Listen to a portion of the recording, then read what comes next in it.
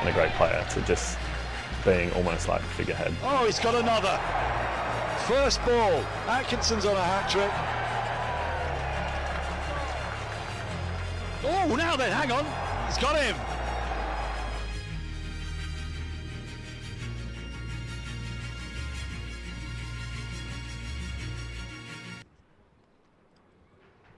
Welcome to the fourth and final day here at the Kia Oval. Second round clash between Surrey and Hampshire. Day 3 is where Surrey were able to take the ascendancy and really move forward in this game, reaching 342 for 9. Declared in their second innings, setting Hampshire 377 for victory. And Hampshire lost 3 wickets in a session of 16 overs last night. Stoneman leg before wicket to Roach, and then Brad Wheel and Sonny Baker in consecutive Jordan Clark deliveries. He was on a hat-trick, didn't get it, but Hampshire in strife at 35 for 3 at the close of play, still 342 runs away from their target. So let's take a look at the highlights from yesterday, and back here with live action from the Oval in about 8 minutes. Brad Wheel. Oh! What did that carry? Because it's almost identical dismissal to Ollie Pope's here. I need to see that one again. So look, there's plenty of intrigue. Here is the first ball of the third day. Kyle Abbott with ball in hand. He beats the bat straight away. Yas Rana, Ben Brown as well. Don't forget Liam Dawson. Oh, his act's on fine, and it's going to be 4. There is a long leg, but it needed to be a much, much finer leg. First runs of Kyle Abbott, and it's going to be 4 of them for Ollie Pope.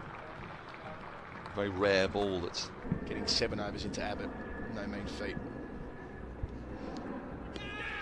Oh, something on it, yep. Down the leg side. As soon as the 100 partnership is raised, it is stopped. Kyle Abbott's worked hard this morning. Shot. Balls of his feet. Short boundary. Didn't need to overhit it. Played it under his eyes. Smith class off the mark. And again, had a man to beat. The sweeper went out. It doesn't matter. Width again. That's crashed away by Smith. That'll be 4. He did tire though. That's going to make it. Oh, just all the way over for 6. It's a chance. I say a chance. Probably not exactly a chance. He's got his hands to it, but he was so close to the ropes. Just sits on the bench for 6 months. That's a Smith special. How often have we seen that over the last couple of years? Rocks back in the crease. Third man and a deep point. So they're giving him a single if he wants it. But he'll get it just wide of the man at mid-off, down towards the Bedser stand. Work to do for the deep point. Who just gets there. Yep. No. No. Not to be. Dedicated piece of fielding.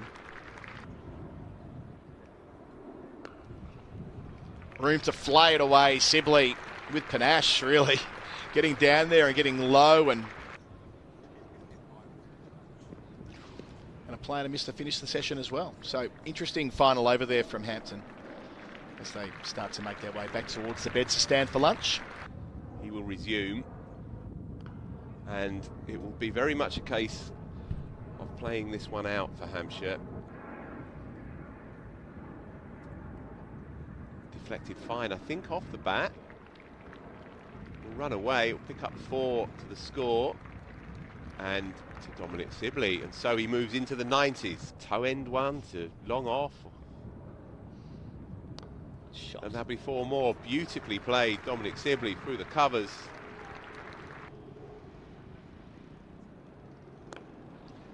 Smith hanging back, pushing up to long on. That will be his first 50 of the season. 2 deliveries to come. Fired in, deflects it. Off the pads, and it is running down for the couple he needs. Umpire acknowledges. Just a little glance around the corner by Dominic Sibley. Edgy, but enough bat on it to run down to that short boundary. But let's not restrict it to Surrey. Let's open it up. Shots of the day for mine. Shots like that will help. Jamie Smith, the 68, with the shot of the day, getting 10 wicket-taking opportunities. Anyway, it's a passing thought. Well, look at that. Inside out and taken. So for the first time in the match, Dom Sibley's dismissed. Instead of taking the single, he's chosen to go over the top and hit with the spin towards the short rope, but it won't be. Dawson gets the wicket. Not enough pace for that. Clunk. Smith just rocks back and says, I'll have all of it. Hard to know for sure. Bowling to Smith. New over, no men in close. And Smith just crunches it. One man to beat at deep point. Only went about.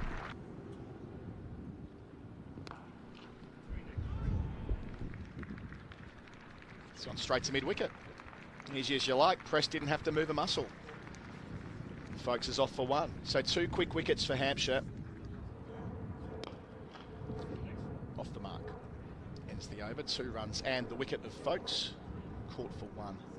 Gets Hampton in the book for the first time in the game. 282 for 4, lead of 316. They were 170 behind at the close of play. So, yeah. After the resumption, Sonny Baker go round the wicket. And let's take a look at this field. Maybe we can get a little bit of a pull back. Now then. That's gone high in the air, and it's going to be out. So JB Smith lasts 1 ball after the resumption. That's nicely crunched away. He's found the gap. That's expertly done by Dan Lawrence. Finding the long boundary. Oh, no, that's gone fine enough. That'll be 4. That wasn't quite the right line. It was just a little bit too straight and on the pads. Playing weird cricket. Now I think, has he got a bit of bat on that? And yes, he has. I thought he got a bit of bat on that. Then Lawrence is going to have to go.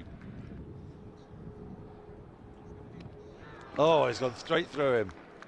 Really good bowling from Sonny Baker. Block hole delivery.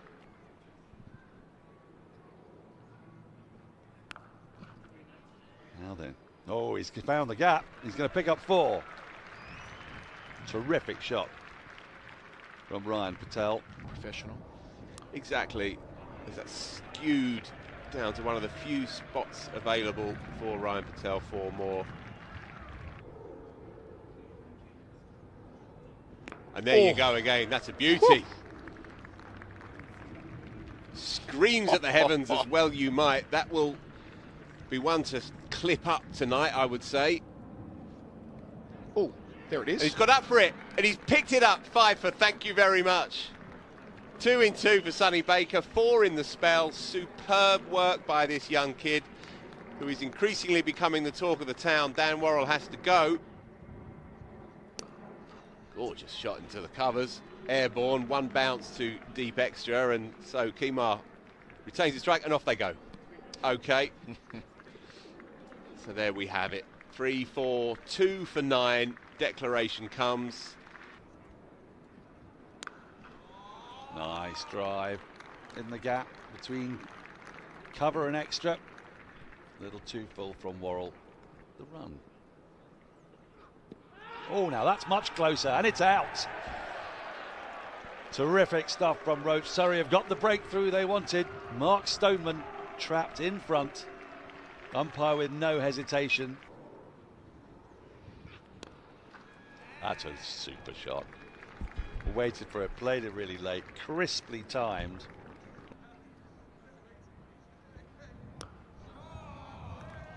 Well, that's a fine shot. Lovely square drive from Brad Wheel. Full, yes. So 35 for 3 is where play ceased last night. So 16 overs, Hampshire in their chase of 377. They still require 342 to win. 2 wickets late for Jordan Clark and Kemar Roach picking up the first wicket there. They've got Middleton and Gubbins at the crease who put on 5 before the close. And with a few minutes until the resumption of play here at the Oval, I'm afraid to say we've just received some terrible news through the passing of Lynn Stewart, the wife of Alec. I'll read from the statement. Surrey County Cricket Club are greatly saddened to share the news of the passing of Lynn Stewart. Club Chair Ollie Slipper said the sincere condolences of everyone at Surrey County Cricket Club are with Alec and the whole Stewart family. Our very best wishes with the family, and we will continue to offer any support to them that we are able to. In the meantime, we ask that people respect their privacy at this difficult time.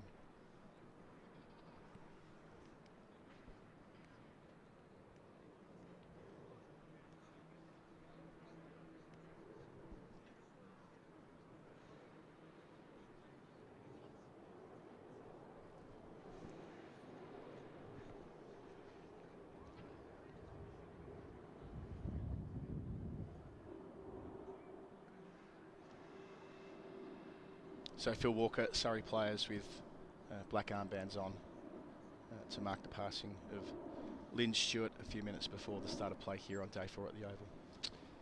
Yeah, it'll be a sombre morning. She was part of the furniture here, as indeed the whole Stewart clan are, of course.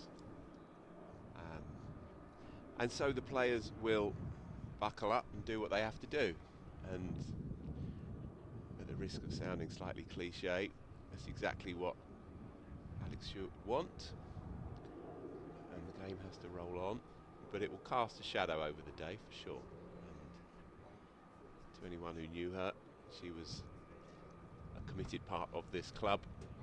Regular presence, of course, in the pavilion, where Mickey Stewart's name carries that place. And yeah, it will be business as usual, but not today.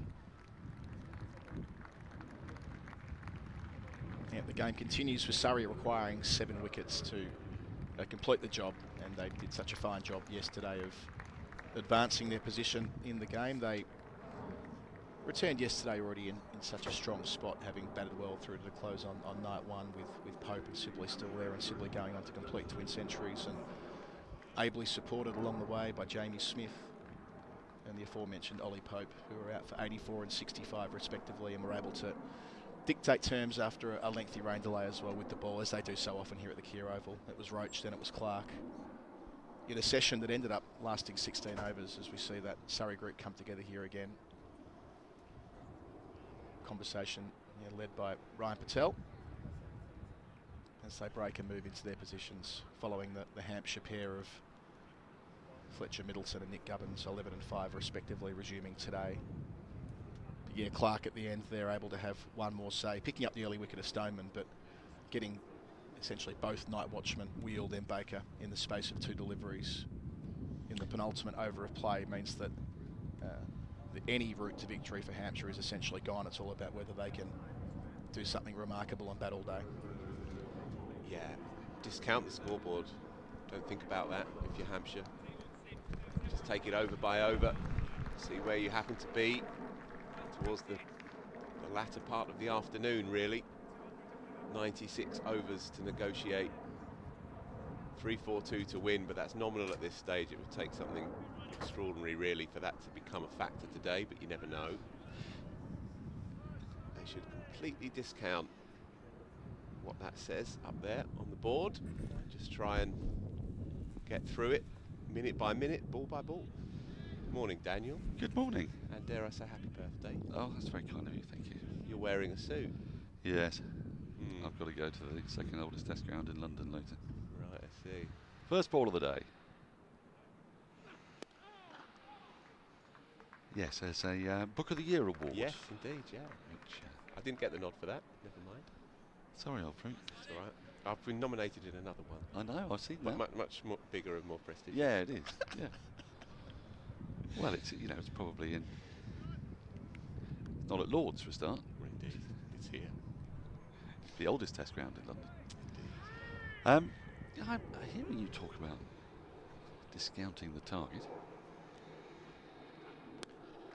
That's a beautiful shot. Second ball of the day. Wonderfully guided through the gap between extra cover and cover for 4. Middleton looks in good touch straight away. It's a slightly false scoreline, 39 for 3. It's sort of 39 for 1.5. And the reason why I mentioned the target is that obviously Hampshire, I think, need to not repeat the mistakes of the first innings. And if they can tick that scoring rate over, it'll mean Rory Burns has some thinking to do. Yeah, that's a very fair point. They went nowhere fast and therefore sunk without trace, really, that on that second afternoon. They were trying to, I guess, build some kind of lead, but really just handed over the initiative to Surrey on that second afternoon. I'd also add that Surrey were consistently good. They were tremendous, but yeah, you know, I agree the with asking you. rate is 3.4, and whilst it seems an unlikely equation over the course of the day with 3 wickets down, the other part of it is that if Surrey are forced to just think about their field placings, maybe not feel comfortable attacking, changing their lines and their lengths because they see a partnership developing, then that will help in the long run, and it may result in Hampshire getting very close to that target. Yeah, that's a fair comment. Leg slip in place, as you often see here. Oh, now that swung a touch and came back in off the pitch. I guess I'm just saying that if they get to a point where that target is within reach, then that almost needs to happen incidentally to the more immediate concern, which is to scavenge through the first few hours. Scavenge, you know, yes. and when Rootle through the bins. Right, and when you're playing a team as good as this, impenetrable at home. Oh, again, swing we're seeing here from Kemar Roach in the first over of the day. 4 from the over, 39 for 3. I rate Fletcha Middleton highly. He's very easy on the eye, and I thought he was excellent last night. You know, he's still just making his way in the game. He has a decent record. There's been suggestions of real class at this level. Nothing concrete yet. But I like the way he sets up. I like his balance through the onside. That back foot punch that we saw from the second or third ball of the day.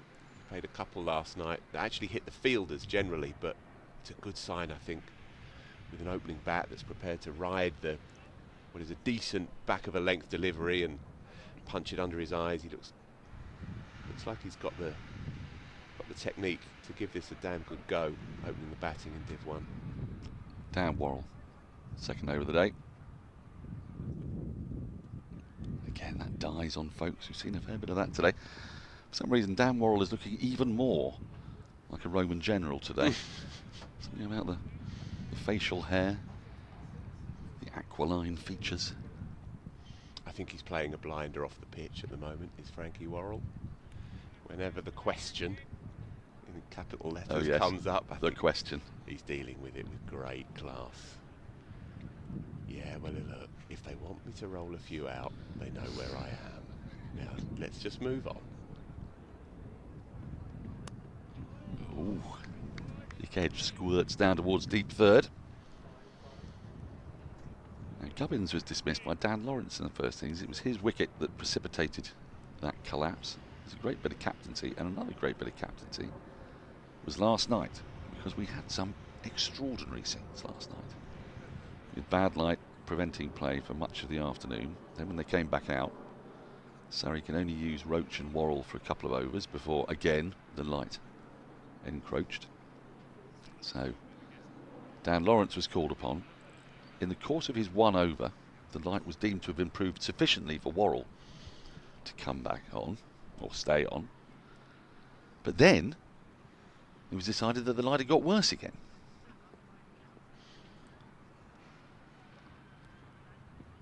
And having bowled an over of Dan Lawrence, Rory Burns had to find another over or come off. Options were Dom Sibley, arguably Ryan Patel, although he may have been deemed too quick, but he plumped for himself and bowled a quite brilliant maiden over, which was responsible for the light improving and then being able to stay out. Now, you may say, well, surely if the light had improved, they'd have just come back out. But no, we were past the point to which, had they gone off, they wouldn't have been able to come back on. So it was risky from Burns. Risky because he's got a brand new ball and doesn't want to waste it with bowlers he doesn't want to use. Yeah. But he took the view, looking over at the sky, that it might brighten up again. It did, sufficiently for them to stay on, complete the 16 overs, and Jordan Clark to prize out the 2 night watchers. Andrew Sampson is with us. Good morning. Good morning. Happy birthday, Daniel. That's very kind of you, thank you. And to Peter Capaldi. And to Really? And Richie Blackmore. Okay. And Sarah Michelle Gellar. All of whom slightly higher up the pecking order. The Buffster. Yeah. And Philip II of Spain, incidentally. Who, if you look at him closely, looks remarkably like Mahisha Thikshana. Okay. I'll take your word for it. I did not see Sarah Michelle Gellar getting a shout out inside the first Big 7 fan. minutes. Big fan. Me too. Yeah, big fan. I ordered a bunch of posters, film and TV posters to sprinkle around my house. Yes. Turned up on Saturday, and one of them is really? Yeah, Lovely. SMG in her prime. Well, I was an IT project manager, and I can tell you I had a team of techies in the early 2000s, and not one of them did not have a picture of Sarah Michelle Gellar on their monitors. Sure, that's not what I'm getting at, though, Daniel. It's Nice movement that from Worrell. It's a masterpiece. It's simple as that. It's a masterpiece. Anyway, just back to last night. Katya and I did the post-day podcast, and we were trying. I saw that, oval and out. Yeah, that's it. I'm getting better at catchy. that. Oval and out. And you look right down the lanes. camera. Yeah. Dan Lawrence bowled 3 spells across the evening, and he bowled 3 overs. That's not bad, is it? Yeah, so 3 1-over spells. As you say, masterclass by Burns. I think you can only pull that off as a skipper if county cricket and its various idiosyncrasies are ingrained in you. Yes, yes. And Other people might not even have thought of it. He did it so well, and with 4 overs still to go, but obviously Jordan Clark had picked up 2 quickly, so 3 down already, and the umpires looked at him and he went, just shrugged his shoulders and strolled off hands in pockets. And my work here is done. You know. It was great to watch. It was eccentric, but it was compelling in the way that these kind of mini passages of county cricket often are, probably unfathomable to the outsider. And possibly to us in the box at certain moments, because it was infinitesimally different, the light from one moment to the next, wasn't it? And yet, the light readers tell their truths, and we have to go with that and all of that. But it was a peculiar but enthralling little passage. And the upshot, as you say, is 40 for 1.5. I like that kind of rounding down. And you are right. Hampshire need to think, right, okay, we've given up 1 key batsman, and we've lost 2 tail enders, and Brad Wheel and Sonny Baker were never going to be winning, winning this game for Hampshire. And unless it was sort of 8 down with 7 or 8 overs to go, which is of course possible. Yeah. And you could also say that Brad Wheel did a decent job as well. Occupied. Took some time out of the game. One thing that did strike me, just as Burns's tactics were bang on, Hampshire's were somewhat off, right? Because I think they put Brad Wheel out there thinking this game is almost done this evening. Yes, because of the light. The light's coming in. He came out with 13.5 overs of scheduled play left, didn't he? Which is not far off half a session of a normal length session. And they wouldn't have sent him out there if they thought they were going to beat 13.5 overs. So Gubbins, who would have demurred himself, I suppose, being first drop, he has to come out having seen 2 of his teammates knocked over, and it's a rather sheepish walk out. It is rather. Sorry, sorry lads. Yeah. Okay, and I'll do it after all. Exactly, and I think there were understandably 1 or 2 little cheeky side mouth comments from the cordoners. Oh, you decided to join us? Yeah, precisely. Yeah, it's all good stuff. Incidentally, keep your eye on this, because Kemar Roach is a very, very tricky customer against left-handers. shaped the ball away predominantly, but then the one that comes back in, that's how he got Mark Stoneman, the one that was full, straight, and sort of dipped the last minute. And he's getting a little bit of shape here today, is Kemar Roach. We've seen a couple boomerang. He's often cited by left-handers as one of the greats at that skill. And he's been doing it all around the world for 10 years and more. Andrew, I'll come to you at the end of the over, because I fancy you wanted to say something more than happy birthday. Yeah, I was just going to say that in the 16 overs last night, there were 10 different bowling spells. Ooh. There we go. Oh, now then, that's swung in again as well. Nicely played by Fletcher Middleton. Yeah, he's good through there, Daniel. Yeah, he gets single to finish the over, 42 for 3. I do wonder with Fletcher Middleton whether his parents were particular fans of porridge? Of Mr. Mackay. Yeah. And specifically Mr. Mackay, because the spelling of Fletcher is very much the way Mr. Mackay says Fletcher. Fletcher. Yes, right. Yes. Fletcher. Talking with an A at the end, not an ER. Talking of masterpiece TV shows, that's right up there as well, isn't it? It is right up there. Yeah. Very few episodes, you know. Yeah. Strange things about it. I don't know if you follow John Elledge on Blue Sky. I do actually. I rather like his work. Yeah. Well, he's written a marvellous piece reappraising the good life and coming to the conclusion that the villain of the piece, as Worrell starts a new over, is not, as you may think, Margot. Right. But it's quite definitely Tom. Okay. And he goes into great detail as to why Tom Good, Richard Bryce's character, is an absolute wrong-un. Okay, interesting. Yeah. He rewatched it for comfort and came out horrified.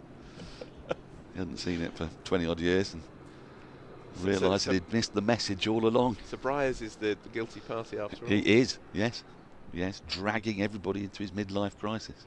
As I am with you today. You're long past that one.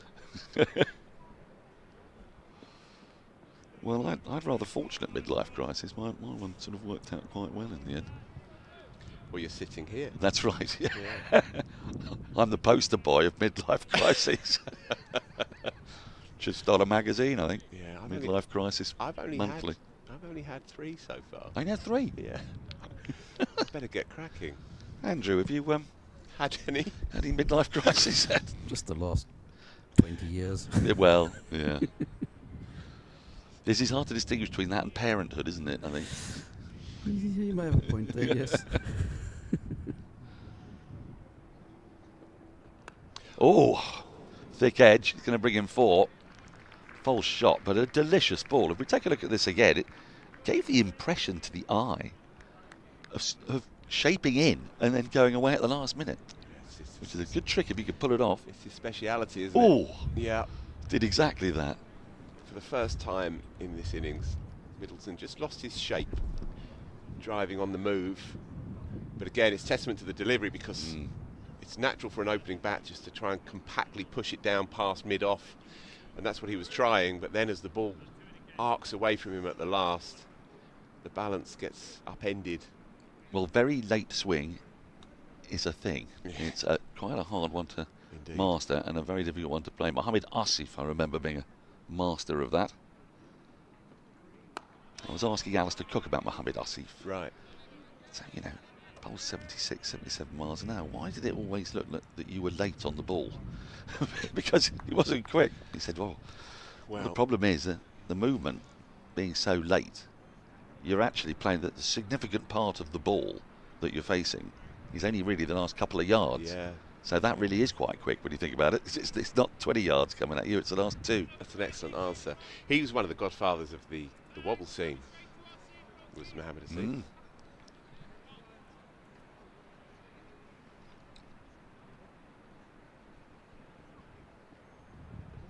And again, this is great shape from Worrell. The ball's doing stuff this morning. The first few overs of the day. Into the 4th over of the day. And there's plenty of movement out there. He took 6 for 40 odd at Sydney, did Mohammed Asif, bowling an early version of the wobble scene. And it was caught by a couple of Australian bowlers, and Stuart Clark was one of them, and he thought, right, what the hell's happening here? And so took it upon himself to try and learn it, essentially. And then it began to spread further afield. Stuart Broad got involved, and now it's central to any fast bowler. And on that as well, Daniel, End of the over, 46 for 3. as we throw it forward to events later in the year and whatnot, the wobble seam has opened up opportunities for bowlers of a certain pace in Australia, where in the past perhaps they would be fodder.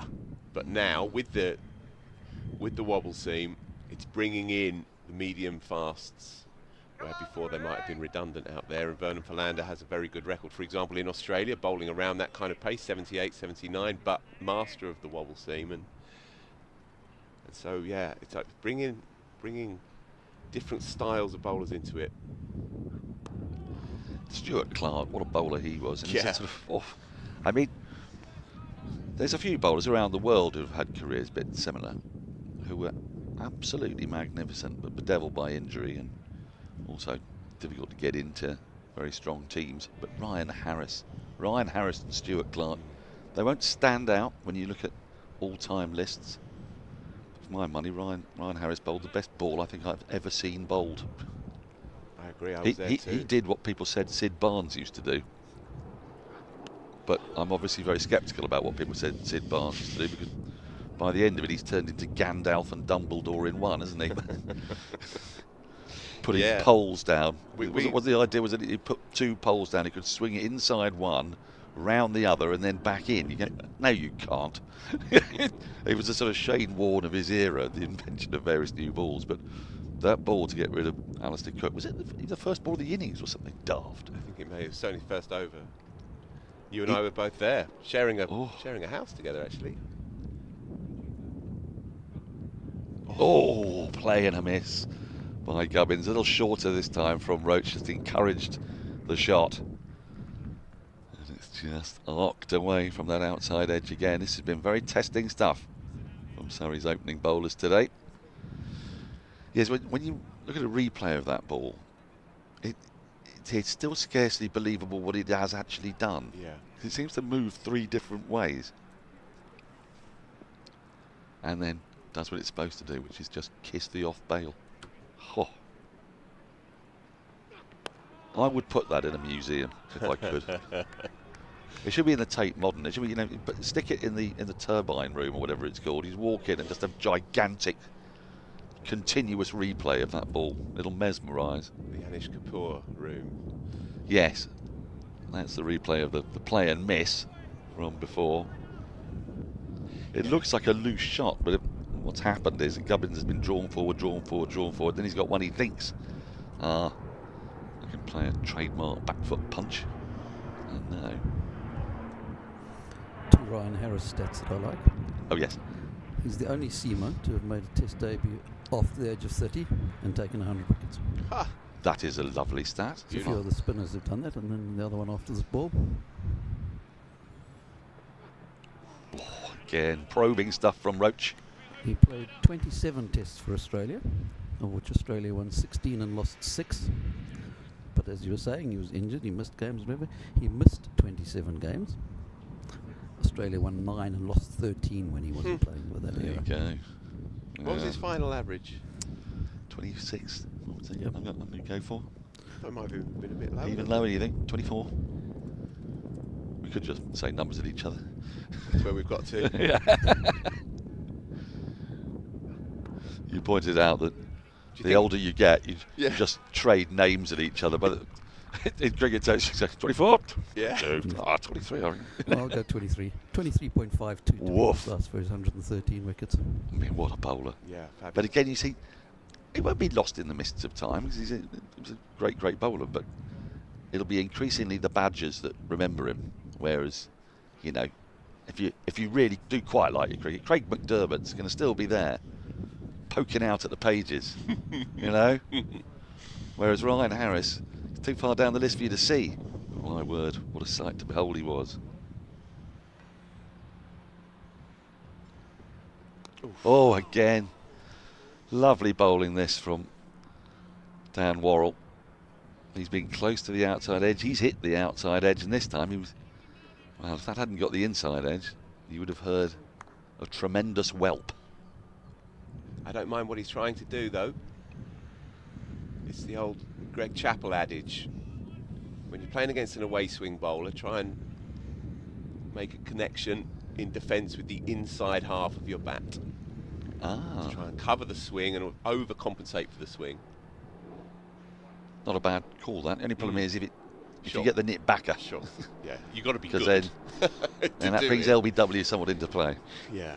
So But I don't mind what he's trying to do there, and he was relatively in control of it. Got enough bat on it. I ever talked to you about Probably. Greg Chappell's Backyard Cricket? There's a great book by a wonderful man called Steve Kinane. Oh yeah. Called First Tests or something. Yes, right. Because the Chappell brothers played actual test matches. And you know, proper, as far as they were concerned. So Ian would be Australia because he was the older. Of course. Greg would be England until Ian left home, and then Trevor could come in and be England, and Greg could be Australia. But he'd go out to bat. Let's say Ian's gone out to bat, and Greg's coming in to bowl at him in the backyard. And if he gets him out, then Ian goes out, goes into the kitchen, walks around, comes out the side door to come in as number 3. Right? Until all 10 wickets are gone. I know. Absolutely magnificent. That is good. But That is good. well, there was a sort of moderately important point to make, is that the point of the book really is that backyard cricket in Australia, they've got lots more space and whatnot, shapes the player in later life. A lot of people talk about, Morning Morkel having a tree in the way and to sort of extend his run up and go backwards and around. Robin Smith was another one, grew up in Durban, Yeah. South Africa, and I think there was a tree square, and I think if you hit the tree, then you get extra runs. Well, this was the Hence thing. the square cut, the famous Robin Smith square cut. Well, this was the thing with the Chappell household, because for Greg, at square leg, there was a flower pot. And if you hit that, it was extra runs. There you go. So Ian Chappell, bowling his leggies, had sort of turned it away from him. And Greg mastered the art of flicking into square leg. The reason I was thinking about it was, playing with the inside half of the bat, inside half of the bat, and part of that may have come to him because of the extra runs you got for hitting the flower pot at square leg. Brilliant. It's marvellous, isn't it? It is beautiful. At the risk of getting far too whimsical, did you have much youth experience of backyard cricket? Or back garden cricket? Well, we had a very small back garden. Right. And two older brothers, one of them in particular, didn't have a lot in the way of cricket balls. 47 for 3 after 22 overs. They're quite expensive. Yeah. But we did have an horrible old wooden bowls set. You can't play with those. Well, I would bowl and my brother would smash it back at me as hard as he possibly could. And I can still hear the noise of the wooden bowling ball hitting the wooden fence behind me at breakneck speed. A deathly thud. Awful, really. Awful. Well, a crack, really, like a rifle shot. I've died 1,000 times, Phil Walker. Sure. And yet here you are. Yeah. Another year older. Deeper Dare I into it. ask what number we're at? I'm 56. I'm 7/8 today. Nice. It's not. I don't particularly care for it. 57 I prefer. I like triple 19, and I like odd numbers. So 59 I'm quite looking forward to. Prime numbers. Oh, that swung again. Picks up a single for it. Definite movement out there this morning. Yes, it's a sort of nothing age, really. Andrew, have you reached the heady heights of that? You must have been close to that. I'm way past you. Way past me, yeah. I'm on a prime number at the moment, 61. 61? Yeah. Scary, isn't it? I like primes, though.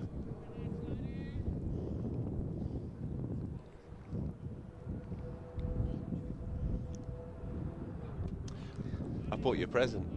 Oh, you didn't have to. I know.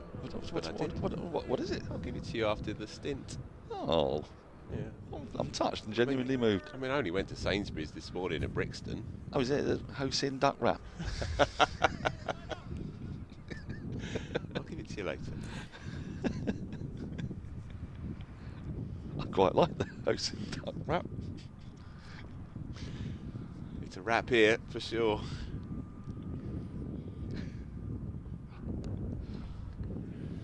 Gets that one away, does Gubbins.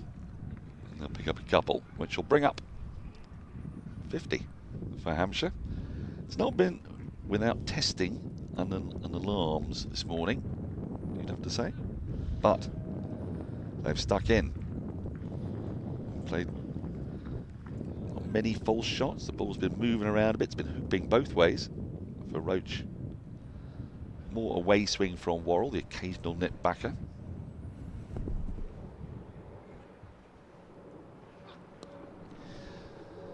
Strays on the pads again. Oh, it's good work by Worrell. That went to him very quickly down at fine leg. Some applause from Ben Folks. When's your birthday? October 26. That's a useless time, isn't it, really? Well, I suppose it lifts that period of gloom. Although I've written about this extensively. October I don't mind too much, because in October I just catch up on, life. Good telly and life and people who don't like cricket, friends, It's only in November when you've had quite enough of the latest new French drama. Yeah, November isn't a month, it's just a state of mind. Isn't it? Yeah. It's dark but getting darker, it's cold but getting colder. The one thing I would say is, and I don't know if this is a pattern or not, but all my friends, my family, we have birthdays around that 2-month period. So people were getting a little bit fecund in January, were they, in your neck of the woods? That's a single. Perhaps. It is Essex after all. So Fletcha Middleton is batting beautifully here. How else do you stay warm in winter, I suppose? Indeed. Saves on the bills. I don't want to get carried away with this kid, and obviously I certainly don't want to put the feel mockers like on him. You feel like you might be getting a bit carried away. I think he's well worth watching over the next year or two. I think he's got a very, very good game for this level. We've got a few to watch, haven't we? We've got Ben McKinney to watch as well. Oh, that nearly made it past the inside edge. If it had done, there would have been a big appeal for LBW. That's how challenging Roach can be to the lefty. End of the over, 53 for 3. That's the 7th over of the day. They began on 35, thank you, 35, so about 18 runs in the first 7 overs of the day.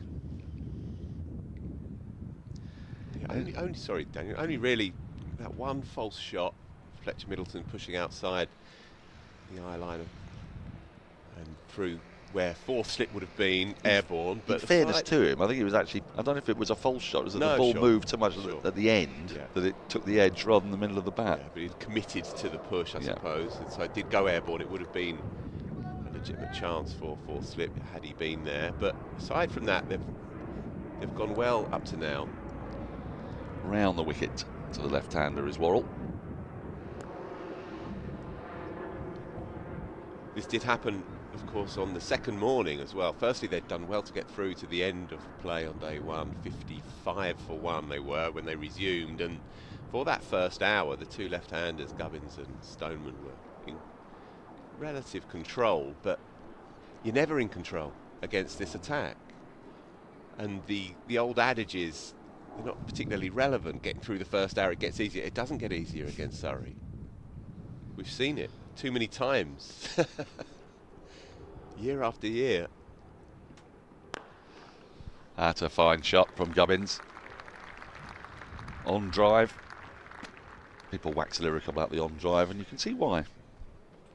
Yeah, beautiful shot. That is a lovely shot, and he was too passive, I think, Gubbins, in the first innings. So that's a good sign that when there is something to open your shoulders and attack, that he's prepared, he's in that mindset.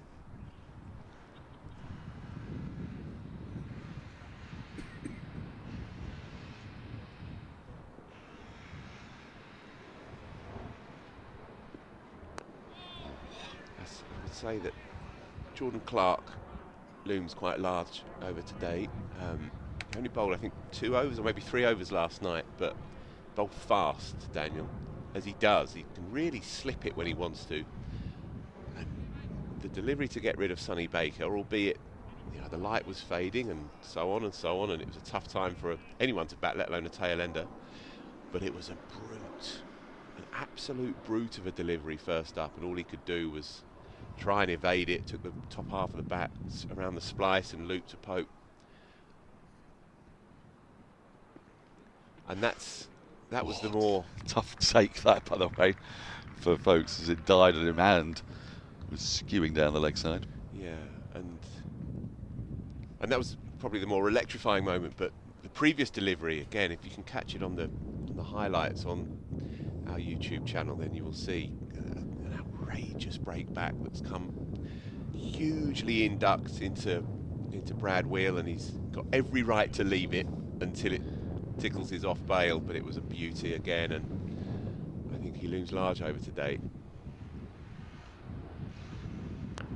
Well, I was expecting to see him warming up. The ball's just gone to him there mid-on, but actually the man who's doing most warming up, I don't know if we can get the cameras on him, is Dan Lawrence, who's been whirling his arms. And again, as you say, he got rid of the batsman on strike now in the first innings.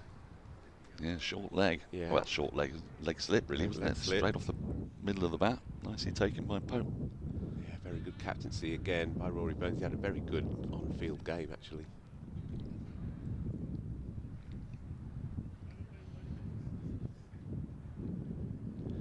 Right, so after a little chat, Dan Worrell's changing his angle. He's going to come over the wicket. Where's this one going? Is he going to bring? Is this the one he's going to swing back into the pads, or is it the one he's going to take across the bows? Let's have a look. Oof, bit of both. Right, end of the over. Time for you to have a break. Had 8 overs this morning. Had 22 runs. No wickets. No, I think I'm lead, aren't I? Yeah, I'm in the wrong chair because you started the wrong chair. Right. Bit of production for you at home there. I'm off. Yeah, it's a seamless production here, folks, day after day. I was looking forward to wishing Danielle a happy birthday and everything. Oh, well, there you go. There'll be time for that later, I suppose. Plenty of time.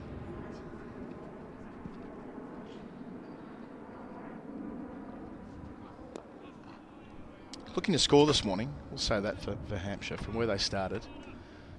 It's the 23rd run, so not quite a run a minute, but, you know, trending in that direction, which is where they need to be. Losing the night watchman is one thing, but these two can't afford to allow themselves to be bowled at. They need to at least apply a little bit of pressure the other way, to the extent to which the target remains in the frame. Yeah, exactly that. Just be looking to score, and Gubbins has looked intent on doing so this morning. I would say slightly more so than he did in the first innings, and while he played tidily enough and actually top scored in that Hampshire innings, nonetheless it rather set the tone, I felt, on that first morning, that although they didn't lose any, they didn't go anywhere. I think they only managed 13 runs in the first hour, and so Surrey are always back at you. But they've both looked like they've got the right mindset today so far.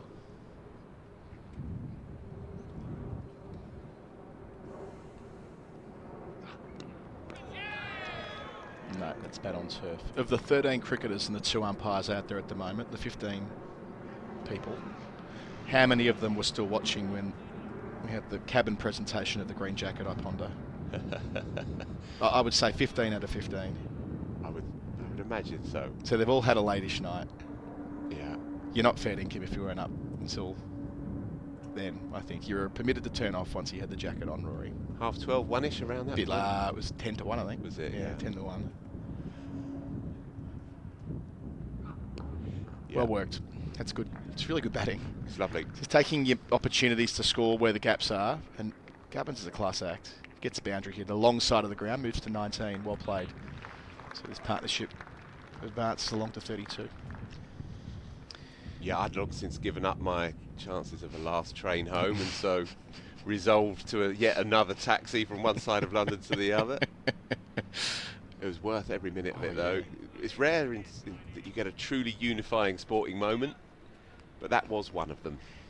You know, and I can I'm ambivalent to golf in the correct sense of the word. I have very mixed feelings about it. But that was rousing and joyous, really. And as you're right, every single person you can bet your bottom dollar is out there on the pitch, just blowing the cobwebs away from last night. In fact, maybe Ben Folkes, who I don't think's into golf. Okay. Maybe he might have been. I don't know. But it did transcend golf fandom last night. It felt to me like it was a sports fan thing. Like even if you're a passing golf person, or that's well played as well, albeit for one. Keeps the strike, 6 runs from the over, 63 for 3. That target's 377. Yeah, the way in which, and this is where the best nights of social media, right, where people want to hear what everyone else is saying, and there's still an urge for that. I find that to be a nice part of last night. That yes, people were on their sofa or laying in bed with their headphones on, as I was, trying to take in every last moment while not waking up the person next to you, hard as it was. But you're kind of reading along with what the emotional roller coaster of everyone else at the same time. There's something to be said for that. Yeah, I was watching it with 3 or 4 fellas, one of whom we and him have suffered watching Rory McIlroy together for years and years. And so it was quite cathartic for the both of us. And he has a tendency to have a flutter on a Sunday afternoon ahead of the anticipated McIlroy collapse, and he'd done exactly that, but he'd gone with McIlroy this time, and so it was a thrilling moment for all of us. It was in a rather magnificently dishevelled flat in East London, the kind of flat that time forgot, you know. But I couldn't have asked for more last night. And it was, in some respects, because it was a 4.5 hour, you needed to really teed off at 8, didn't he? 8 local time. Leg slip in now. That's vaguely the direction in which Gubbins is playing, but it balloons off the thigh pad for a leg by 64 for 3. The way in which that double bogey was the framing device for the whole round on the first. Yeah, I think. think. Okay, right. It's going to be one of those. We're doing this together, are we? And then every time he was in a position where it could have gone either way, conceded the lead early on in the round, that's when he pulled out some extraordinary ballsy bits of golf. And how else can you describe it? Some of those approaches were out of control after the mini capitulation on 13-14. Yeah, it was very moving at the end, actually. Oh, yeah.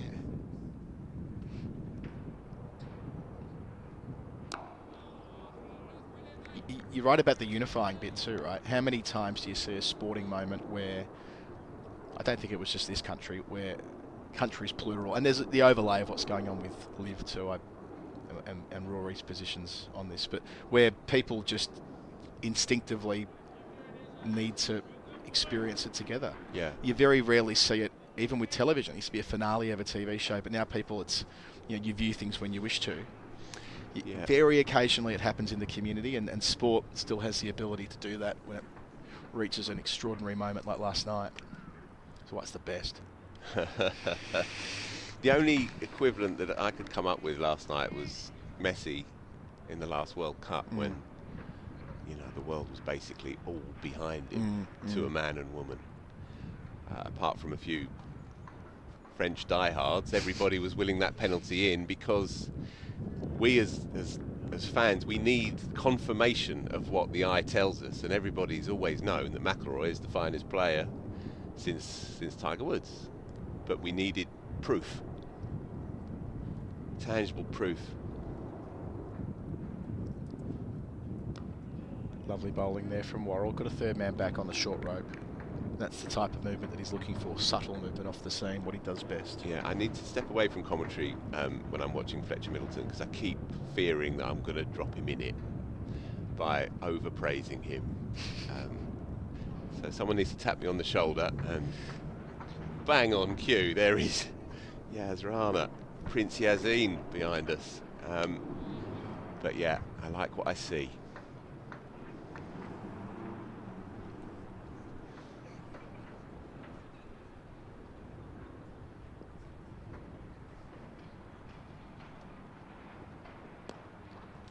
Still working to that man round the corner, but Gubbins knows it. He bisects the two men back on the short rope. Well played. Moves to 24. It's been a productive start for Hampshire. 308 away from their victory target as Phil Walker jumps out. Yas Rana jumps in. Middleton. 25 down the other end. Peter May boys. Usual suspects up the back there. With the flags we see every day. Dan Lawrence gets a twist for the first time on morning 4 from the pavilion end. Bowled a couple of overs yesterday. Yas, good morning to you. I know you were among those up till the wee hours of the morning as well. Taking in very special night of sport, how moving it all was. I said to you in the other room that it's the first time in a very long time, maybe ever, I've thought, hang on, maybe cricket isn't the best sport. I mean, I guess there are, in comparison point, the clutch moments in cricket where, I don't know, individual milestones, maybe sometimes, very occasionally, it might feel like when a batter's on 99 that the 100th run has far more import than the match situation would otherwise suggest. Thinking like Steve Waugh's 100 at Sydney in 2003, like very occasionally. Lawrence got 2 catches behind the wicket. But and of course, World Cup finals and extraordinary test matches that have a similar degree of tension. There is a comparable amount of how on earth is the bowler here going to get the ball down the other end in the way they wish to, with everything riding on it after 5 days. I think the speed of cricket helps mask the nerves on show. Obviously, you can see it. You can see how it affects players. But when everything is completely still, everyone's silent, everyone's just watching a man try and tap a ball into a hole a couple of feet away.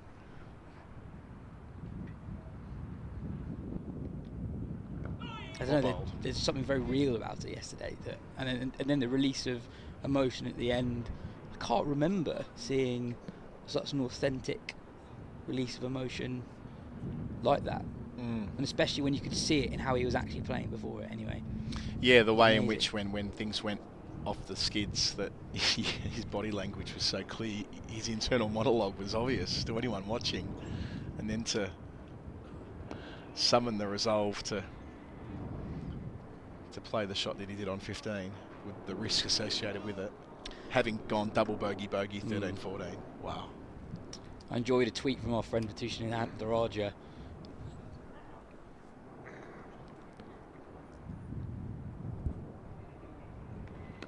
where he effectively said, why do cricketers play this sport, another sport that also hates you?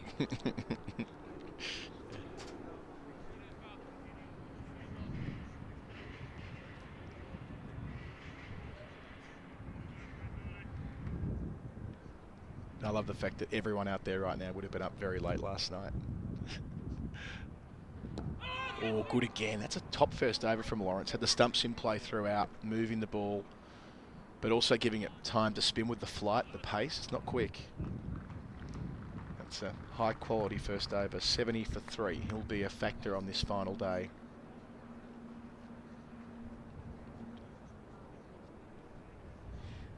So much cricket to come today, but a quietly very effective first half an hour, first 45 minutes even for Hampshire. Even though Surrey took those 3 wickets last night, 2 of them were night watchmen, but also there were signs that this pitch has less life in it than it did on the first 2 days in particular. Quite a few balls that drew edges from batters not carrying to the cordon. There were a couple of balls bowled at good pace that were dug into the pitch that really died on Ben Folkes behind the stump. So it's going to be tough work for Surrey to prize out these final 7 Hampshire wickets. We saw last week at Taunton just how difficult it can be to take wickets on the final day at this stage of the season in particular, when pitches maybe don't quite have the hardness that they will have in the middle of the summer. Fisher for the first time, Vauxhall end. Oh, first ball. It was swinging back from the leg stump line or thereabouts. but asking a bit too much of umpire Lloyd goes the way of Middleton. I mean, it certainly was a reasonable question to ask. Maybe height, might have thought not quite coming back enough. Yeah, I think height definitely in play there. I think Fisher only took 1 wicket in the first innings, but boy, he could have taken a hatful. He bowled so well. Played a big role in that squeeze on morning 2, which contributed to the collapse.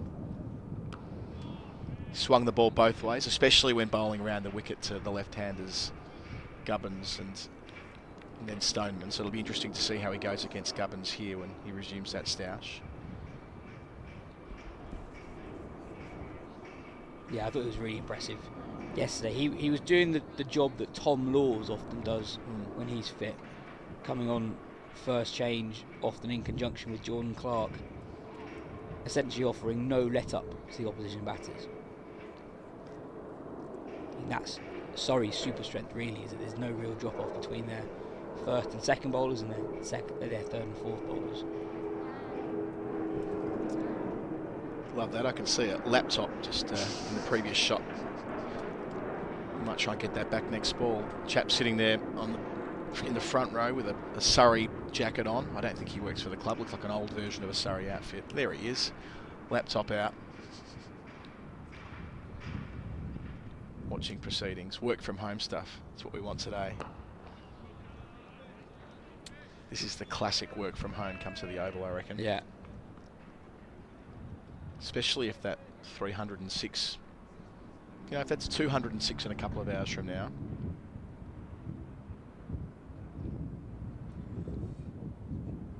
Maybe 166 before the final session begins. It would take an awful lot to be in that situation. But we've seen in 4-day cricket over the last, and indeed Test cricket, last 5 to 10 years, teams back themselves more when going after targets like this. There was for the longest time, the convention was that, well, if you're chasing more than 300 on the final day, don't worry about it.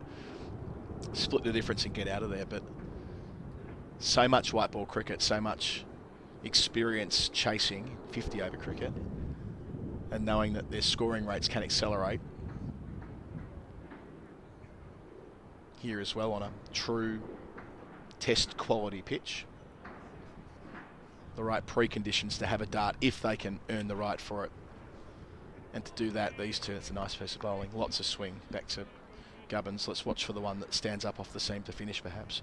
If these two can bat through to lunch, they'll start to, they wouldn't have quite earned the right to have a dart, but that's the precondition, batting for winning the session at a minimum. Well, they are 3 down, but they've literally back to 11 now. Yes, given that Baker and Wheel have departed as night watchmen. And a 4th day pitch in April is different to a 4th day pitch later on in the summer. There's less wear and tear. There's less pace in it. See Jordan Clark warming up at cover point.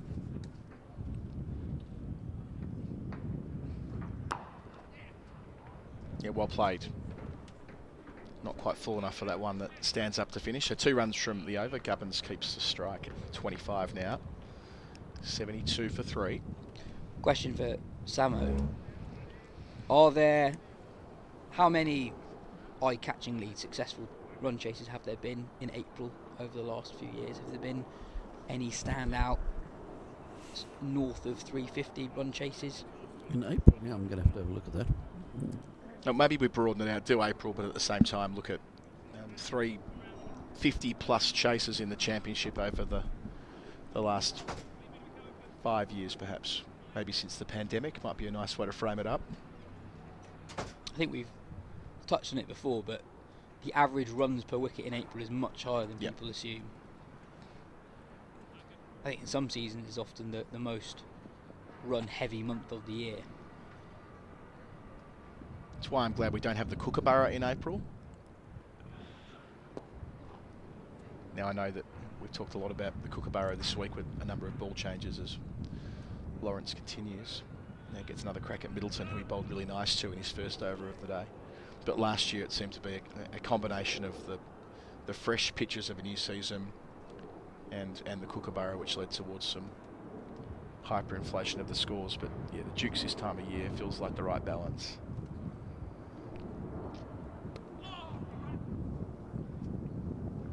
well steered there. Middleton will get a couple, considers 3. Playing it safe at this stage. Yeah, I've liked the tempo that Hampshire have battered at today. They're not in their shell at all. They're just playing their natural games. Gubbins has scored a touch over a strike rate of 50.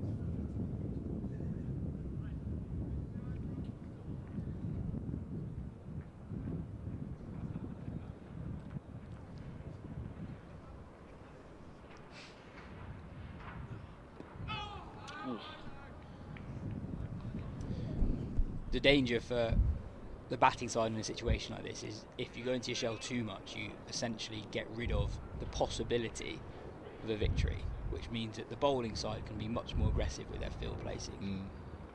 And now, sure, Hampshire chasing 377 are very improbable victors, but there's still a chance. Yeah, that's right. By keeping the other results in play and overs like this, where a couple here, maybe even 3. Yep, it will be. So 6 runs taken from the first 4 balls rather of the over. They're keeping that required rate at a level where, at this stage, Surrey have got 1, 2, 3. Well, they had 4 men back to the previous ball. Now, if that required rate's up at 5.4, well, that's a different story. And of course, that might work to Surrey's advantage if Hampshire at some point decide to live a little and bat slightly more adventurously. That should create more opportunities too. So it's a nice balance here.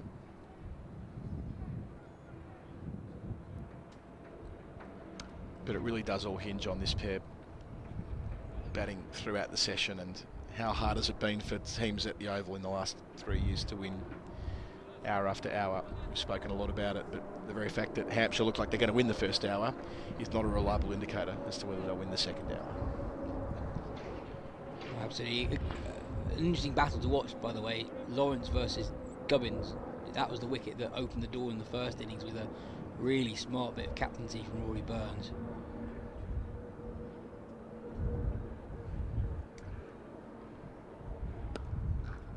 Fired in slightly quicker from Lawrence, and that's punched into the offside by Middleton. He'll pick up 2. Very profitable over for Hampshire.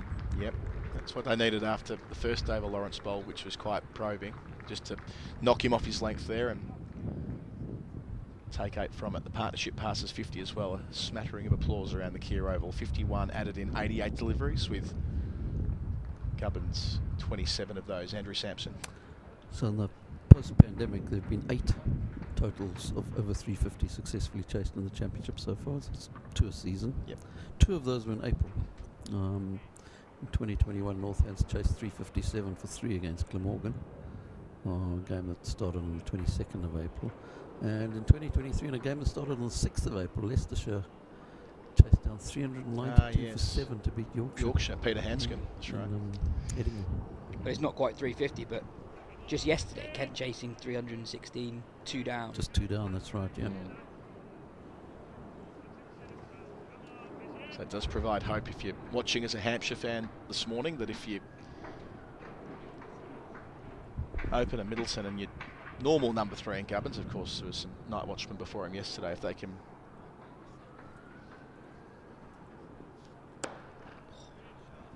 beautifully played. Gubbins out to the pitch, enters the 30s with a boundary. If they can keep accumulating in this fashion and they can make that partnership 100 and something by lunch, well, could yet have ourselves a proper humdinger here at the Oval. And sometimes when bowlers are searching for wicket taking moments a little bit more, sometimes they also present run scoring opportunities. Fish are a little bit fuller, a little bit wider. Gubbins really leans into that one and dismisses it to the offside boundary. That's 12 runs off the last 7 balls.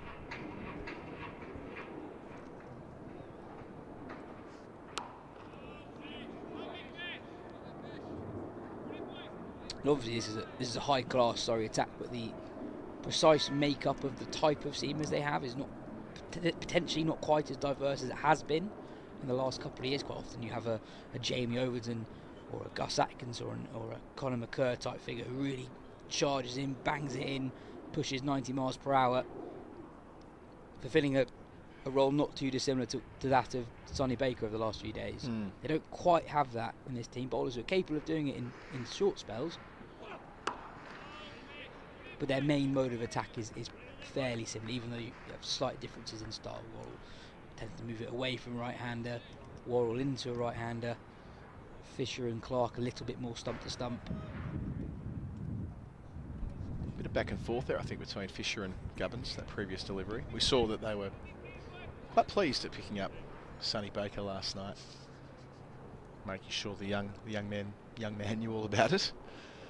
Suppose it's your prerogative as a fielding team when you feel like you're on a roll.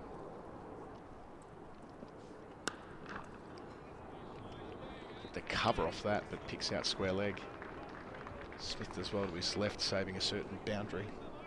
But even that delivery there, it's not that short from Fisher. He operates at around about 80 miles per hour. And Nick Gubbins looked like he had so much time to lean back onto his back foot and hit that well in front of square. A really interesting character, Nick Gubbins. When you go back now 9 seasons to when he tallied 1,400 runs in Division 1 and won the comp for Middlesex at the top of the list for the majority of that season. Worked very fine and beats the man at long leg. Roach down there, puts in the diving effort with his left mitt but can't drag it in. So 8 more runs from this over, 8 from the previous over. It's going very nicely. 89 for 3. They started the day at 35 for 3. Yeah, we've got that required run rate figure on screen. If Hampshire preserve their wickets, as long as that's below 5 really going into that final session, they're in with a shot. They're getting that down rather than letting that rise, actually. Down to 3.34 runs and over. Keeps the strike again, Gubbins. So 90 for 3. Chance to make a real statement here. Nick Gubbins and the Hampshire batting group, Andrew Sampson. The highest total ever chased in April in the county championship is 472 for 3. Was that Middlesex? Middlesex, Yorkshire? Yep, 2014. Yep. Carry on. Chris Rogers? 241. There we go. Had a feeling he'd come up there. And was Joe Root captain for Yorkshire? It was the first game he captained. Yeah. And he elected to, you'll see the card there, Samo, but there was scrutiny later over a Yorkshire declaration about how it was set up, I think. Was Gubbins in that 11? Was he as a young player, possibly in that batting group? Could have been. Let me just get the scorecard up. It's when Chris Rogers was at his absolute peak there.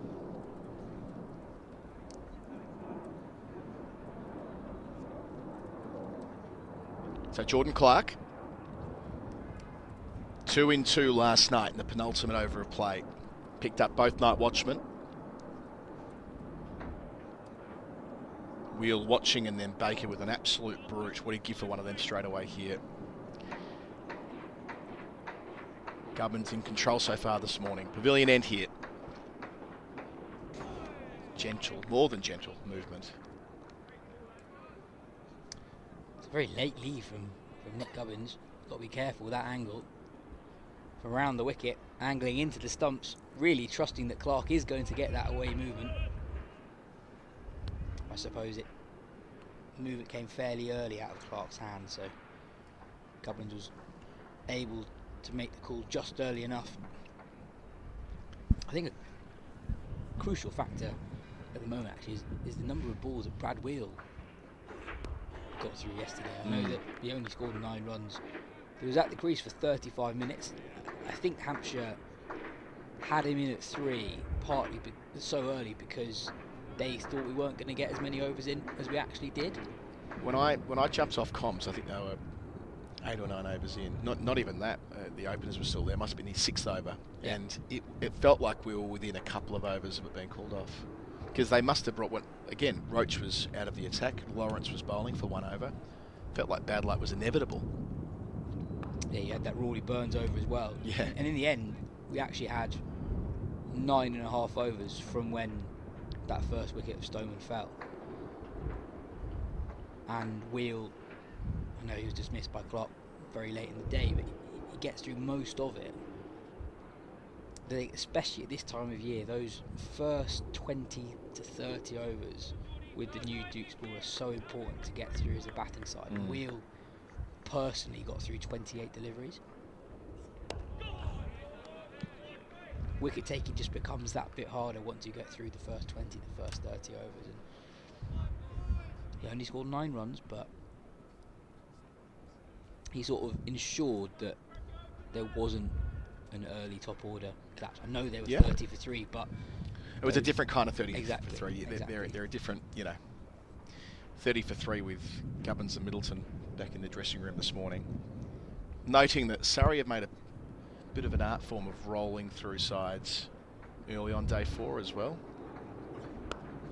We saw it a number of times last year. It was Durham in the final game of the season.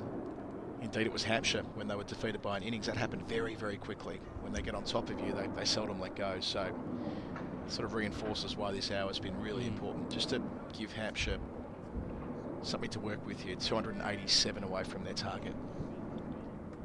Yeah, and just a reminder, because of those 2 night watchmen, Hampshire bat incredibly deep. They have Ben Brown coming in at 9, Brett Hampton at 10, Carl Abbott at 11. Quick single, assertive running.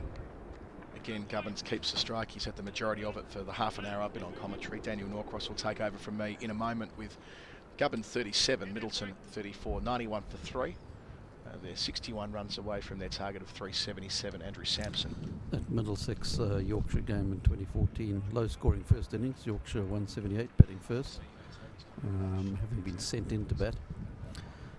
Middlesex all out for 123, so 55 run lead. Yorkshire then batted all the way through. They didn't declare. Root didn't declare. They made 416, setting Middlesex 472 to win, and they knocked them off very easily. 101.4 overs. This is going close to 5 and over. Plenty of time left on the final day. Matt Fisher to resume. Start of the second hour of the day. We've seen some good probing bowling, certainly from Kemar Roach and Dan Worrell early on. Ball moving around a bit, but brilliantly negotiated by these two overnight batters, Nick Gubbins and Fletcha Middleton. Would that have been a championship winning year for Yorkshire? 2014 championship was Yorkshire. Well, it was them, yeah, because they missed out on the three-peat in 2016, didn't they? That dramatic finale at Lord's. It's a wonderful day, that. Did you go to it that day? No, I was at uni watching the Middlesex Yorkshire game on Sky Go. It was a beautiful warm day, and I've never seen the like of it. People streaming in at tea. The atmosphere was amazing. I thought 240 or 40 overs have given this away, given it to Yorkshire, and then to finish in the way it did. It was chaos and mayhem. Marvellous in the tavern afterwards. The great Ollie Rana that night was pulling pints in the Lord's Tavern, and he posted on Twitter a picture of himself fast asleep, still in his kit, in his neighbour's basement flat below him, because he left his keys at Lord's. Simpler times. Yes. Scourge of Surrey was Ollie Rana. He took 8 for, I think, against Surrey. Would have been here. Bucket hands. Oh, it's a beautiful ball, that. Genuine play and miss from Middleton. He's been out there an hour and 5 minutes this morning and has looked mostly untroubled, but that'll trouble anyone. That is a terrific delivery. Very unlucky not to get an edge. He's been unlucky throughout this game, I found. Matt Fisher has bowled really well. I was just going to say, I can't believe he's only taken 1 wicket in this game. He's been accurate. He moves the ball both ways. He's constantly asking questions of the batters, but keeps missing that outside edge. Had a decent appeal for LBW, turned down a couple of overs ago. Is Ollie Rayner's partly responsible for, I don't know, a line that just made me laugh so much from Pratushan Harantharaj. He's a great slip fielder, wasn't he? And he He took a really good low diving catch. And Vitution's match report said the ball nestled in these giant German-born mitts. He was born in Germany, wasn't he? Ollie Rana.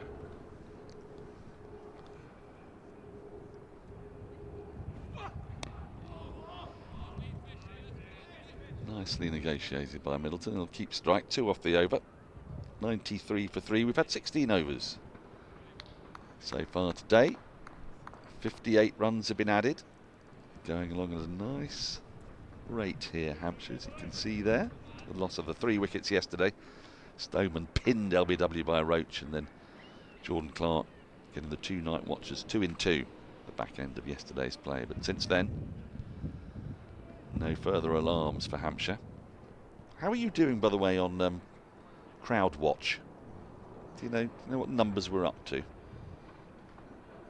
Maybe our producer John next door can have a look for us, but I believe we needed 3,000 today. As much as that? I thought we already had 5 and 4.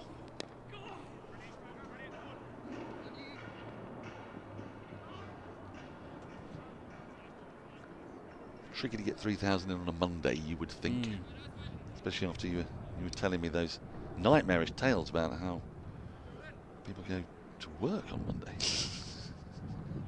But maybe if people are getting to work early, they can come here after tea when it's for free. Yes. We might have a finish on where... Could have a grandstand finish. Exactly. That famous Ollie Rana 8 for that you were talking about. I'll just give you a bit more details of the whole match. Is it going to upset me? No, it's a good stat. Okay. I mean, Surrey, as you probably know, lost the match. Yes. Ollie Rana 8 for 46 in the first innings, 7 for 72 in the second innings, 15 wickets, and he also caught 3 of the other 5. No. Involved in 18 dismissals. 18 dismissals. That can't happen too often. No, I remember doing a stat about it. I can't. I mean, obviously Lakers 19, but it was a short list. It was a very short list of 18 or more dismissals in the match.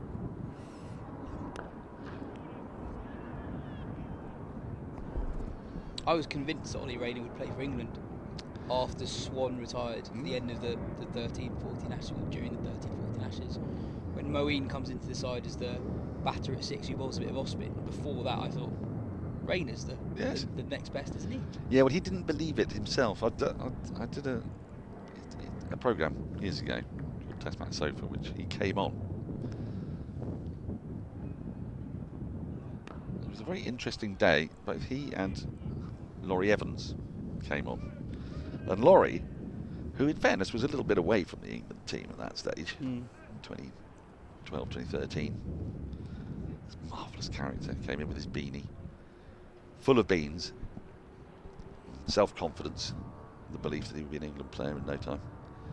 Ollie, who I think had actually been selected for the Lions, was the most self-deprecating man I've ever met. He thought it was ludicrous. I'm not good enough to play for England, he said. He's a really funny guy, isn't he? I remember interviewing him, and we were talking about how county cricket had changed over the course of his career, and he said, they're just obsessed with the gym now. They're so obsessed with the gym. And he says, I just do it so I can eat and drink what I want. That's the only reason why I do it. But these guys, they're so obsessed with the gym. Yeah, he called time a little early, didn't he? And then went to work up in the city. I wish him well. He's a wonderful character. And he did have enormous hands. End of the over, a couple of singles from it, 95 for 3. I got an amazing text message about 20 minutes ago, Dan. Oh, yes. From a friend who might be after Samo's job. So this is without any context. We've not messaged for a few days. He just says, in one message, Sibley has faced 28% of Surrey's deliveries across the opening 2 fixtures. Nothing else. How are you? You sure it's not Katya? Because she was in yesterday going on about how he'd been on the field for 75% of Surrey's season. Oh, what a leave that is. That is so close to off stump. Another rueful smile from the luckless Fisher. Oh, Gubbins smiling as well. Let's take a look at this again. This is a really good angle to see it as well, actually. Oh, I say. I've already had someone lose a wicket to a leave. Nearly done that crossword. Let's see, there's 31 across, needs work. 15 across, looks like it should be easy. I blank O. Ebo is my guess. It's an African I was going to say tribe, I think ethnic grouping probably be more accurate, isn't that right? Ebo? Can't help you there, Dan, I'm afraid. Andrew's from South Africa, I thought he'd have it. I blank A blank S. Now let's see, 31 across. Reese Ifans, I-F-A-N-S. Reese Ifans, that's that one for you. Can't see 15 across. Can you move the camera, Tom?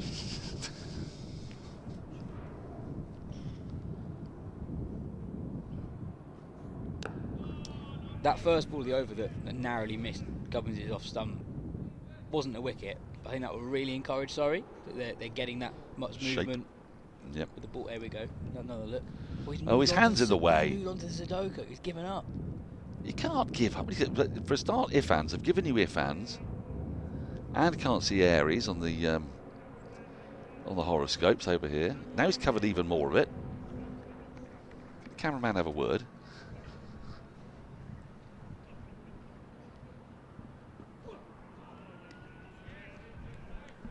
Have you done a Google search for Ebo for me? IBO. IBO. Which is apparently historical and alternative spelling for the Igbo people, IGBO, major ethnic group in southeast Nigeria. So there you go. Yep. I've written the clue and got the answer. Asking me as a South African. No, still covering it with his right hand. And there's another one as well, yeah? There's a Boa, that'll be Boa. I suppose it could be Bra. Oh! Edge, and it lands just in front of folks. Fisher, I mean, I don't know what more we could say about Matt Fisher. He's having no good luck at all. Yeah, it's sort of under edge, really, so why the ball goes down. Yeah, it's well stopped by folks. It's not that dissimilar to the ball that Gubbins dispatched to the extra cover fence a couple of overs ago, but a bit of indecision this time. He thought about leaning into it again, but at the last minute withdrew his hands and withdrew it too late. Because Fisher's going to get to go both ways at the moment. Leaves that last one alone. A maiden over for Fisher, 95 for 3. Still no breakthrough yet for Surrey. I don't know if we can have a look at it in the next over, but I think Fisher is covering the ball with his left hand as he comes in, because he is getting the ball to swing in both directions. He's concealing the ball from the batter. I like that. More of that sort of thing.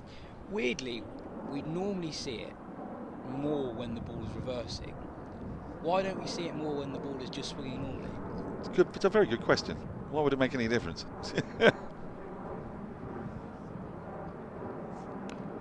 Clark to resume.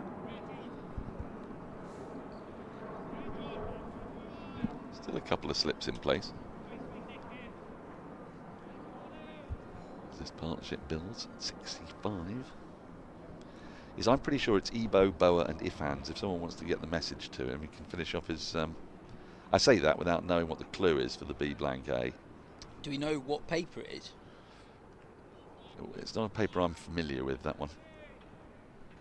It has a horoscope for a start. Ooh, yes, again, a bit of movement coming back in from Jordan Clark.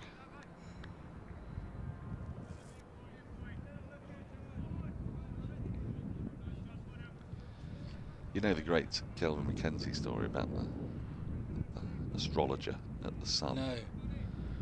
So when he came in to become editor of that, let's call it paper. The news part might be slightly redundant. He made sweeping changes, including getting rid of the person who wrote the horoscopes. The first line of the letter said, "Dear X, as you will already know, you're fired."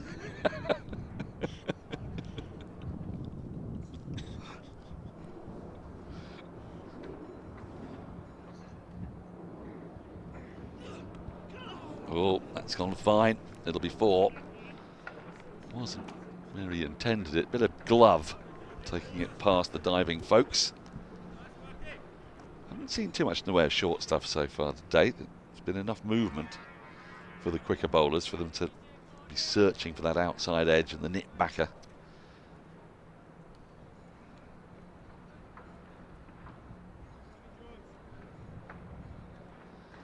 That hand is in a very, very unhelpful position.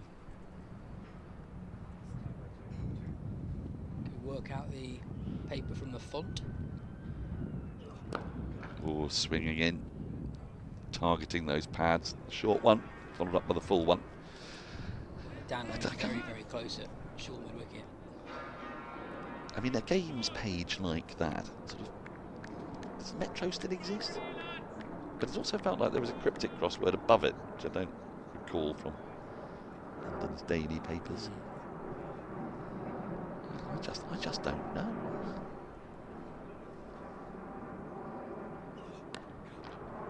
If anybody does know what that paper is, maybe they can let us know. Let us know what the clues are. 15 across. Surreybroadcast@gmail.com. Yep. We hunting down the important, serious issues of the day. I made a comment to Colo about the makeup of Surrey's attacker. I wonder what you think. I don't think it's quite as diverse in terms of modes of attack compared to what it is and has been at its best over the last 3 years. There's not a natural enforcer, and you don't have the wrist spin of Cam Steele that Surrey often use in moments like this. Are they having a look at the ball here? Yes, I mean, there's no Gus Atkinson playing the first couple of games. Surrey fans will hope to see him before the test matches crank up.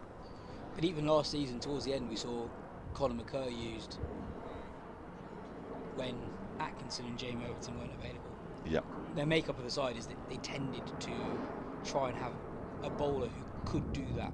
Do you see sort of Fisher and Roach being slightly similar, perhaps, do you? Or I think Fisher and Clark are quite similar. Slightly more swing, I would have said you might get from Fisher. Clark's going to get to move a bit here today. But I think in terms of pace, it's quite samey. Angle of attack is obviously the Right same. arm, yeah.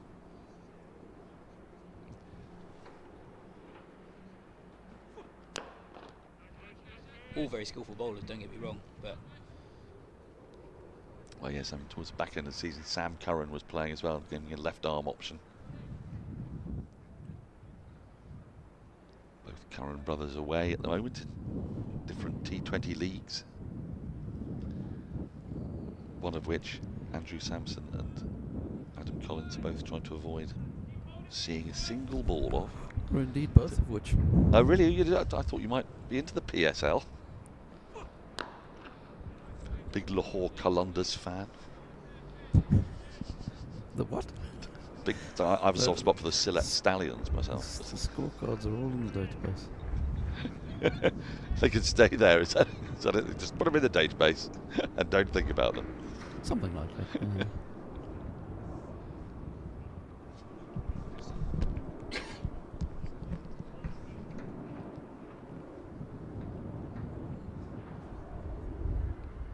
So, Fisher continuing here. Gubbins will not be tempted. Oh, I say, for the first time this season, he's here. He's made it. Cameron Ponsonby is in the building. Hasn't felt quite the same without you, Ponsers. is that a name that's sticking? Sticking for me. Sticking for me. I've christened one of Surrey's women's players. We've given her an official nickname that works on TMS. Oh, that's swung back in. Nicely played by Gubbins. Reaches it. Just pushes back to the bowler. Tash Farrant, left armour, England and Surrey. She was commentating with us in Dubai for the Women's T20 World Cup. And she had a sort of a nickname when she was playing because Lydia Greenway mispronounced her first name, Natasha, and transposed the T and the CH. So she became Nashata. And and well, we turned that into a TMS nickname with the ers on the end, removing the NA and just keeping the last two syllables. I'm not quite sure how much she appreciates it, but she answers to it at any rate. I was going to say, in the WhatsApp group. I've never asked her, but I can take a guess.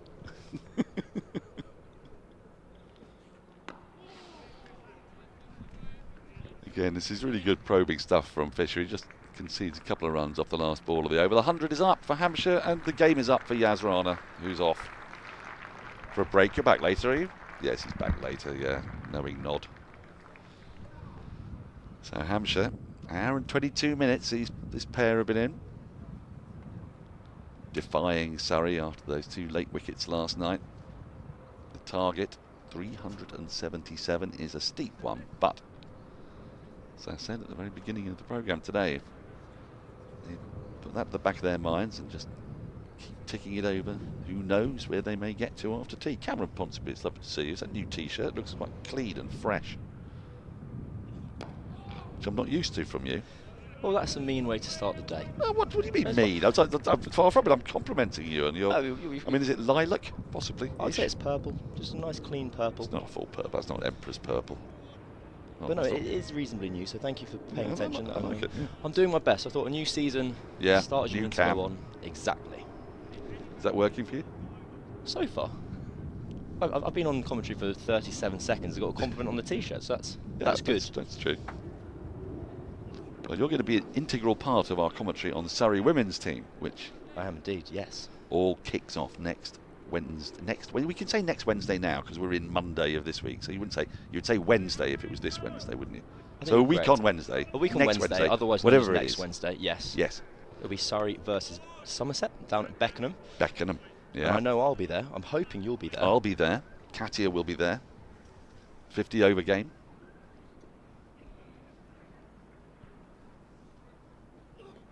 We'll be perched on a roof with wires everywhere. I'm looking forward to it greatly. I'm actually in the midst of preparing for a podcast of one. As you're aware, I'm freelance. Yeah, you are. Yeah. Many strings to our bows at some point. So the County Conversation, run by the Cricketer, and we've got our Tier 1 and Tier 2 preview that we're recording this afternoon. Oh, that's why you wanted a microphone. It was indeed. Yep. Right. We've spoken to Laura McLeod, who's the head of cricket for the Bears women, getting very much up to date with it.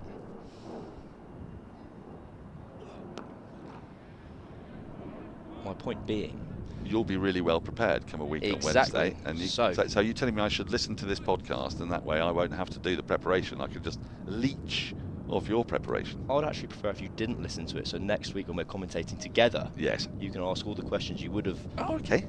Otherwise not known. I can do that for you. Yes. What a lovely plan that is. Yes, it's beautiful. What have you made of this first nearly hour and a half this morning? Been some probing bowling. There's been some very good batting. Been no breakthroughs.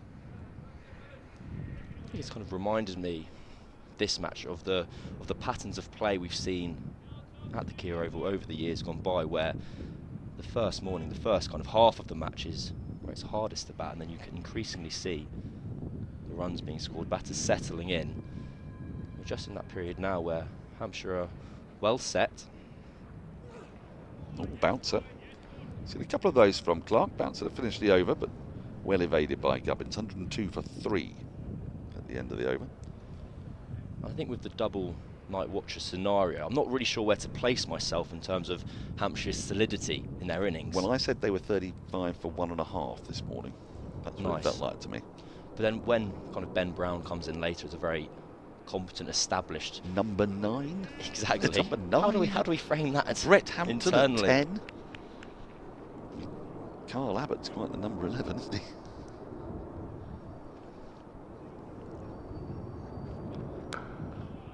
Again, nice shape from Fisher. Really enjoyed watching him bowl in this match, Matt Fisher. I felt for him a trifle because I don't think he's got his just rewards. Just the 1 wicket. Was it Liam Dawson he trapped LBW first innings? I was in Portugal at that moment in time. Oh, so have you been on holiday? I have been on holiday. So yeah. I think Where did you go? Where did you go in Portugal? I flew into an airport called Faro. Faro, yes. Oh, thick edge, squirts away. Another single. Again, a rueful smile from Matt Fisher. It was Dawson. Thank you. He didn't look awfully happy with the decision from memory. Yes, at the Algarve near. That's how you access the Algarve, isn't it? You go to Faro. But were you east of Faro? I was in a place called Villamora. I basically learned that if you play golf, you know where all these places are, and I don't play golf. No. So I didn't know what these places were. Well, let's keep it that way.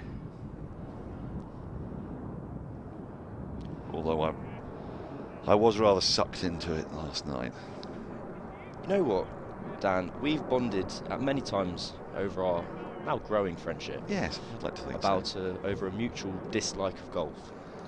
But I would say that the one day a year I do indulge in the sport is Masters Sunday, and I very much enjoyed it yesterday. Ryder Cup, a bit of that? Not yet. As long as the Sappos aren't on top. Yeah. No, that can be quite fun. I quite like match play.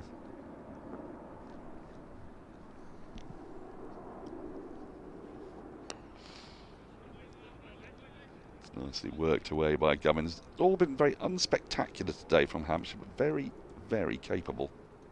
It's been a terrific partnership by these two. Not played any particularly expansive shots. They don't need to, of course. Against some pretty testing bowling. So it's been absorbing cricket for those who are braving the chilly South London air. It's a little bit noticeably cooler today. This game started in gorgeous sunshine. Oh, now that's really close, and it's given. My word, Matt Fisher deserved that, and it's a terrific ball. It's a late swing. Middleton thought that he could tuck that ball into the onside. It was going to go down the leg side, and then it straightened at the last minute. He's played across it, been trapped bang in front on the knee roll. And Surrey have got their breakthrough, and it is Fletcha Middleton who goes for 42. You're entirely correct. It's a wonderful delivery from Fisher. He's been incredibly accurate in this morning's session and made that breakthrough. And it goes back to what we were speaking about earlier, as we just see the replay here. Oh, straightening on Middleton. Fisher very much liked his chances with his appeal. This was quite celeb-appealy, wasn't it? It is. Incredibly difficult word to say, so I often try to avoid it. Okay. But the score comes down to 104 for 4. This goes to what we were speaking to earlier, where we aren't quite sure where to place ourselves in Hampshire's innings, because 6 wickets in the final two and a bit sessions of the day doesn't sound like too strong a task for Surrey at all. But Hampshire will be at bat very deep today after their 2 night watches yesterday. Well, Tom Prest is going to come in at 7, which is lower than normal. Yes, well, it doesn't seem quite right, does it? Right, that breakthrough has come, and he's been probing and awkward. He's got the outside edge a couple of times. It's really, really lovely to see Fisher kind of back close to, if not at his best. I was lucky enough to cover his Test debut in Barbados, where he made his debut alongside Sakib Mahmood, and there was that feeling at the time where, for both of them actually, they kind of followed similar patterns where kind of serious injuries struck them not too long afterwards.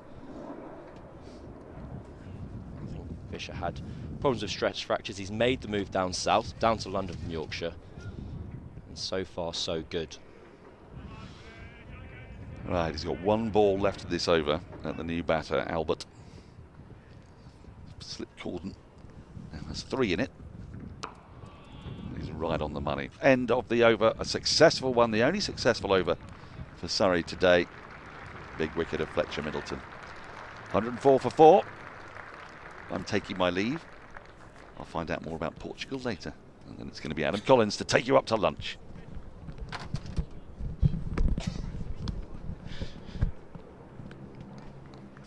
Weekend away, was it, Cam? It was, and bizarrely, about 2 minutes before I came on, Phil Walker, our co-commentator, said, I reckon don't talk about it. Yeah, it's fine. I knew that was the edict and I thought I'd bring it up straight away. That's fine. Here he is, that man Clark. Kept it tidy this morning, built the pressure. Gubbins has been held up in the last half an hour of play. Had a brisk second half an hour, a quiet third half an hour. And now we've got 30 minutes until the long break and the game changes yet again with Albert walking in. First innings, Albert was part of that collapse. He made 1 from 27 balls. Clark had him caught at the third slip from the bowling of Clark caught by Lawrence at third slip. So that'll be a feature to watch when he's back on strike, how they set up the cordon. So 273 to go.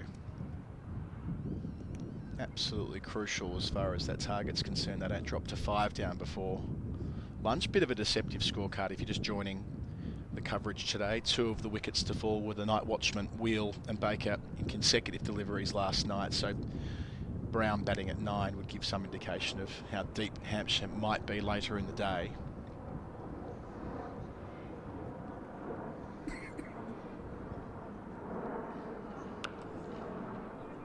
Latches onto it early enough to get it well in front of square there, Gubbins. It's a really interesting field, Surrey. I've got at the moment Clark into Gubbins. Normally you can tell pretty much exactly what a plan is from the field, particularly kind of as to the line and the length if it's going to 7-2 and there's a packed offside kind of ring. But here Surrey have 2 fielders out on the offside, deep third and cover point out. They also have fine leg and deep square leg, which suggests they're kind of staying straight. Oh, beautiful. Ever so close to kissing the edge on the way through. That angle that Clark has turned into something of a stock delivery to left-handers, around the wicket, angling in and straightening up. Harder to do than it looks. It's a beautiful delivery from Clark. But the reason being where I'm slightly confused is if you are going to be bowling a touch straighter with having those 3 fielders on the leg side, your requirement for that cover point fielder out on the boundary becomes less clear. Might just be a default reflexive thing due to having the short rope that just protecting it. We've seen it through the match where there's rarely been a time when that rope's not been protected square of the wicket. No, I do remember that over the course of kind of seasons gone by. I know it is the shorter side over towards the gasometer, and maybe even a reflection of, I must admit, perhaps this is too one-eyed from me, but your kind of acknowledgement of Hampshire, it's only 3.5 over required. They are going to be batting deep tonight, and whether there's a chance for them to have a dart at the total. Felt to me like for about, that's the end of the over, 106 for 4.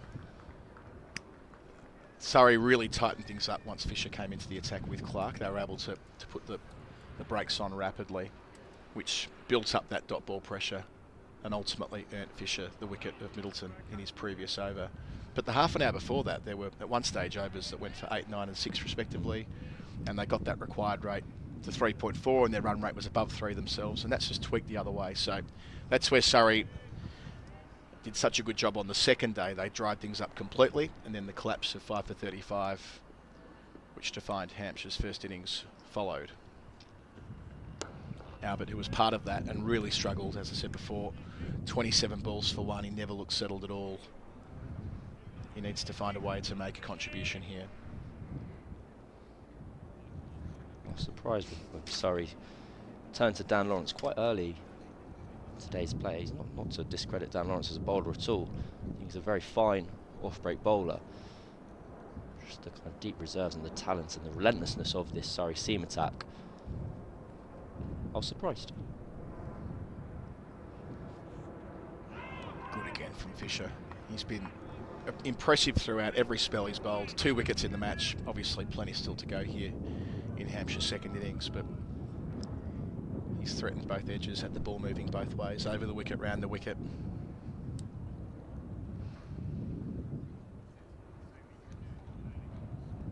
It's ambitious. The gentleman there wearing shorts. Not sure if it's quite a shorts day.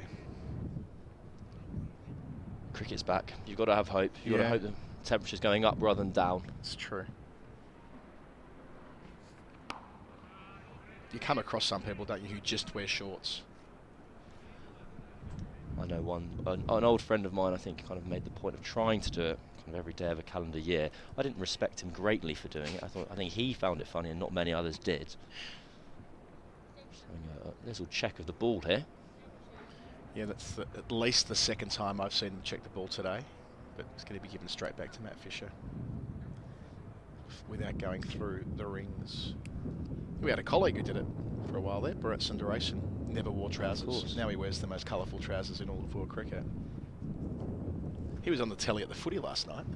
They got him in the rooms after play on Channel 7. Put a microphone in front of him and a camera on him. Oh, sorry, he wasn't doing the interviewing. He was the talent. This is right, a dear cricket writing colleague. I'm sure people watching the stream would be familiar with Bharat Sundaresan. He's a bit of a multimedia superstar these days. But yeah, in the dressing rooms after the Aussie Rules game, he's the guy being interviewed. So why would the journalist be in the dressing room, and more to the point, being interviewed within the dressing room? Yeah, there's a lot going on there, isn't there? Gareth's batty might have us up afterwards. Improbable, but maybe. There's the one that tails back the other way from Fisher. Like a heat-seeking missile towards the off stump. It's been another excellent over from Fisher.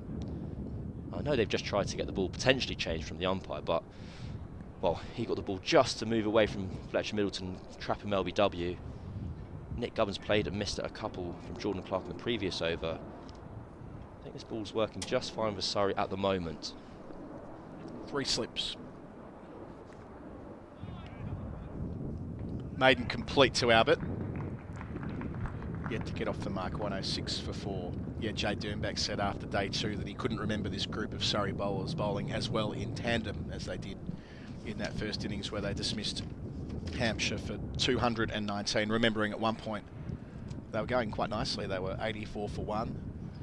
They were wicketless for the first hour. Not too dissimilar to today, actually, the way it played out. But it was the squeeze after that across 29 overs in that first session, conceding only 42 runs. They were always in control, even though they didn't make the runs they wanted to on day 1, all out 253. That feels a long time ago in this game now.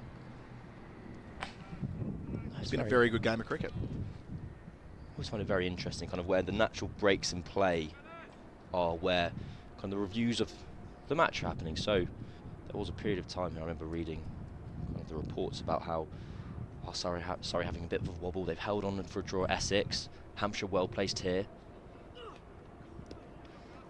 And cut forward kind of 24, 36 hours. The tides changed once more where Surrey were in the driving seat. There was a little bit of that last year, if you look at the way you map the season. Round 1 away at Old Trafford, draw, Kookaburra ball, bit of weather around. Not a million miles away from what happened at Essex last week, where it was a high-scoring game. No result possible. Into the gap there from Gubbins, so there'll be 2 to Patel. Gubbins up to 46. The following week, Somerset started really well here. Terrific 100 from Tom Lammonby on the first day, and I think from memory they were near enough to 150 for 1. Now that was a draw here as well, so there was a bit of a drumbeat of, well, where are the results going to be? And then they had 3 24 pointers in a row, because that's kind of what Surrey's been able to do, get on rolls and just cream teams. Hampshire was one of those 24-point victories in that sequence, which got them up and about, and from there they were kind of protecting a lead.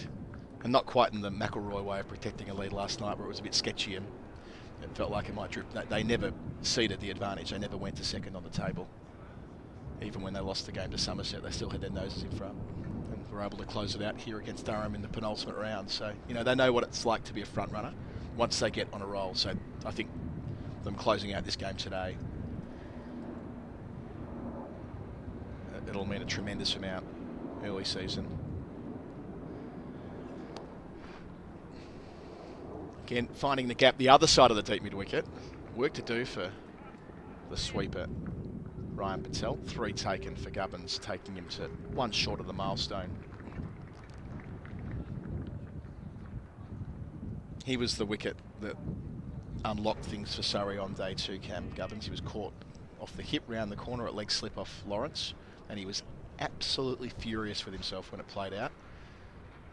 And that was the moment, that 5 for 34 collapse, the first in the sequence was Gubbins, when he was looking pretty well set too. Jordan Clark round up off his over here. 5 runs off it so far.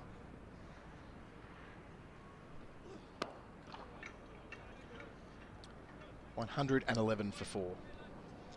I think to your point about Albert kind of making 1 off 27 in the first innings, it's worth just keeping an eye on that balls faced column of his at the moment. 8 balls faced so far, yet to get off the mark.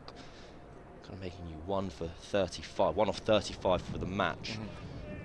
And well, maybe it speaks to the greater kind of mental stability of people who can actually bat. But I know there can't be many instances of where you'll be comfortable if that is your strike rate for the last few days. Half century for Gubbins.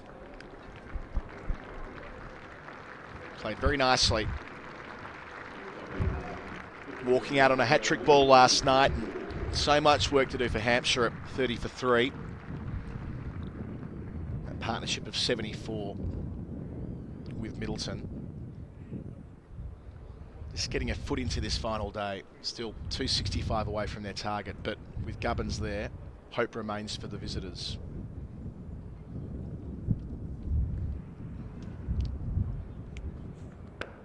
Andrew Sampson. First time in 4 innings at the Oval that Hampshire have had a 50. Last year no 50s in the game, plus the first innings, yeah. And the last one to make a 50 for Hampshire at the Oval was a chap called Nick Gubbins, who got 84 in 2022. I saw that one coming. I was ready for that. Once the 4 innings kind of snippet had been given, I liked his little twist at the end. That was in 23, you say? 23, he got an 84 in the second innings of that game. I'm trying to remember the game. He must have covered it. Can you give me a précis of the card, Samo? I know Surrey won, but the finer points have eluded me.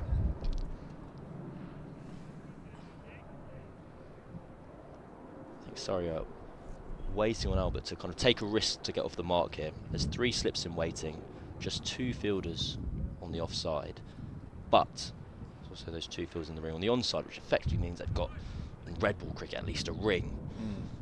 So if he wants to pierce a gap, he's going to have to play a shot rather than just be able to drop the ball into the offside. The 3 waiting men in the slips. Again there from Fisher, looking to bring it back.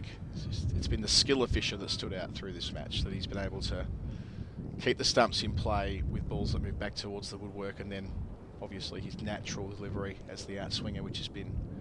We've seen balls from round the wicket to the lefties that have hooped an absolute mile. Samo? 254 in the first innings, Hampshire. Ben Brown made 95. Surrey replied with 270, so just a small lead.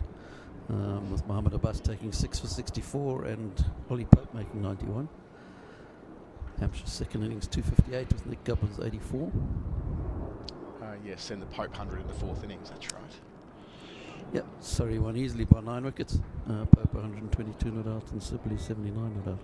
Another ball that comes back there from Fisher, a fraction shorter, so he's been almost Yorker length a couple of times to Albert, but this time just dropping the length back and in line with about the 5th stump. So this is the type of over where you can easily imagine the last ball is going to be a nice little outswinger. Fisher's had a word with Albert both times after both the previous deliveries. The 6th and final ball of this over. This is testing stuff.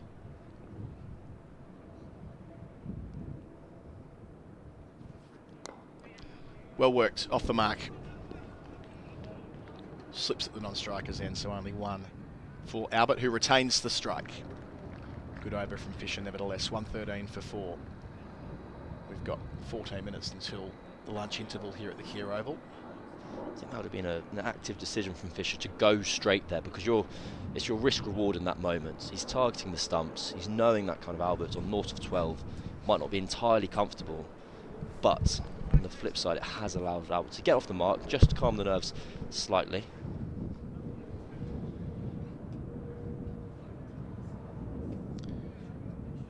So there's going to be a change of bowler for Surrey. Powered by SSE Energy Solutions. Get more for less. Optimise your operations with energy efficient solutions. And it's going to be the man who got the first wicket last night, Mark Stoneman. Here is Kemar Roach.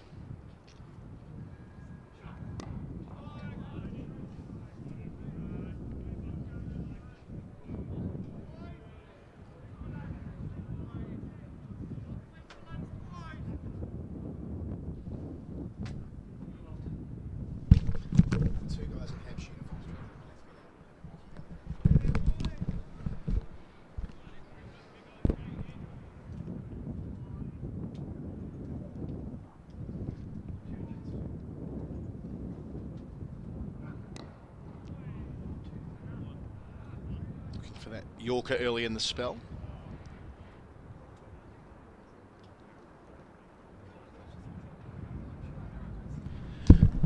There are two people directly beneath me in Hampshire, right? Walking at the edge of the boundary. They'd be walking from over there when I first identified it here. But there's two people just walking around there directly around the boundary.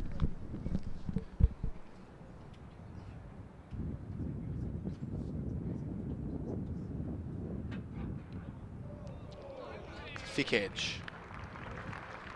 And ultimately a fine piece of fielding to deny any runs. Still sticking in there. It's been an uncomfortable 3 balls he's faced from Roach. There's a leg slip and a first slip. Roach will be targeting the stumps. 4-5 field. Kind of mid-off / cover. Point. Deep third. First slip on the offside. Oh, no ball signalled. Oh dear. Early call there. Umpire Saggers overstepping Roach. Not unusual for the West Indies quick. Indeed, it's been a feature of his career throughout that he has been prone to overstepping. Found the edge here, which would have been such an important moment nearing lunch. Nice take from folks away to his right, but the body language of Pope there says it all.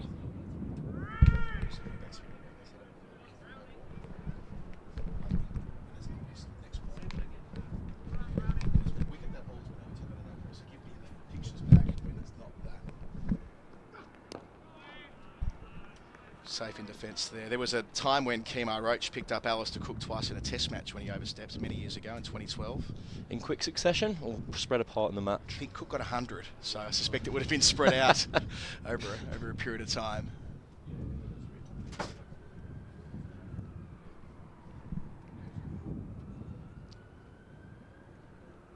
There was a lot of that about 5 years ago when they changed the front foot playing condition in ICC. Overseen matches, say Test cricket or TV matches where you saw a lot of no balls called, as bowlers adjusted to the fact that every ball was being scrutinised, not only balls where the bowler had overstepped. There was a plague of where you'd see bowlers get done. There was a number of them with their first Test wickets: Ben Stokes, Tom Curran, Michael Beer, whose first Test wickets were all chalked off for no balls. Then bowlers realised the third ump was toggling and watching every ball, which came in 2021. Now you see a lot less of it overall. Bowlers did make that adjustment. Over complete, 115 for 4. It should have been successful, but not to be. Albert's still there, 1 from 20. Gubbins down the other end on an even half century. But was it not that they were only checking the wicket taking deliveries? Yep. And so you could, I remember them doing, I can't remember who the player was, but they did a kind of a package where someone bowled 10 no balls across the morning and it was only caught on the 10th one. How about this, by the way? What's the golden rule when, as we see a couple of track-suited Hampshire support staff make their way around the ground? The golden rule is right for runners, left for wickets, right? You are correct, yes. And if I'm not mistaken, if they've walked down the beds of steps there, they have turned left. They are tempting fate. They are tempting the cricket gods by walking left around the ground instead of right around the ground. Right? You with me? Left. That's the whole point. Yes, indeed. Who's on first? Dan Lawrence, 9 minutes till lunch. Gosh, it's not the sort of cricket that's going to make a commemorative DVD. Well down the leg side, and Gubbins doesn't catch up with it. All a bit messy. But yeah, the issue was, seeing it back here a second time, the issue was that bowlers, as you say, weren't being checked for balls that weren't wicket-taking deliveries. And there have been a couple of quite high-profile instances of umpires incorrectly calling no balls on wickets. One at Wellington in 2016, which I was doing that test match, where Doug Bracewell was called for a no ball. It wasn't a no ball, which we saw later on television. And unfortunately for New Zealand, Vo just went on to make a double 100, and it completely defined the test match, and on 13 he should have been out bowled, right? So umpires understandably became more wary about calling no balls on the ground, because had they been wrong, there was no recourse, no procedural recourse once the arm's been stuck out for the way the game flows. It wouldn't be reasonable to reset that. So they just stopped calling them. They just stopped looking. And so many bowlers in the test game and the international game were overstepping routinely, only to find out when the no ball check was being done that they were over, and there was a compilation. Poor old Naseem Shah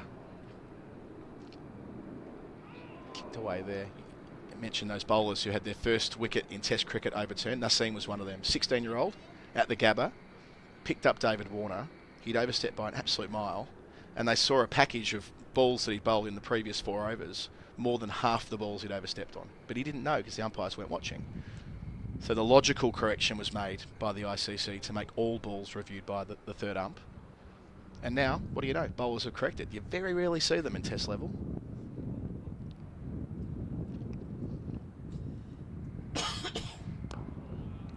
End of a maiden from Lawrence, 115 for 4.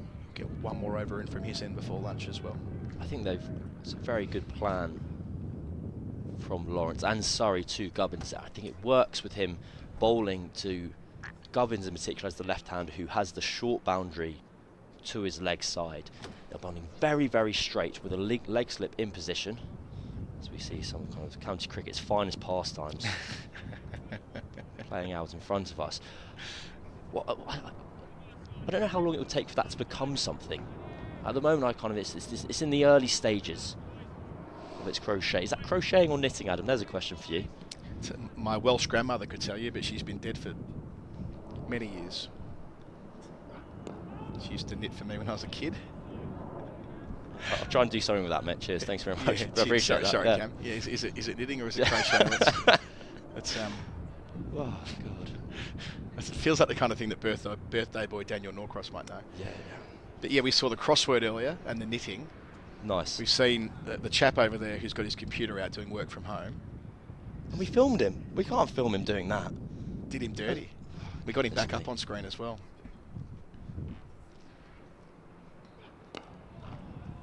There's some nice spots beneath us here where you see people doing work from home as well. Some benches that you can prop your laptops up on. 6 minutes till the lunch interval. I imagine if Surrey are really quick, they might be able to get back to Kemar Roach for one more after this. I imagine it'll be a push. Albert is still struggling for rhythm. 1 off 22.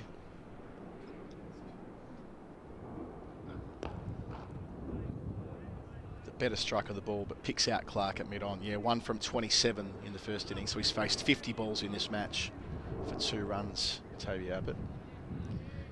Took 3 important catches on day 1, but did put down Dom Sibley at short leg, which was when Sibley was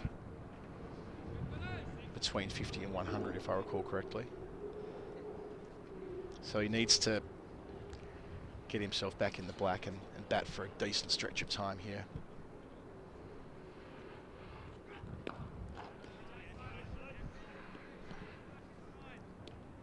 So 2 balls left in this over and right on 4 minutes until lunch. So it's going to take quite a bit to get Roach another over in. So it may well be as we get the... Here we go. We've got the crossword back. New crossword. 1 o'clock. Undisclosed infection. Well, hang on. This is cryptic. Oh, I can't. no, I'm no chance. Lad suffered. Extremely clever Sopranos part. What's doing with the apostrophe there? So something can I get that back? The crossword. Still got the crossword.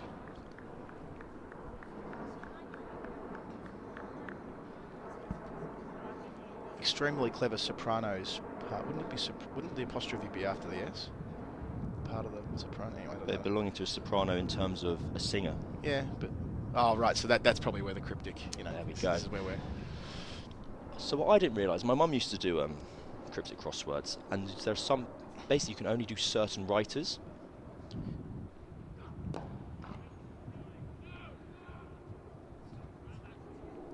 Yeah, go on. And what I mean by that is kind of your brain as the doer, as it were, kind of works in the same way as certain authors and not others. So there'll be some people who apparently set it kind of very difficult cryptic crosswords, but my mum would go, our brains just work the same. So I understand the clues and the paths and the crumbs they're leaving. Whereas someone else might be, in theory, kind of set more easier cryptic crosswords, but she'd go, I have no idea how this is possible. Okay. So there we go. Well, if Cam's mum's watching, there's every chance to be fair. Can she screenshot the remaining clues and finish the puzzle for us at lunch? Ambitious. Lawrence. Kind of to finish an earlier thought, Lawrence to Gubbins here, not just the off spinner to the left hand, but with the leg side boundary being so short, it's kind of teasing him into playing a sweep close to lunch with 2 fielders out on that leg side boundary. In fairness to Lawrence, that's exactly how he got Gubbins in the first innings, the ball you saw before it. So he's bowling for the leg side trap. He's bowling for Ollie Pope, make no mistake, from round the wicket on the angle. He just wants Gubbins to give in to the temptation or play at a ball that he thinks he needs to. Good little contest this. All back. I wouldn't be surprised if the boundary was bigger to that left leg side. I wouldn't be surprised if you saw Gubbins playing more and taking more risks, because you'll be able to work gaps. You wouldn't be having to try and strike a boundary. You'd potentially be turning the strike over for 2. So they've been able to squeeze this over in quickly so far. We've got 70 seconds to get 3 balls in. Well in behind it. I think given that's gone straight to Sibley, it will come straight back to Lawrence. They could do worse here, Gubbins, than walking over to square leg or marking his guard again. Only, they should get another one in here. 60 seconds, 12:59. 2 balls left. They're a decent show, pending what happens here. Good batting from Gubbins, committing to the forward press. But just had a little garden to try and delay proceedings.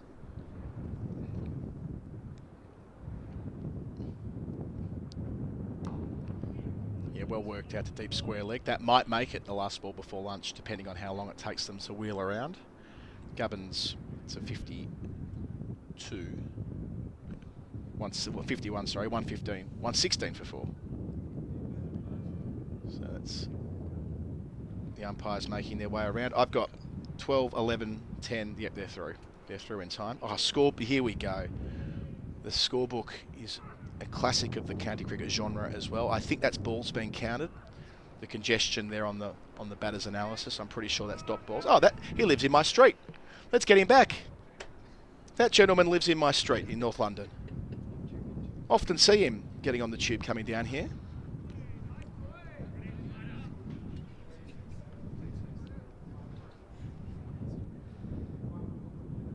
Yep, absolutely.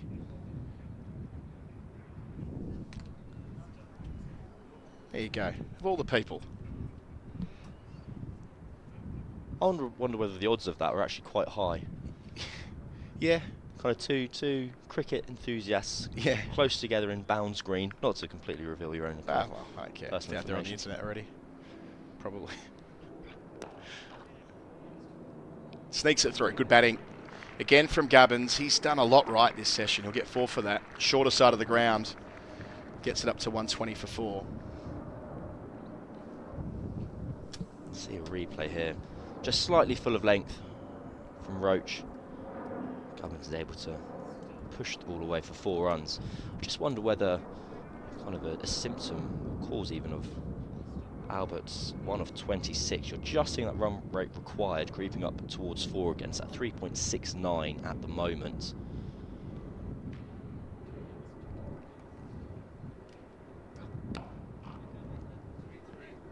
Defended to mid-off. And it comes back to the kind of slightly out of kilter place we're in with this scorecard, whereas 120 for 4, but 2 of those wickets are night watchers who were dismissed late last night. Right. So we'll be having the likes of Ben Brown, I believe, coming in at 9 if my memory serves me correctly. So don't just rule out Hampshire yet. I can't imagine in the dressing room at lunchtime they're going to be too despondent.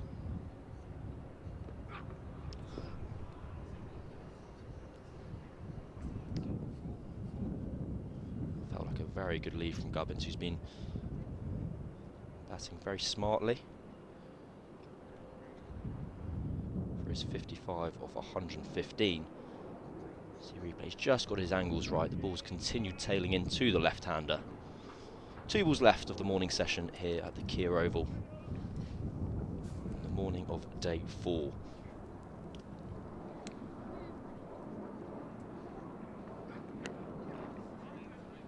That's where Gubbins wants to be, with 1 ball left in the session down the non-strikers end. Well worked.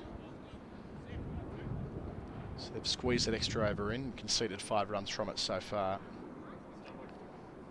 So there'll be 65 overs remaining in this match after this. Can't imagine Albert will be particularly pleased about this. To face 1 more. He's worked really hard to be there. Credit to him, he's survived so far. It was from his 27th delivery that he perished the first time around as well. That's what he's about to face here on the same score too. Last ball before lunch. And he keeps it out to mid-wicket. Well played. So it'll be 121 for 4 with 2 sessions left here at the Kia Oval. Hampshire in that session advancing from 35 for 3. They lost Fletcha Middleton for 42 after a 74-run stand with Gubbins. He was leg before wicket to Fisher for 42.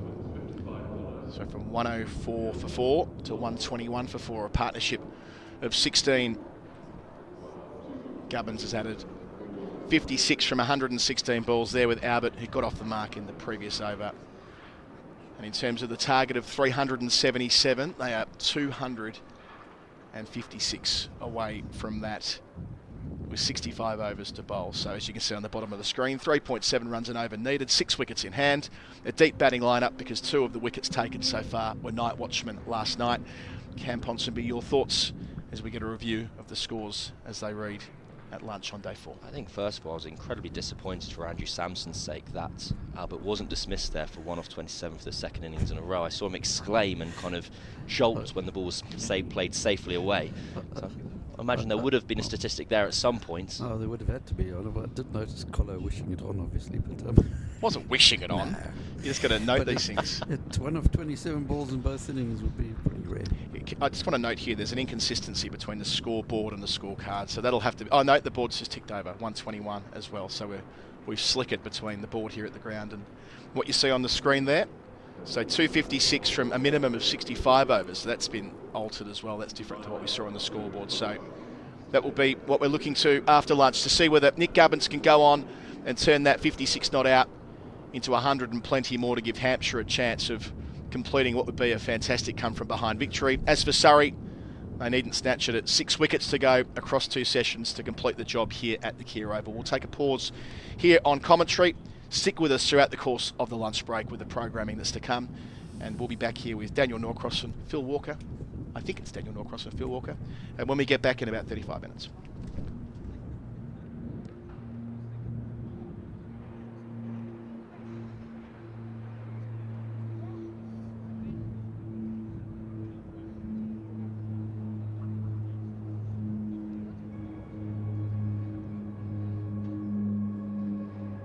Very proud of the 24 season. Even more so probably than the 23 and the 22 season and the 18 season.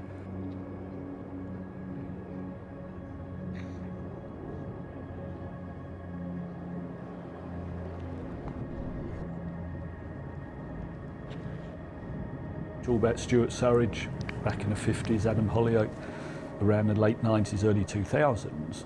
Rory Burns is very much in that conversation, the same sentence now. Competitive, stubborn, a bit fiery at times. Would probably be my best summation of me as a batter, me as a player. And then you as a captain. Competitive, fiery. You thought I was bluffing where you at. I came here for vengeance, watch your back. No need to defend, I'm on attack. Sorry they can't reply, but I get. People don't know Burnsley, but he demands respect. He demands hard work. He demands high effort, high quality. He knows what he wants each day, each session, and that's what makes us like so clear in our roles. He's always frustrated by, I think, almost how confident we are in getting the job done. He's the youngest of 3 or 4 brothers, so he's a mad competitor, as you can imagine. Hopeless cowards. Don't say light roller there, we'll have to have everyone in the morning, boys. Some days aren't going to be as good as others, or sessions aren't going to be as good as others, but just realises those moments just to give the boys a push. And then, yeah, we come out firing.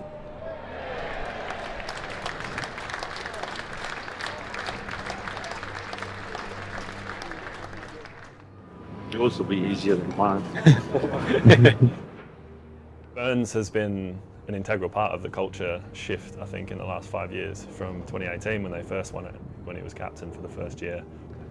Yeah. You want to do it here, or do you actually want to have not bother? You'd be a £2 man. Too heavy, that, isn't it? Or fine. He went from being a great leader and a great player to just being almost like the figurehead. Don't think I've got a great tossing record. I mean, last year, I don't know what it was remarkably skewed the other way. This is...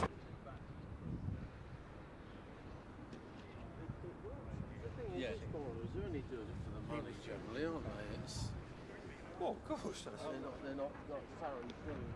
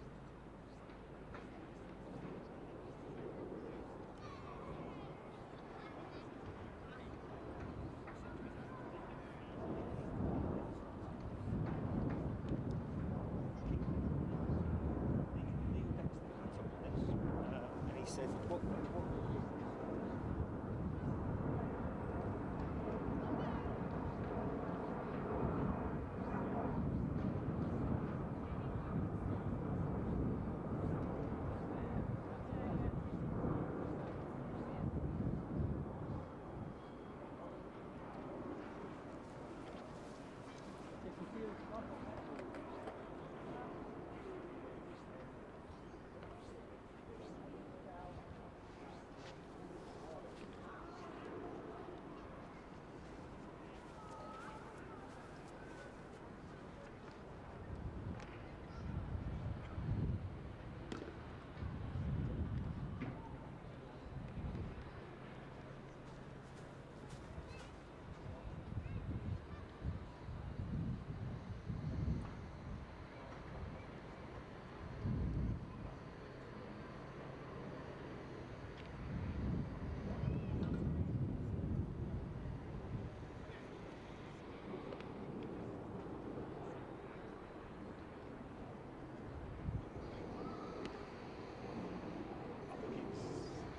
of these headmasters that will take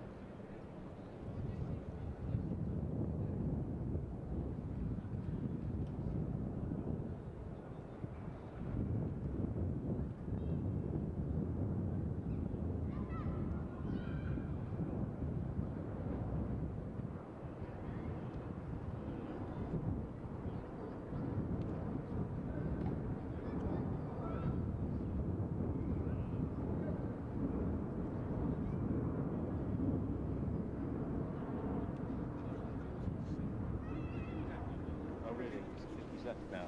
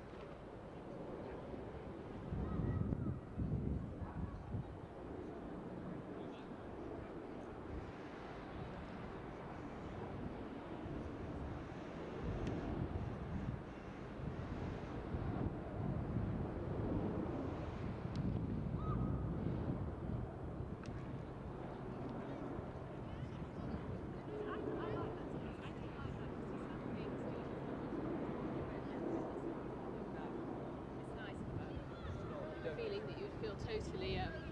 totally happy. Yeah, I not feeling.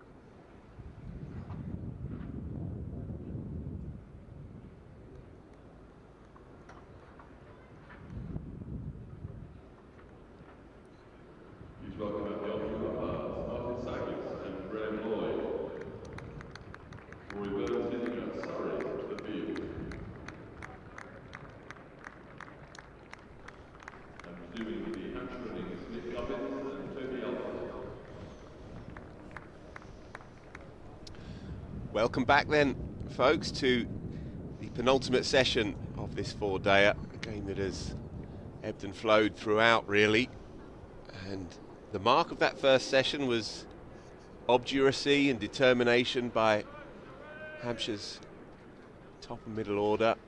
And Nick Gubbins has been particularly impressive, 56 not out from 116 deliveries. He was the main feature of that morning session, adorned as well by Fletcha Middleton, who batted tidily, I thought, before becoming the only wicket to fall in that session, LBW, to a beauty from Matt Fisher. He went for 42. Toby Albert joined with 33 minutes to go up until lunch, and in a sign, I would suggest, of Hampshire's approach across the afternoon, chalked up just a single in those 27 deliveries, but we shall see. The counter punch could yet emerge, and they have stroke makers behind these two, especially in the form of Tom Prest, who looked in good nick in the first dig. So 121 for 4, but worth bearing in mind that 2 of those 4 wickets were lower order players, snaffled last night. Jordan Clark got rid of those 2, Brad Wheel and Sonny Baker in consecutive deliveries. It's going to be Daniel Frankie Worrell to kick us off. Wicketless so far across his first 10 overs. It's a rarity.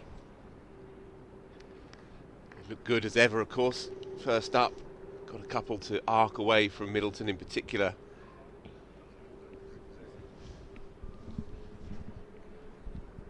Katya Witney is with me this afternoon initially to get us going. I'll come to her just after this first delivery. The players are in place, and interestingly, just the one slip, which again indicates where Surrey feel wickets are going to come. This is not a pitch now with too many demons in it.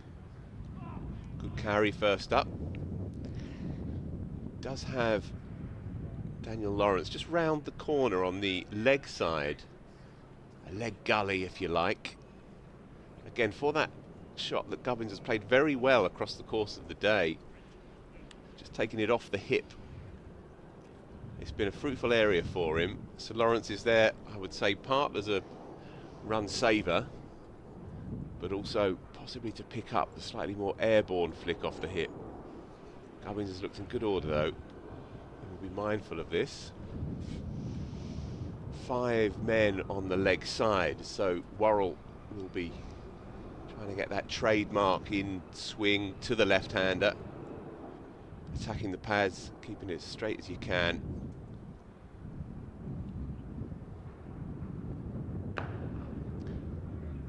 Katya Witney, afternoon. Hello. How do you see it? It's an interesting one, isn't it? I think I see where Hampshire are going in terms of wait until maybe an hour after tea and then see where you are, see if you can have a go, losing that wicket in the first session as well. But it does feel like the ball is ever more being brought into their court, especially with the no ball wicket in at the end, towards the end of the first session. It feels like it's going to be a difficult day to try and get 6 more wickets. Lawrence is in the game there, just behind square, as we said. You never know. Rory was practicing his spinners just before coming on, so whatever it takes. Yeah, you called it right yesterday that if Surrey are to win this game, then you feel like they'll have to do it the really hard way, because this is not a pitch that seems like it's going to open up the chance of a flurry. It's quite a sluggish, relatively docile pitch now. It's lost a bit of life, as you come to expect in early season, when a pitch can have a bit more going in the first day or two, and then it'll flatten out, lose a bit of its energy.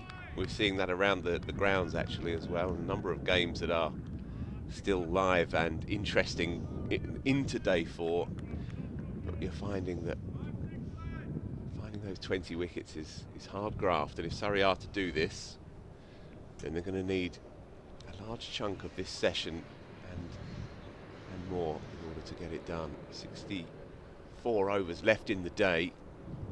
Bit of cloud cover though, and the concern may be that bad light may yet come and play a factor in this. In the final analysis of this one, hopefully we don't have to worry about that. There's a bit more of a breeze going across the ground today as well, just directly across. It might help slightly, but we have seen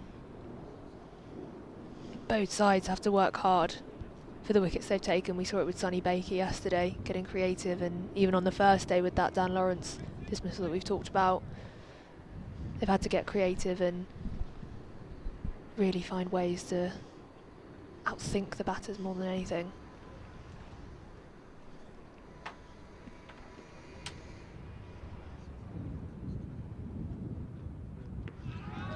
Bit high and a bit leg side.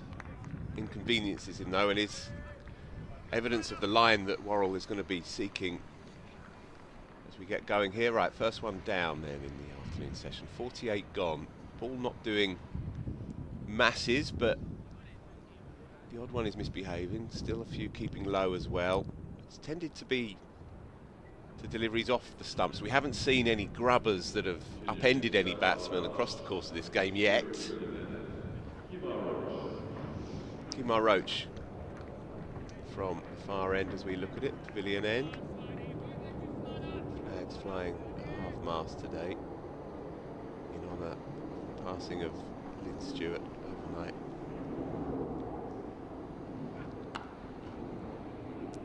And so a shot in anger for Toby Albert. He moves on to 3 from 58 balls across his 2 innings. Painstaking 1 from 27 in the first, and 2 from 28 here. He has the game for it though. He's left his mark in one-day cricket as well.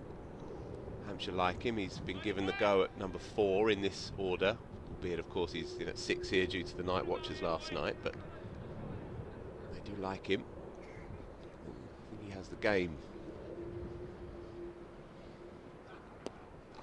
More runs again into that well-populated area for Nick Gubbins. What do you think of the way Hampshire are playing this? Because they've got Tom Prest to come, they've got Liam Dawson to come. Do you see them as trying to move it on slightly more than before the last hour and a half, or do you think just sit in? I don't personally see it, not yet. Do you? No, I don't think so. I think it'll be interesting at what point those wickets come. Fullish, and almost got the sense that Toby Albert maybe lost that one, maybe above the side screen, and just managed to jam down on it at the last. But for one split second, it looked to my eye that he might have just lost this in the flight almost. Yeah, in behind it solidly enough. It was very full from Roach.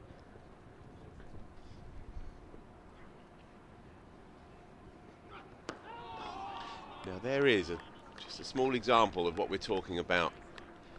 Taken the toe of the bat and scuttled along the floor. Yeah, that's encouraging for Surrey. You need all the help you can get on situations like this, and getting 1 or 2 just to skip through low.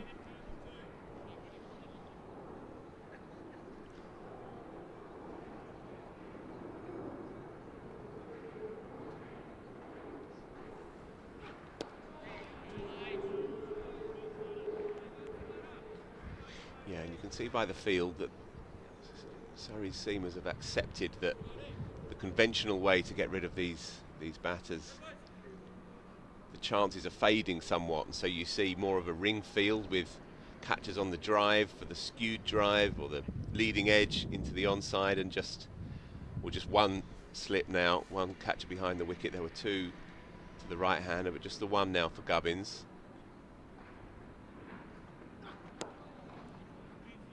Continues to look in very fine fettle today. Much depends on him if we are going to expand that conversation down the line, but I think from this point for Hampshire, bearing in mind who they are playing, I think they put all thoughts of pulling something out of the bag creating a win. I think they put all of those thoughts away until half hour to an hour after tea, and then look at the reality of their situation and then make a call. Before then, I just think you play and you discount the game situation as much as you can. Runs will come naturally enough anyway. I know the equation speaks for itself. You know, 253 from 63 is fours, pretty much bang on. Yeah, and from the position Hampshire were in during their first innings, I mean, we talked about that lead at the time, 30, 33 runs, something like that, as being small but significant against a side like Surrey on a pitch like this on their fortress home ground. To have dragged this game back into the position where it does, as I say, feel like they're pulling the game more towards that draw or towards that non-Surrey win position. It's a good achievement, if they're to pull it off. Yeah. Yeah, you're right though, that 30-odd run deficit did feel significant at the time, didn't it? Especially given that Hampshire had aspirations an hour into day two to go past Surrey and then some. Yeah, and also in the first innings, having 2 down in that first 10 overs, Jamie Smith out before getting 50 for that century from Dom Sibley. Just looking at the ball, the previous delivery, and with good reason, because 49.2 in, it's not doing too much in the air now. And so, as we see, increasingly so in first-class cricket, if the ball is behaving itself, then the skipper tends to just have a wink at the umps and gets him to have a look, ensure everything's above board. If there's anything slightly offish about that ball, then fielding side make sure that the umpires are well aware. As things stand, we roll on with that ball, which is, as I say now, almost 50 overs old. Rory Burns working hard on it as best he can at mid-off. If anyone is going to get it talking, then it will be Dan Worrell. 2 slips and a 4th slip now to the right-hander.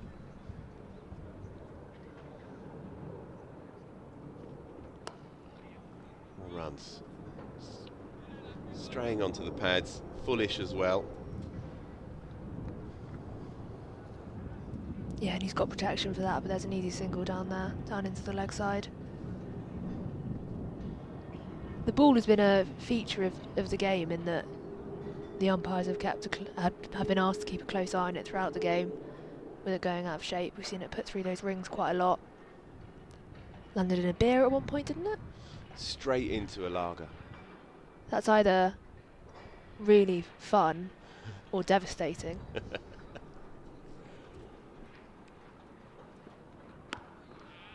Gubbins again, stolidly in behind it.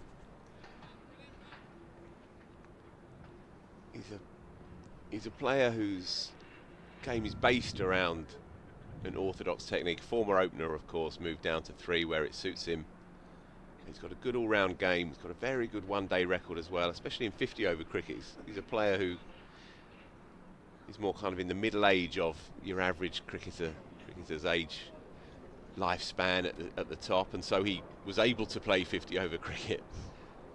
I know England were looking at him quite seriously in the early part of his career. That opportunity has probably passed him by now, but he's an excellent player. He's been a very good signing for Hampshire, and you feel post James Vince, if they are going to bother the higher echelons of this championship season, then it will be on him, and I would say Tom Prest. They need to have real big years. One of them needs to go big, 1,000 runs plus, to compensate for the loss of Vince, who I saw smashed I say smashed, it wouldn't be smashed, would it? It would be stroked, caressed a 40-odd ball 100 in the PSL yesterday, or a couple of days before that, and I think he won a toaster or an iron or something. What was it, Katya? I believe it was a hairdryer. A hairdryer, that's right. Gotta love the PSL. A hairdryer. They've got to select their cricketers to give that prize to as well. Indeed, yeah. Very good point. Yeah. Could be trolling of the highest order.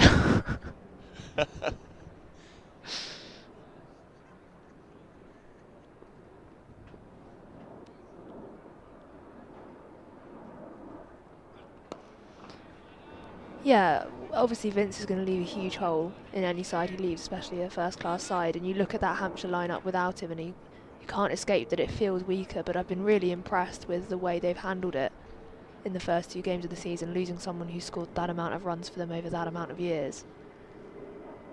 Getting that win against Yorkshire and then really fighting here at the Oval. Yeah, if they can get away with a draw here, it's a really strong start to their season, and then they can put the Vince stuff away, really.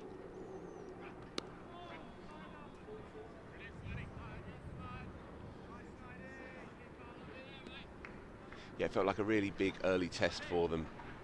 Home to Yorkshire last week. Came through it. Good game of cricket. And there's been reasons to be cheerful here, whatever the final result. The emergence of Sonny Baker gives them great hope. Brad Wheel, I thought, bowled brilliantly on the first half of day 1. Took 4 for. Fletcha Middleton was impressive yesterday. Yeah, yeah.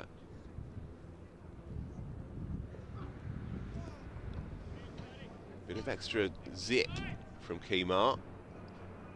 That devilish angle, of course, round the wicket to the left-hander. A few better across the 21st century for me than Kemar Roach at getting that ball to hold its line to the left-hander. It's a killer to play if it straightens on that angle. And again, that ball just died on the way through to the keeper. And that is the impression, isn't it? Docile track now. Not going to come easy. See Dan Lawrence getting involved soon enough.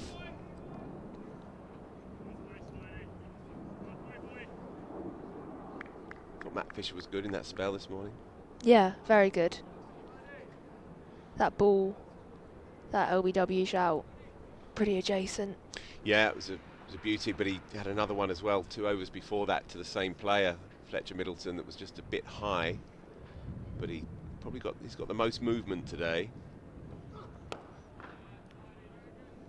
Yeah, and it feels like he's come into the Surrey attack and slotted right in. It feels like a natural fit for him. Yeah, it's a really good signing, isn't it? Because he's going to be, if he stays fit, he's going to be available.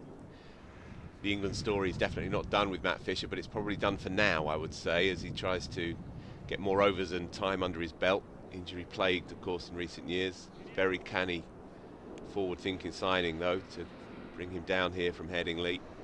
And he will fit in perfectly, you fancy. 51 gone then, 126 for 4 to win, 251. 61 still to bowl today. Worrell again, 2 slips, conventional this time. And again, Lawrence round the corner.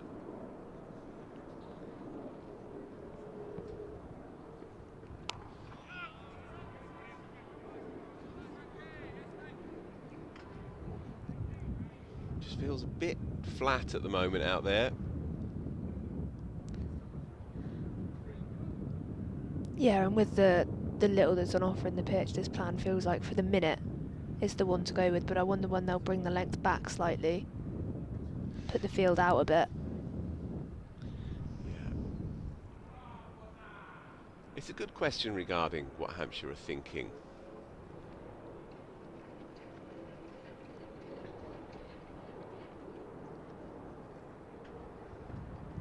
And it came up last week at Chelmsford. The spectre of playing a team that's won 3 on the spin and is going for history this year. The spectre of playing Surrey here at the Kia Oval, where they've lost 1 game in 5 years in red ball cricket.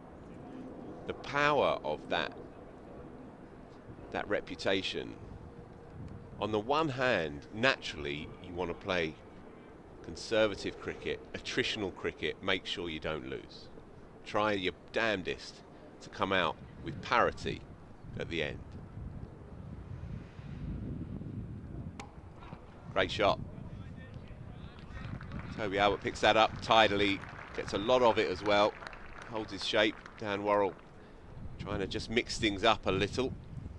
Toby Albert had all the time in the world on what is now a relatively docile track.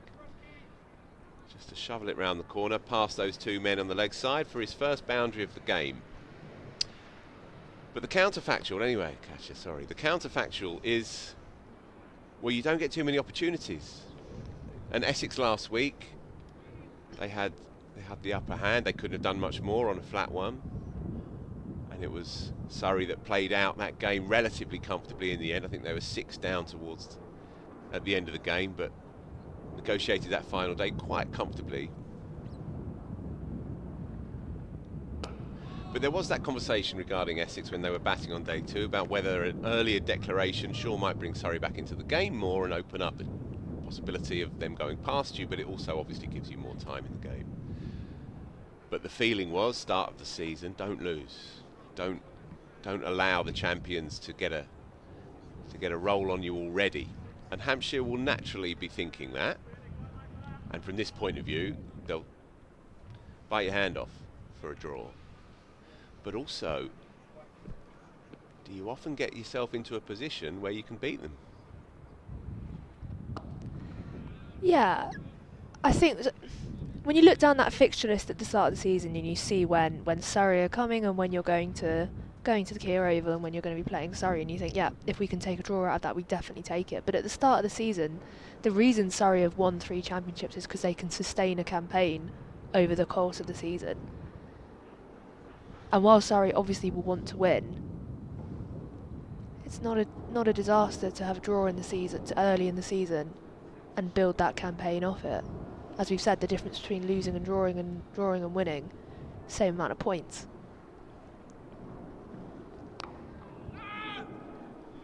But there's the other factor of when you come and play Surrey, especially at the Oval, and you have to be on the game for all 4 days, if it goes to 4 days like it has done here, you can chat all you like about you play on the field, you don't get intimidated, season's a new season, new opportunities. But coming to play a side, not just with the England players that they've got in it, but with the hardened senior pros, signing Matt Fisher, it's an incredibly intimidating side to come and face. So when you get in that position where you're not going to lose to them, it's really hard to turn that down in pursuit of beating them, no matter what the rhetoric is about pushing for the win over the draw.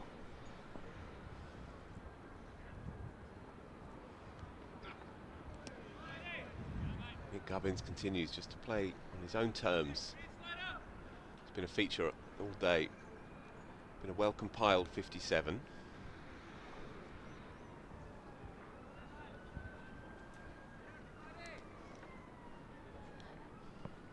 As someone who grew up watching Essex last week, when you were there, would you have been happy if Essex had sacrificed the chance for the higher possibility of the draw going for the win? Just squeezed, I think, a bit of bat down onto that. Yeah, and then off the pad, but an inside edge brings him another single. Did I want them to live a little? Yeah. I was there with my dad on day 2, and he's not seen Sam Cooke bowl live, so I wanted that to happen as soon as possible. I don't think they could have played it any differently, really, Essex. They accelerated through the early part of the afternoon. They declared on 500 and plenty for 6 or 7. And I think first week of the season it was an understandable move, really. I think everybody sensed that taking 20 wickets on that track was going to be hard. But, you know, as you say, it will all play out in time, and it will come out in the wash, and we will know whether these strategies and moves are the right ones or otherwise come late September. I just feel, especially here, you don't get many opportunities halfway through day 4 to have a dart at beating Surrey.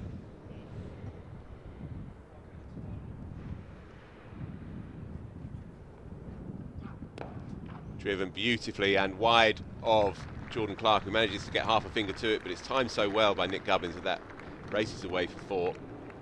It's a longish half volley. He needed hitting. Yeah, straight out the middle.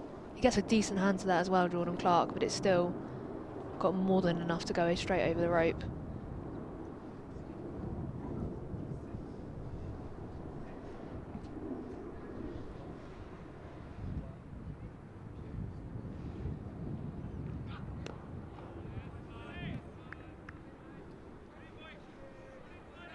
$136 for 4, but as Dan Norcross put it, 136 for 2.5.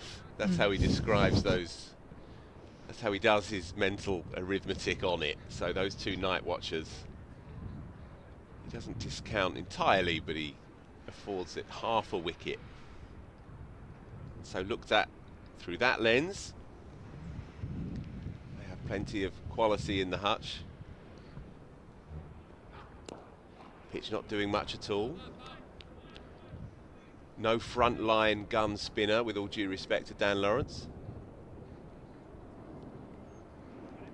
2-4-1 to win. Yeah, you're looking at the next 3 wickets really, aren't you, where the bulk of those runs have got to be scored, if they're going to score them.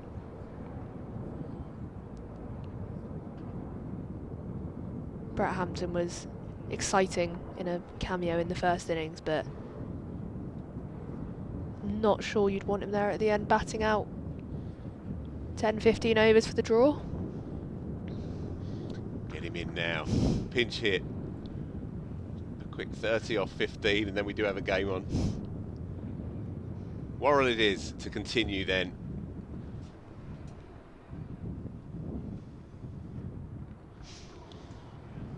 And Toby Albert to continue his own way. Only played 1 shot in anger. Across now 73 deliveries he's faced across this game for 11 runs. But Gubbins is going tidily at the other end, and the rhythm will continue to find its way into Toby Albert. The longer he stays there, that's the way it works.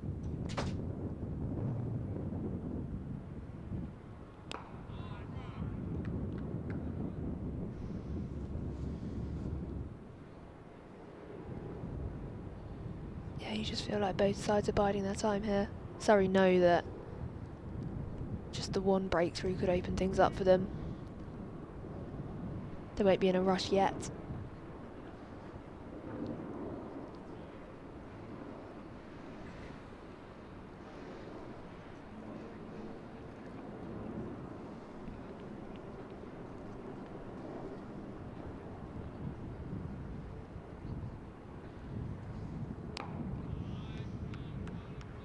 Again, a studious block. It's quite an aesthetically pleasing block, actually, the last 2 deliveries. Gets the full stride out, doesn't he? It's a confident block. Yeah.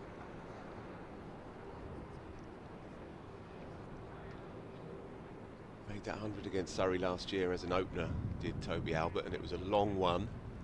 300 balls and a few more on top. You surprised me. Yeah. It was exactly what was called for in that game. Mad game that was. Hampshire won by 278. Slower ball. He did him. 278 and an innings against Surrey that were otherwise broadly unbeatable. Remarkable game of cricket that was. Yeah, so a rather flamboyant telegraph slower ball by Dan Worrell, but it still induced the clothed false shot.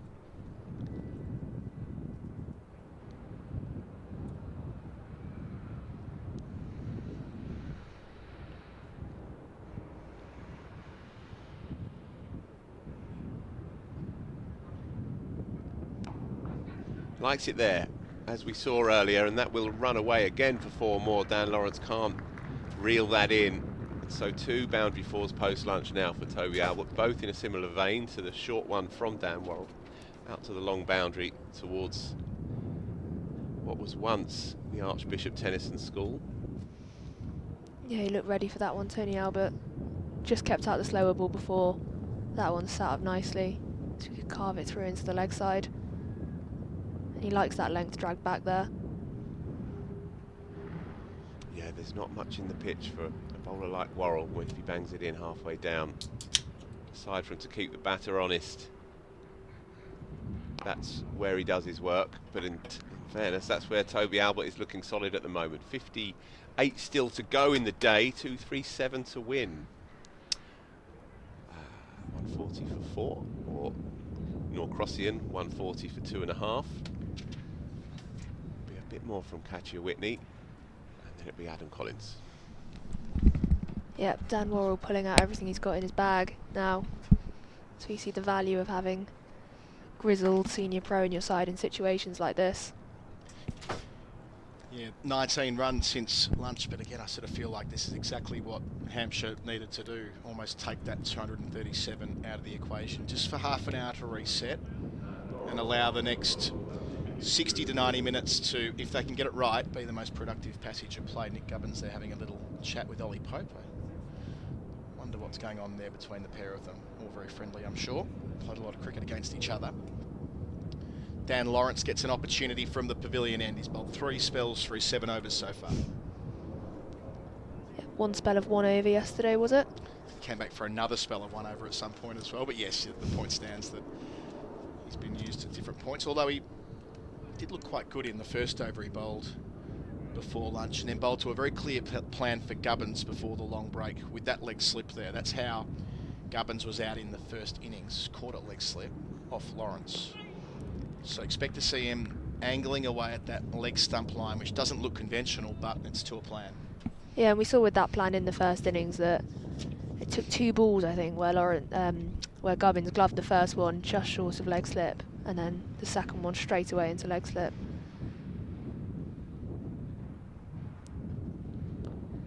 You'd think for a senior pro like Gubbins it would be hard to believe he's going to fall for that one again, but No. So he was happy kicking away out there before lunch and getting well forward as he does here. Nicely worked for 1 to deep cover, the only immense setback on the short boundary for him. So in terms of how you'd set about this Katya if you were Hampshire, still a long way to go in the game. The required rate staying under 4 feels quite important, doesn't it? yeah, I think from a Hampshire perspective you have to see where you are at tea. I don't think there's any sense in forcing the issue considering the position of the game until that final session.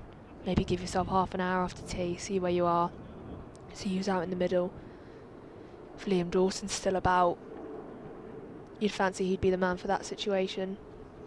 Yeah, they've got quite a bit of batting to come, it's got to be said.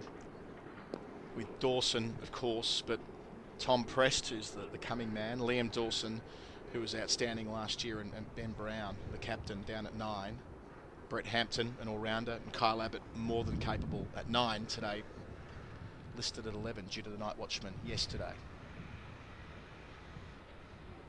So as you say, they could get a bit funky if they wished and recalibrate the batting order if they are a genuine dart at this. Long way to go, but you know. So like if they, let's say these two very hypothetically bat out this session and then bat out another half hour into the evening session. At that point, when a wicket falls and there's still, I don't know, 110, 120 needed, that's the point maybe where they get slightly funky. Yeah, I mean, we know that T will be at 340 regardless, being day 4. So we're not really playing to overs like we ordinarily would. They've got some clear benchmarks along the way. There'll be a lot of overs after tea in that scenario. So, yeah, you could... And look, we've seen it in championship chases, indeed test chases as well in the last 5 or 6 years where teams have been able to size up the situation and really go for it, knowing that they can pull it back and get in behind it if they needed to, if things went awry. Change of bowler for SSE Energy Solutions. Going to be Matt Fisher replacing Worrell, providing energy needed today while building a better world of energy for tomorrow. SSE Energy Solutions. Here's Matt Fisher. Two men back on the leg side, plus a deep backward point in front of the Bedser stand. Darren Fisher looked the pick of them this morning, really. He got the most out of the pitch, bit of movement through the air. Sense it'll be a tougher task for him this afternoon.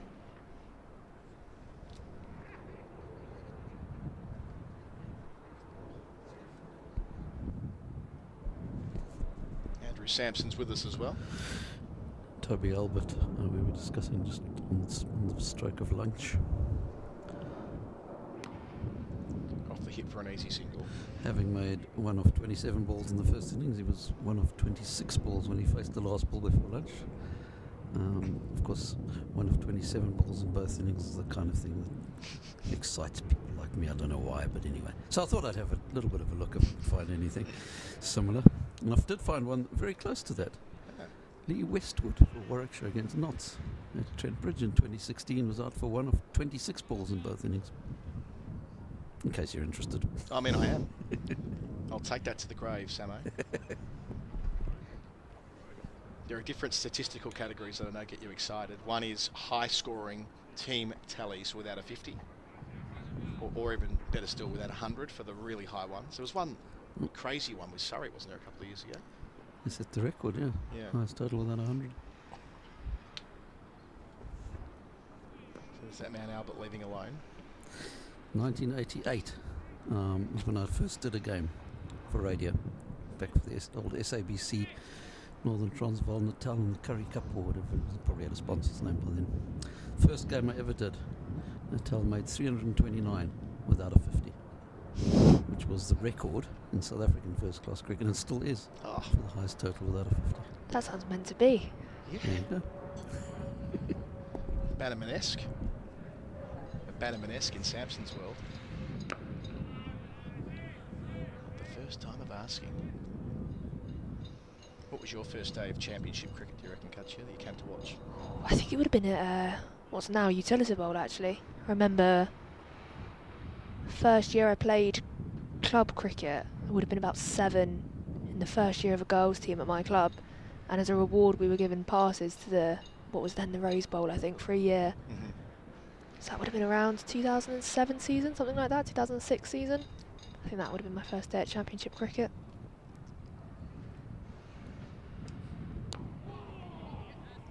Near enough to leg stump there, but Albert inside the line, another single. That's what they're looking to do here in this maybe second half an hour of play. Look to break up the field and remove the catches where possible. Anything striking from that day that jumps out? Fits and flashes. I remember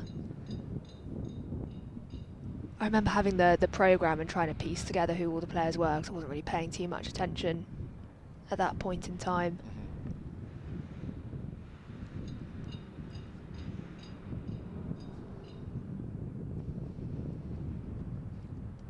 But also I remember being confused slightly about not having followed county cricket that closely at that point of view, what the competition actually was. That now follow fairly obsessively. How things change.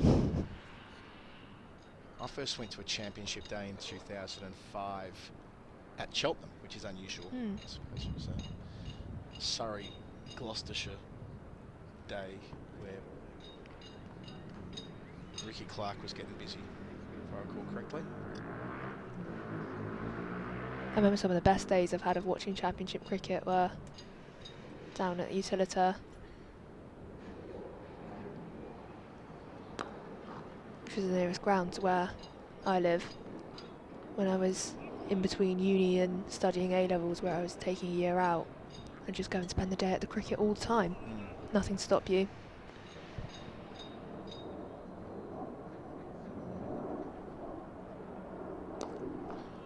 Down the ground, there's a long on now, so therefore one for Albert keeps the board ticking. So 233 to go. Yeah, we've talked a lot about the work from home component of today, but the study from home, air quotes, at the cricket ground is something that's well familiar to me. I used to take the university books down to the MCG and barely open them, and probably scoring along myself, as we saw a chap before lunch doing, who happens to live in my street.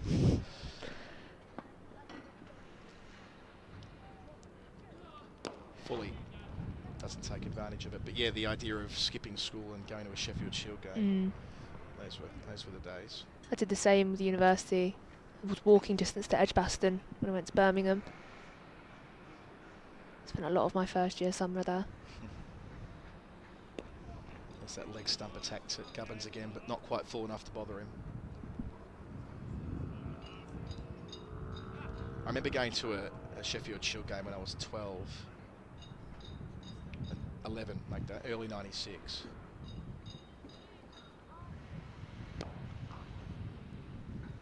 Easy single. And watching a young Matthew Elliott bring up a double hundred with a straight 6 into the sight screen for Victoria. An early day-night game, actually. They played with an yellow ball that season. And then Ian Harvey, mentioned Gloucestershire before. Gloucestershire legend Ian Harvey. His first-class 100 was that day. So, got a diary entry somewhere I found a few years ago. Using his feet down to long on, keeps the strike, 3 runs from it, 146 for 4. That's you done, Katya. Looks like you're closing your lip. We'll catch you later on in the final session.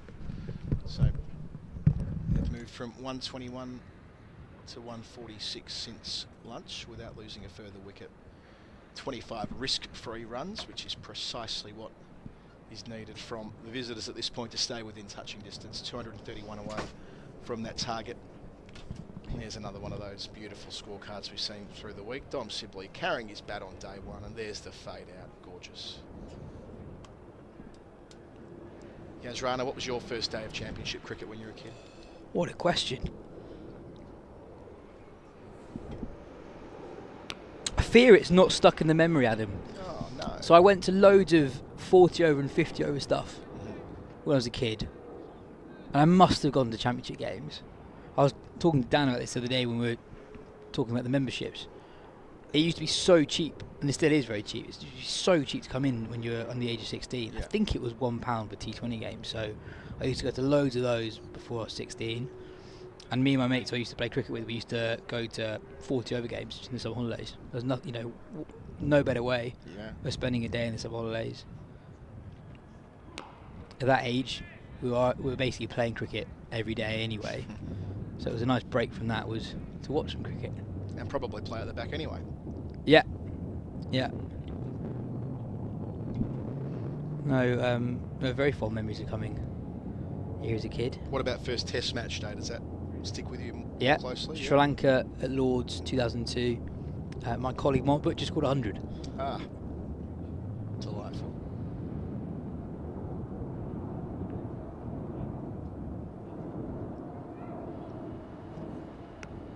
Shot. That's the most authoritative Albert's look so far. Sure, it was out of hit, but it was the way he got into position early. Had the deep backward point to beat and flogged it out to that short rope. It takes Hampshire to 150 as well for the loss of 4. Yeah, he's hit that to the short side, but that would have gone before on either side of the ground. Bit of whip from Fisher. Albert threw his hands at it, but also got on top of the ball. He picks up 4, moves on to 21. Just a little mini acceleration in the last couple of overs.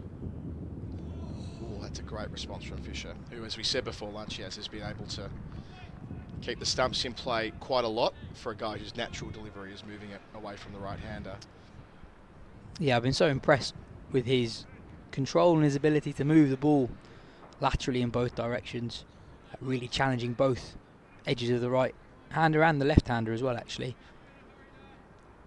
And yeah, that was really quite close to Albert's off stump, keeping him honest.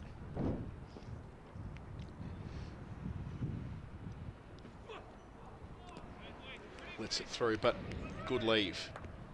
As we see Jordan Clark warm up just in front of us here at mid-on. He's doing a few run-throughs, so not long before we see the all-rounder in the attack. From a Surrey point of view, Colin, this game is threatening to drift. A very simple way of looking at it is that Hampshire have batted for 57.5 overs and there are 54.1 overs remaining, and Surrey have taken fewer than half the Hampshire wickets, and that includes their normal numbers 10 and 11. So they've got loads of batting to come. I think Surrey have bowled well, but it is difficult to create wicket-taking opportunities at the moment. Hitting the gloves hard here, Fisher. And again, that ball's tailing back towards the right-hander, not far away. We'll see here how close it was to the off-stump. Body language would suggest not far at all. Yeah, maybe fifth stump line, so good bowling, moving it both ways through the over. 150 for 4. Yeah, a nice aggressive length from Fisher as well. Albert not really able to leave it on length. So he just brings that in by a stump or so. He could easily be in business. His partnership's grown to 46 as well. So you're right, it's a time when Surrey are needing a wicket, and sure enough, what does that mean? A change of bowler, Jordan Clark, who has been the man Surrey have been able to call upon to break partnerships and do an awful lot more than that across the years that he's been at the club. The change of bowler for SSE Energy Solutions, your business energy partner, meeting you where you are on your sustainability journey. Clark picked up 2 in 2 balls last night, the night watchman, Wheel and Baker. Yeah, and Dan Lawrence moves into leg slip. It's a position that Surrey really like. They deploy it more than most teams. And we've actually seen signs of it with England since Atkinson has broken into the England team. It's a mode of attack that they like to use. Tell you what, Hampshire are leaving the ball very aggressively at the moment, I'd say. They're really looking to let go of anything that they think is just outside off stump. Yeah, kind of reinforces that idea that they're trying to play their own mind games with Surrey and not give them a chance to pick up a cheapie. You can see with Gubbins that determination here. And also the ability for him to accelerate, which we've seen many times over the years. Down to deep square here, made an excellent 100 against Surrey for Middlesex in a losing effort. It was a drawn game actually back in 2021 where he was able to have the winning target within view when it looks like the game was well away from Middlesex. Now they didn't get there, but it was Gubbins who was leading the way in the final session of the match, and it may well be again this evening. If it gets that far, this could be a most exciting finish. 2:27 to go. Where might we be at tea? Tea's 72 minutes from now. If they knock 50-ish runs off that by then, maybe a snifter more, maybe 60 runs from that gone. If they go at about a run a minute, then that will mean they have got something that is in the realms of chaseable with wickets in hand, but it'll have to be with these two getting through the session, maybe one more wicket at most. No, completely. If they've got 5 or 6 wickets remaining and the required run rate remains below 5, they've got every chance of at least having a go at this, because at the moment the plan at the moment for Hampshire is not just survival, but I think that's their main aim at the moment, with 8 points available for the draw. You know how difficult it is to force wins through at this point of the season. Also a quietly pivotal round with a bit of weather around next week. Movement, but well negotiated by Albert, who's building into this innings. You know, if Surrey don't get the win today, away at Sussex next week over the Easter weekend against a Sussex side doing well. They're 3 wickets away from victory at the moment at Hove against Somerset. What's the? I'm sure Somerset are well out of the game in terms of the target, but what are the scores and the doors on that one? Yeah, correct. So Somerset are 277 for 7, but chasing 595. Yeah, miles away. Lewis Gregory and Miguel Pretorius have put on 72 for the 8th wicket at the moment. I think Sussex are just about to receive or have just received the second new ball. So with 50 overs remaining in that contest, you'd expect Sussex to get over the line, but you never know. We saw last week with Worcestershire down at Taunton. Impossible sometimes is possible. It was great last week seeing 2 teams have to absolutely duke it out as the over ends here. 2 runs from it, 152 for 4. That'll be a famous draw for Worcestershire. 200 overs to get to the finish line there. Men around the bat and all the rest. And a similar finish with Lanks holding on at Lords, with that great compilation that Lanks put together of Will Williams defending and leaving to the last set to Andrea Bocelli, Time to Say Goodbye. It's quite a nice bit of social media from them. which of course was the piece of music cited by Richie Benaud in this commentary box in his final passage of commentary in England ever in 2005. I didn't know that. He goes, I won't do an impersonation, but he goes, yes, I carry music around with me. Peace, Andre Pacelli. Time to say goodbye. And then he goes, and it's time for me to say goodbye. And last ball he was on air for was Peterson being knocked over for 100. Yeah, I remember that, yeah. Back to Dan Lawrence, changing ends, SSE Solutions, the bowling change. Get more for less, optimise your operations with energy efficient solutions. So this is the end where Lawrence bowled from before lunch when we were on together.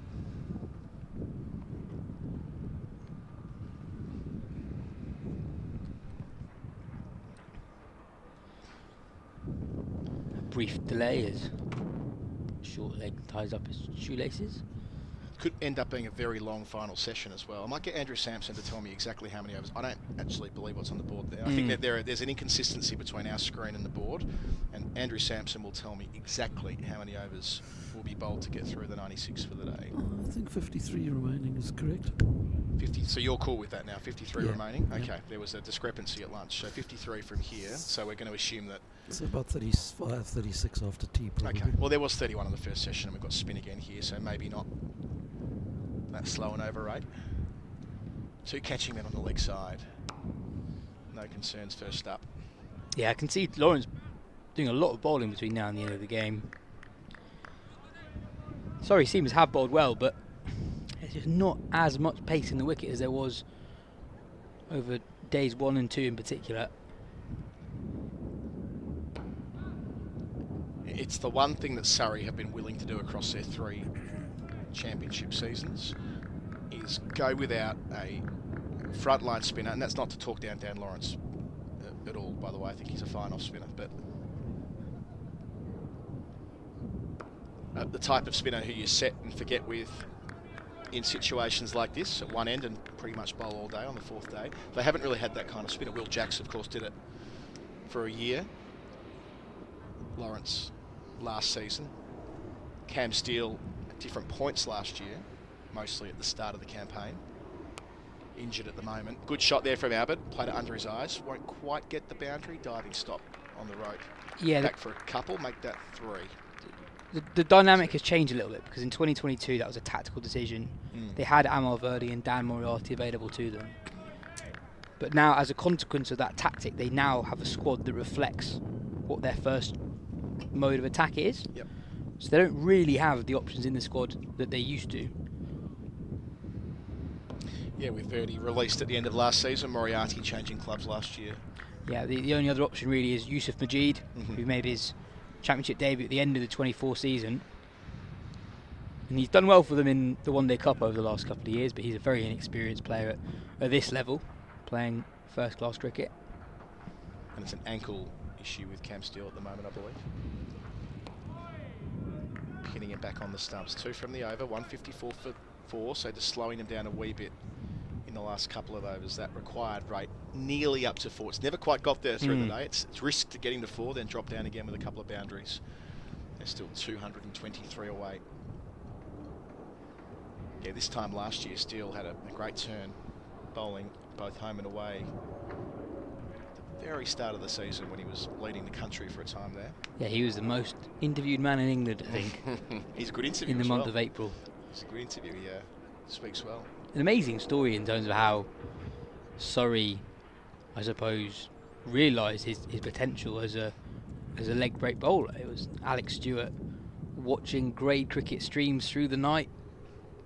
Steele had predominantly been a batter in his professional career, but saw his leg spin at work and thought, hang on, I can do something with this.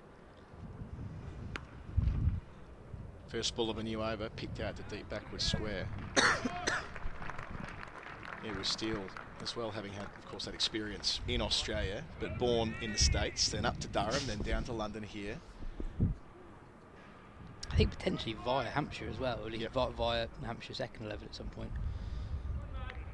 And let's not forget that you go back to 2022, that match they beat Yorkshire in here, the penultimate round. A big part of that win was the wrong on he bowled to knock over Tom Collar-Cadmore. And the way that event sequence, they were able to wrap up the championship with a week to spare. But sliding.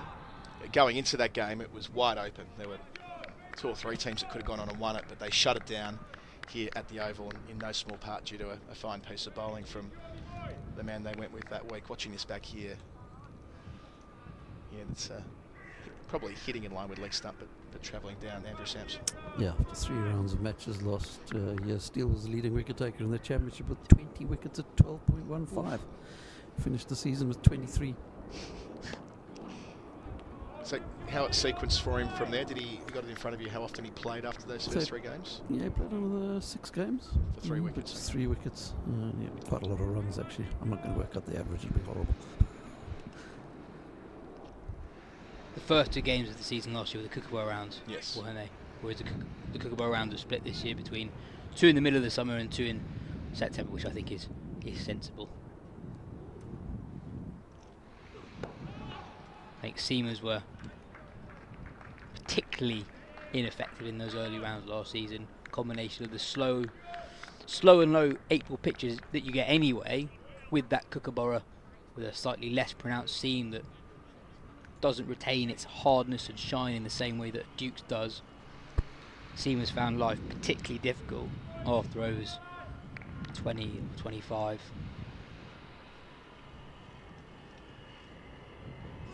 It was fairly uniform, wasn't it, with seamers around the country, unless your name was Sam Cook, who, for whatever reason, just was able to have that Kookaburra on a string. And so it proved when he played for the England Lions recently in Australia, so I'm sure that wouldn't have been lost upon the powers that be when it comes to the role he might play for England. And Rob Key name-checked Sam Cook again last week when being interviewed on Sky.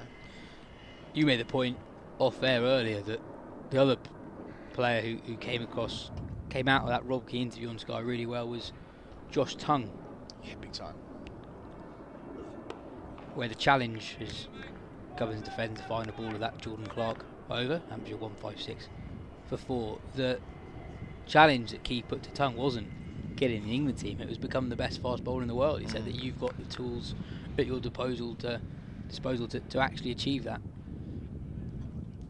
And I actually liked hearing that because it's now 2 years almost since Tongue played his 2 tests for England, both at Lord's, one against Ireland, one against Australia, but he wasn't just quick, there was real skill in what he did as well.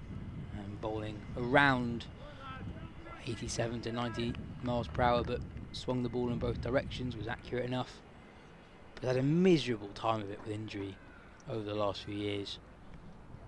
So it's really good to see him on the park, bowled really well in week 1 of the championship season. I think if fit, he's playing Test cricket this summer. Yeah, certainly sounded that way, didn't it? That he's the chosen one of that next group of, I say young quicks. He's hardly fresh out of the packet, but full to start and long on down there protecting that Albert up to 25, 220 runs away from victory. Yeah, the way in which he's been able to elevate himself, and Bryden Carse always gets name checked in that as well, but Carse is a little bit older again. I think what they want is a lot of bowlers, not just 2 or 3, but maybe 5 or 6 who can do a job if required at a higher pace, which is of course where young Sonny Baker has entered the conversation of late too. Yeah, and I think Key was quite keen to dispel the less nuanced narrative around what England are doing at the moment, in that they are not just looking for bowlers who can bowl fast, they're looking for a varied attack, and his point is that in the recent past, England have turned up to Australia with an attack that looks really good for a home series, but not necessarily one for an away tour. Mark Wood, last time out aside, generally pick guys who prefer taking the new ball, who want that edge, thick one. No one at slip. I doubt it would have gone straight to slip anyway, a fraction wider than that. Either way, 4 runs for Gubbins will move him into the 70s. Yeah, a genuine edge from Gubbins, playing away from his body. Good length delivery from Lawrence, turning away from Gubbins. And Surrey, like in the first innings, using the off-spin of Dan Lawrence to the left-handed Nick Gubbins. His angle and his direction of turn will always be away from the left-hander, but there is no slip, but there is a leg slip, which is not what you usually see when an off-spin is bowling to a left-hander, but it worked in the first innings. Yeah, and before lunch it was very clear what the plan was with how they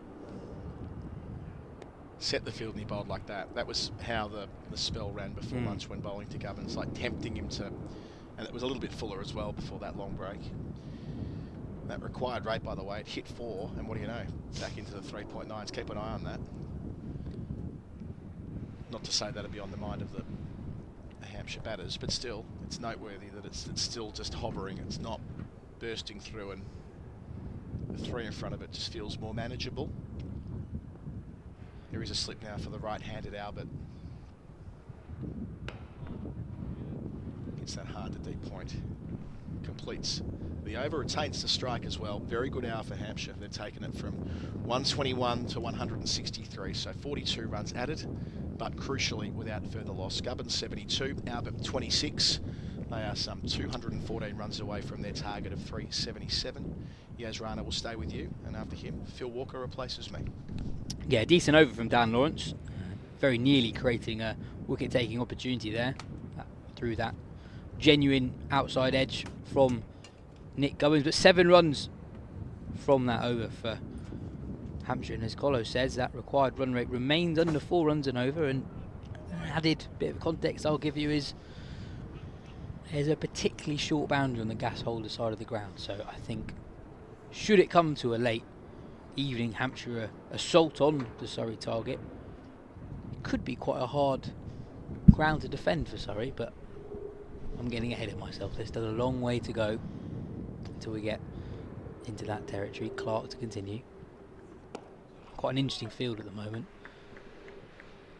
A short mid-wicket and a shortish square leg in plays, and Dan Lawrence at leg slip, and 2 men out on the leg side boundary. Phil, what do you make of the current mode of attack from Surrey at the moment? We've got the field on screen.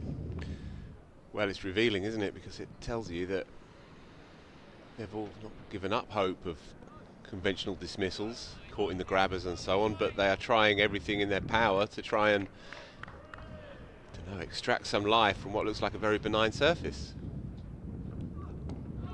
Inside edge, or inside half rather, of the bat, but more runs coming.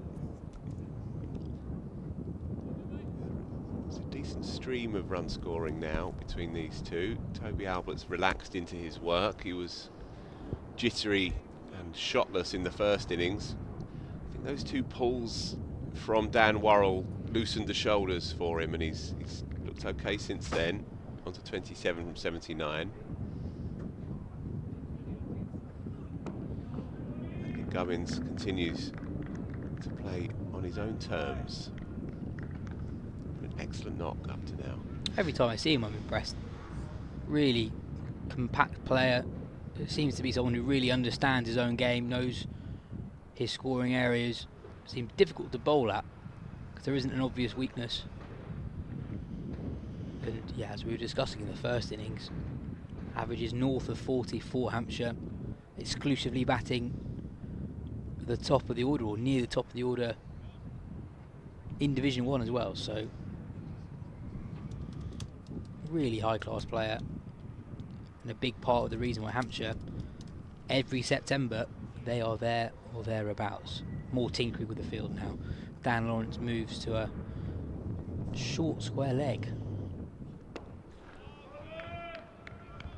Sort of a position that doesn't really have a technical term, does it? It's not a short leg. It's not square leg. I'm not having that as a square leg. It's not quite leg gully either. Yeah. It's not quite close enough. He's too square for it to be to leg gully. Yeah, it's. We're talking about the man. Yeah, at a shortish square leg. Yeah, it's an under 11s position. Yes.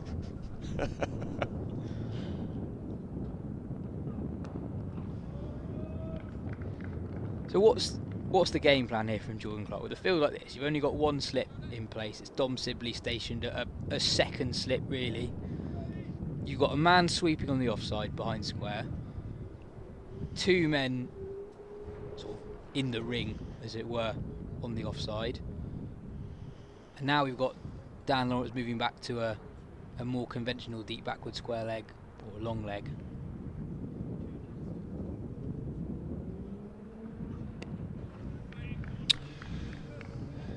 Well, we can resume that conversation when Jordan Clark turns for his next over. 63 gone, 164 for 4, or 164 for 2.5. Yeah, this game is threatening to become more and more intriguing, but we don't want to go there, do we? No. There's a natural reluctance to start throwing the mind too far forward, because cricket is a mischievous old beast. So let's just let this play out moment by moment before starting to speculate. But it's sorely tempting.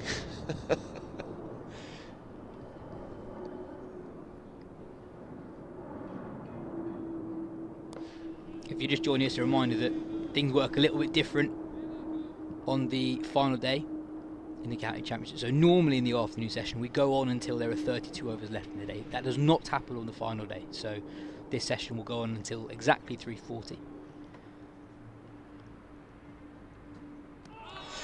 Playing a miss this time. It just wasn't there for the drive, and you can sense that because he breaks his wrists to try and control the shot, and in the end loses his shape. It's a fresh air shot. Lawrence bowling okay here. There is that tempter, and for a right-hander looking at a boundary that can be no more than 45, 50 metres at most, it's hard to resist it. That's what Lawrence is playing for. Flatter this time and nudged for 1. Keeps a bit low as well, and yeah, just for that play and miss from Albert, there's a massive gap between Jordan Clark's left shoulder and mid-off and the man on the cover point boundary. So you can understand why Albert is playing at a ball, trying to be aggressive at it, even though the length wasn't quite there, because there's a vast gap to attack. But yeah, nice bit of bowling from Lawrence. Very nearly had his man. Another moment created by Lawrence in the last 10 minutes.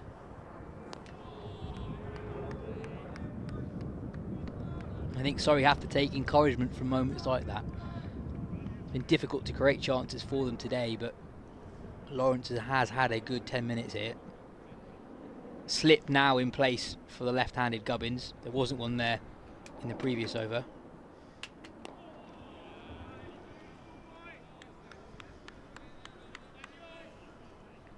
And if anything, Phil, just having a slip there will mean that Gubbins is a little bit more restrained in what he seeks to play on the offside.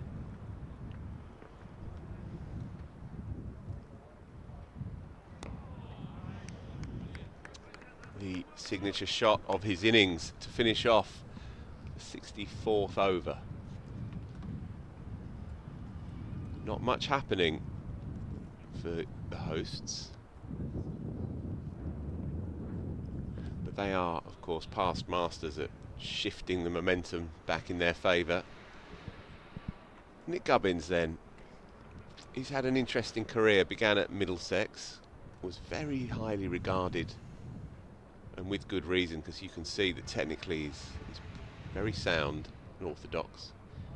And England were interested. I think I'm just looking it up now. He went on 3 overseas Lions tours in the early part of his career. Transferred to, sorry, go on. I was just going to say that the great sliding doors moment for Gubbins was the end of the 2016 summer, where Middlesex win the championship. Gubbins scores 1,300, 1,400 runs in the championship. It's a breakout season for him. That year, England selects 3 new openers for the winter tours based on championship form. Initially it's Duckett and Hamid, then it's Jennings when Hamid is down injured. Gubbins could easily have been picked, given his form that year. Shot 4. That will run away comfortably. And Toby Albert showing his range here. He's played, if you like, very conservative, slow heartbeat cricket up until now, but another little murmur of ambition creeping out.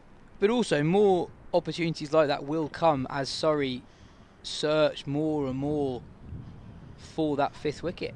We saw a few opportunities towards the end of Matt Fisher's previous spell come from him seeking to bowl a slightly fuller length. And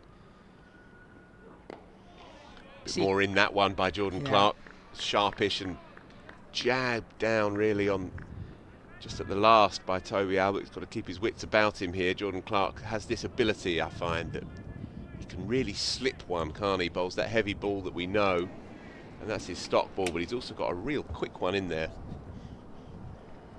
Yeah, really targets the splice of the bat as Clark. I think, back on Gubbins, I think he's just someone who's timed his good seasons badly. Yeah. So on that, just going through his year by year, he averaged just 25 and a bit in 2019 from a full season, and he made just the 100, just the 350s, and that will happen to any player out there. Any player can have a bad year for any number of reasons, but that would have come at a hinge point, really, I guess, in his story. And when you are a young batter, knowing quality coming up behind you, again trying to engineer an attacking shot to a delivery that's probably not quite there to attack, but further sign of intent. Rather awkwardly got himself into a tangle, did Toby Albert there. Two men out for that shot. Sorry, Yas. He would have been 25 in 2019. That would have been the prime sort of spell for him to really establish himself as the next cab off the rank. I mean, that was the summer that Sibley scored millions of runs and got himself in the England team for the first time. Yeah, indeed that, and the following year as well, only made a couple of hundred, so 300s in 2 seasons, and then you're back in the pack, aren't you? You're back in the, not the journeyman pack, but the established county pro pack, and people don't talk about you as much. But he's always been a better player than that, and even during that tricky time, his one-day performances overtook his red ball performances. He has a very good 50-over record, averages 40 at a decent lick. I remember writing about him actually at the time and making the point that what people were expecting him to be, his identity shifted. Well, now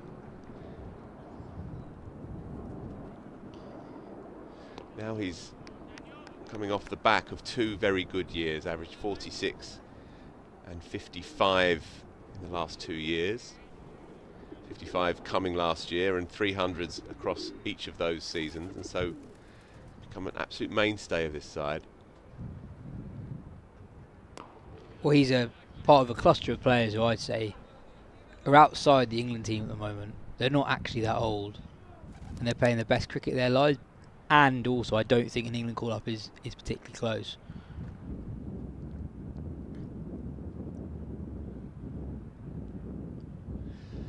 In that, he's someone who's averaging best part of 45 in the Championship in Division 1 for Hampshire over a decent period of time, but there are loads of options England have.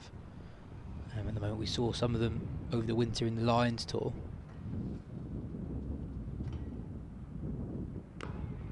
And there's also something that we hear articulated from pretty much everyone who has an England leadership position at the moment, is they're looking for players who have shown signs of being really able to apply pressure on good bowling, high class level bowling.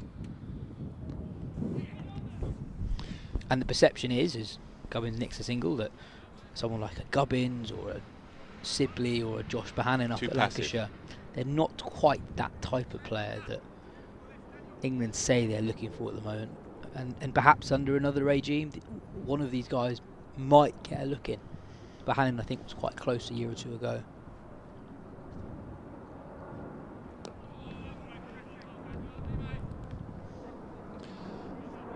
.66 gone. 46 still left to get through today. And with Lawrence taking up a fair chunk of the afternoon with his loopers, then we are going to fancy our chances of getting the majority of those overs in, you would hope, albeit they have come off a bad light, truncating all 3 days up until now. So that will play a part for sure. That will play a part at some stage, but we are getting through them at a decent lick here. We are halfway through the day and just over halfway through the number of overs. Change of bowling for Surrey, change of ends for Matt Fisher, who I think has bowled really well this game. Is a change of bowling brought to you, as always, by SSE Energy Solutions. And yeah, Phil, I asked you a question about what Jordan Clark was trying to do at the end of the last over, and you said, well, let's wait until he comes back on. We will never know. We'll never hear what you thought Jordan Clark was trying to do, but I'm going to ask you the same question about Matt Fisher. This is... Can I play for time again? Well, let's work out what the field actually is first, but this is a unconventional red ball field, right? There's one slip, Ollie Pope keeping Ben Folkes for company. Rory Burns taking his time in directing his men round the Keir Oval at the moment. Dom Sibley stationed at a catching short mid-wicket. But other than that, you wouldn't say there's anyone who's in a attacking, catching position.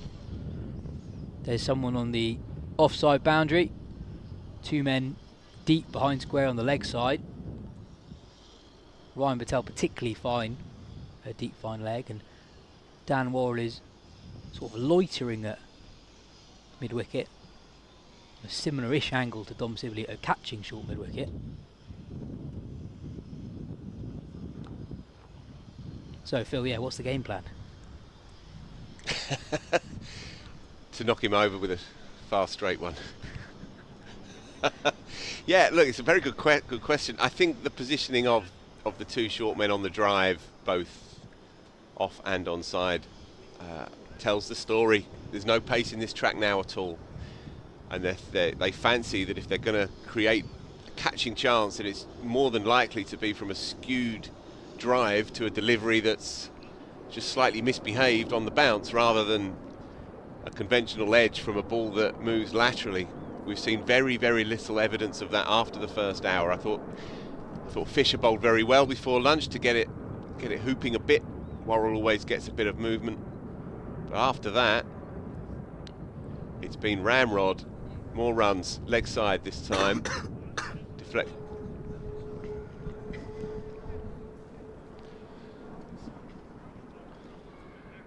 172 for 4. 205 to win. Yeah, the other sign of what the pitch is playing like is for that previous ball to Albert, you only had two men behind square full stop. Ollie Pope at slip and a man at deep fine leg. Matt Fisher's bowling at 82 mph and only one man deemed necessary behind square. Slightly different for left-handed Gubbins. Dan Lawrence at a leg gully position.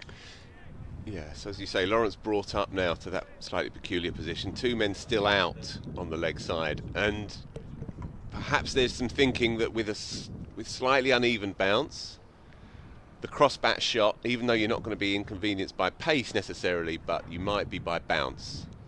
And so a top edge is always, if you like, an occupational hazard on a day 4 pitch.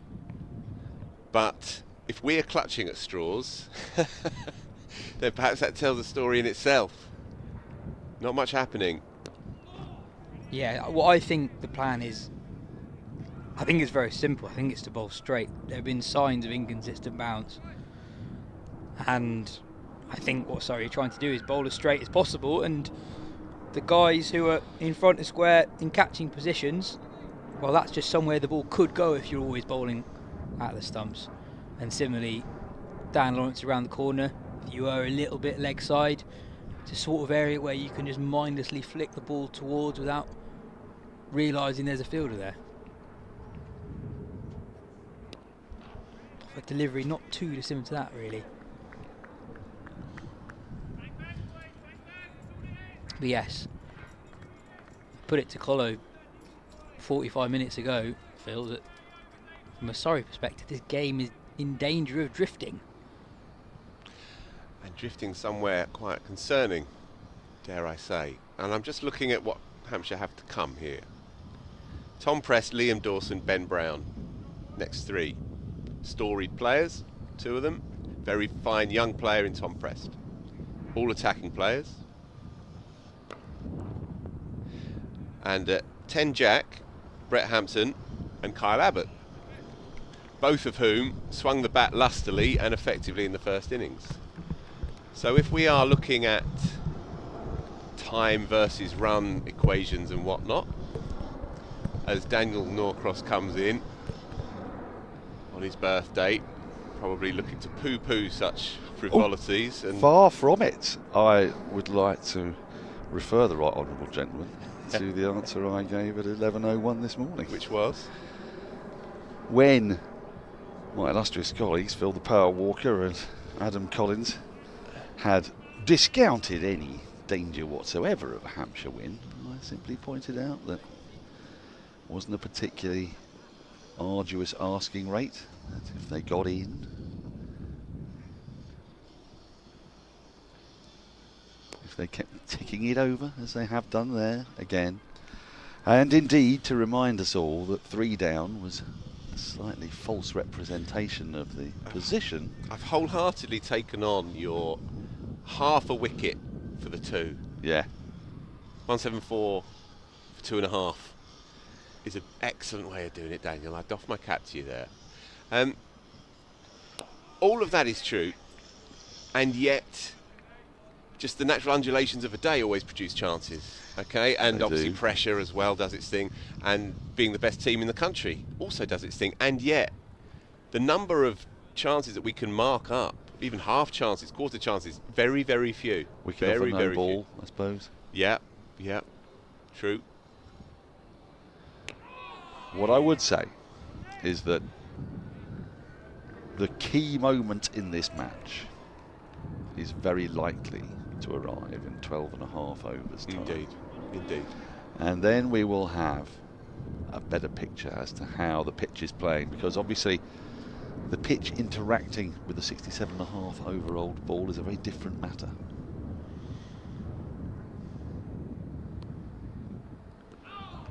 Another one where Toby Albert is looking for a drive that isn't there.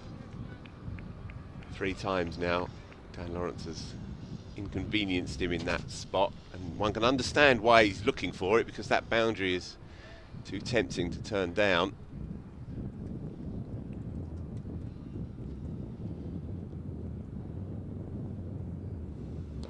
What Rory Burns will look to do here is try to get as much out of Dan Lawrence as possible. Yeah. To keep Kemar Roach, Dan Worrell, and to a degree Matt Fisher and Jordan Clark relatively fresh for that new ball.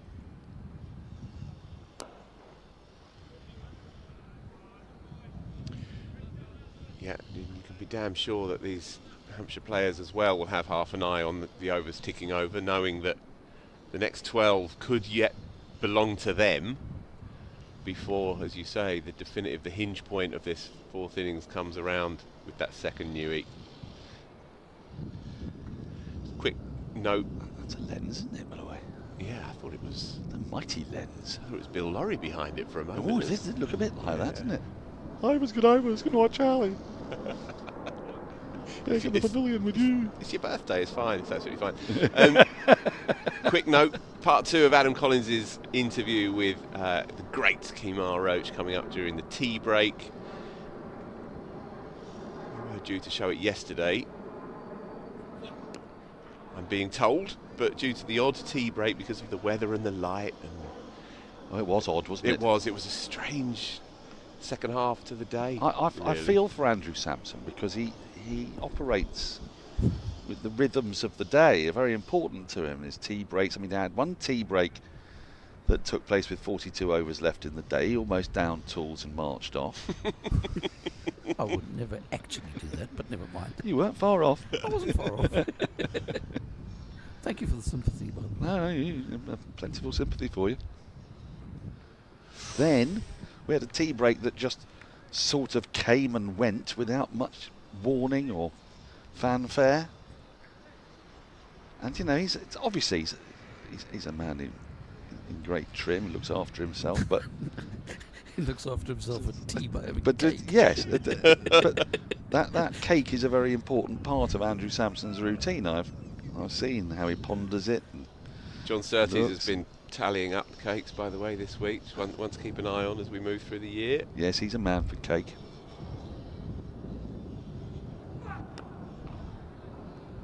And we get some great cakes downstairs. I'm not normally a fan of pear. I find pectin a little bit tedious, and pear is a little bit like the sort of game of fruit for me, because it almost feels like it's got bits of lead shot in it. Do you know what I mean? You know, when you bite into a pear and you get that sort of slightly grittiness. But the pear cake downstairs is unimpeachably delicious. Unimpeachably delicious. I thought you'd like that. I did notice it. It was very good yesterday. But I noticed you tucking in. Anyway, it wouldn't be right really to go through a day's commentary without farting on about cake, would it? I guess not. I mean, I've got to limber up for the international summer. Get my cake game back on. I did say when I first arrived on Test Match Special, I said, have you done Test Match Special? I've done it once or twice. I said, I'll do anything but won't do cake. I won't do cake chat. I bet you do. So, first day. Yeah. They don't let you get away with that. I'll tell you a story of it, actually.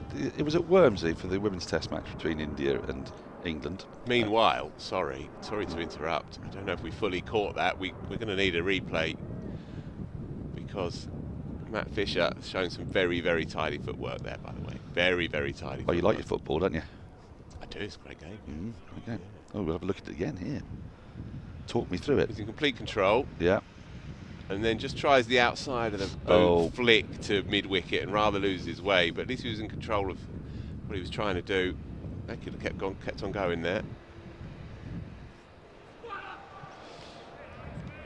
Nice little effort ball to finish there. That's exactly what Surrey require of him at the moment. It's 2 consecutive maidens, isn't it? Was there maybe one run off the previous over, but it's exactly what Surrey need. They're trying to get through these next 11 overs and then have the burst after tea with the new ball. So anyway, I find myself at Wormsey. It's Smriti Mandana's debut. And it's an awkward commentary position at Wormsey because you've got this tent, and no elevation really. And you're not very high up. And suddenly this sort of gaggle of young women were loitering in front of my table where I was commentating from, and I was about to be waspish, Phil. Because they were impeding my view. Sight screen? That sort of thing. Yeah. I was going to come over all Polly roads. Sure. The great scorer at Somerset, who famously gave Giles Clark a tongue lashing for getting in her way in the porter cabin at Taunton during one game. It was a sight to watch. Scorers are the one group of people who are allowed to be as rude as they like to anybody, because their work is the most important. Sounds like a civic duty. I agree. Back then. More runs. So anyway, Lawrence just dropping it into that nice little comfort zone for Nick Gubbins, who's been, if we could bring up a wagon wheel at some point, it would show that he scored a large chunk of his runs in that little segment there, just from square leg round the corner. He's been in complete control of that shot all day long against the seamers and the spinners. Sorry, Daniel. Well, I'll come back to it after this ball. Oh, a big floaty fully, and he's not been able to capitalise. He'll pick up 2. Cricket not exactly the winner there. Well, that's a sign of a man who's sort of playing within himself, isn't he, at the moment, and very aware of the match situation, and knowing that more testing times are not far around the corner. Doesn't want to give it away here.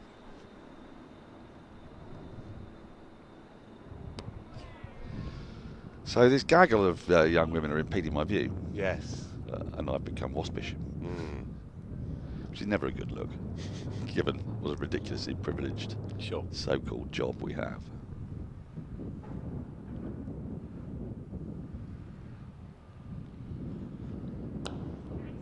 And just as I was about to give full vent to my waspishness, the note is slapped down on the table. It says, "Hampshire under-16 ladies have brought us a cake. Describe it." Day one, after being adamant, the no cake chat.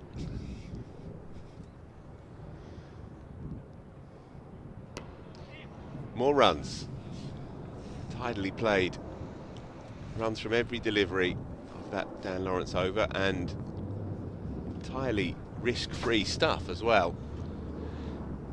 Daniel, I'll leave you to talk to yourself.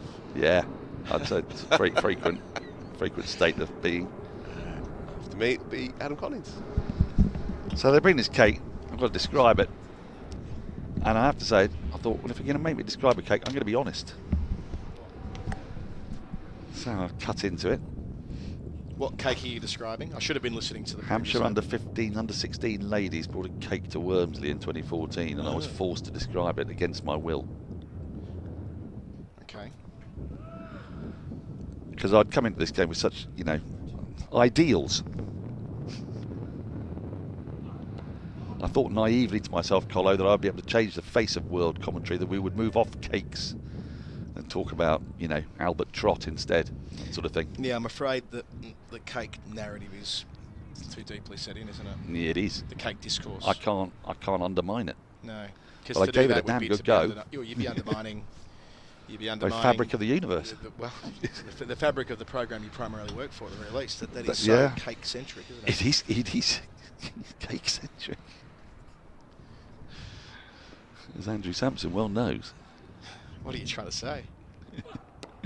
Here's Fisher bowling with a required rate which has nudged above 4. Daniel, we were sort of talking before about how it had gone above it briefly, then back down below it. In the half an hour I've been next door.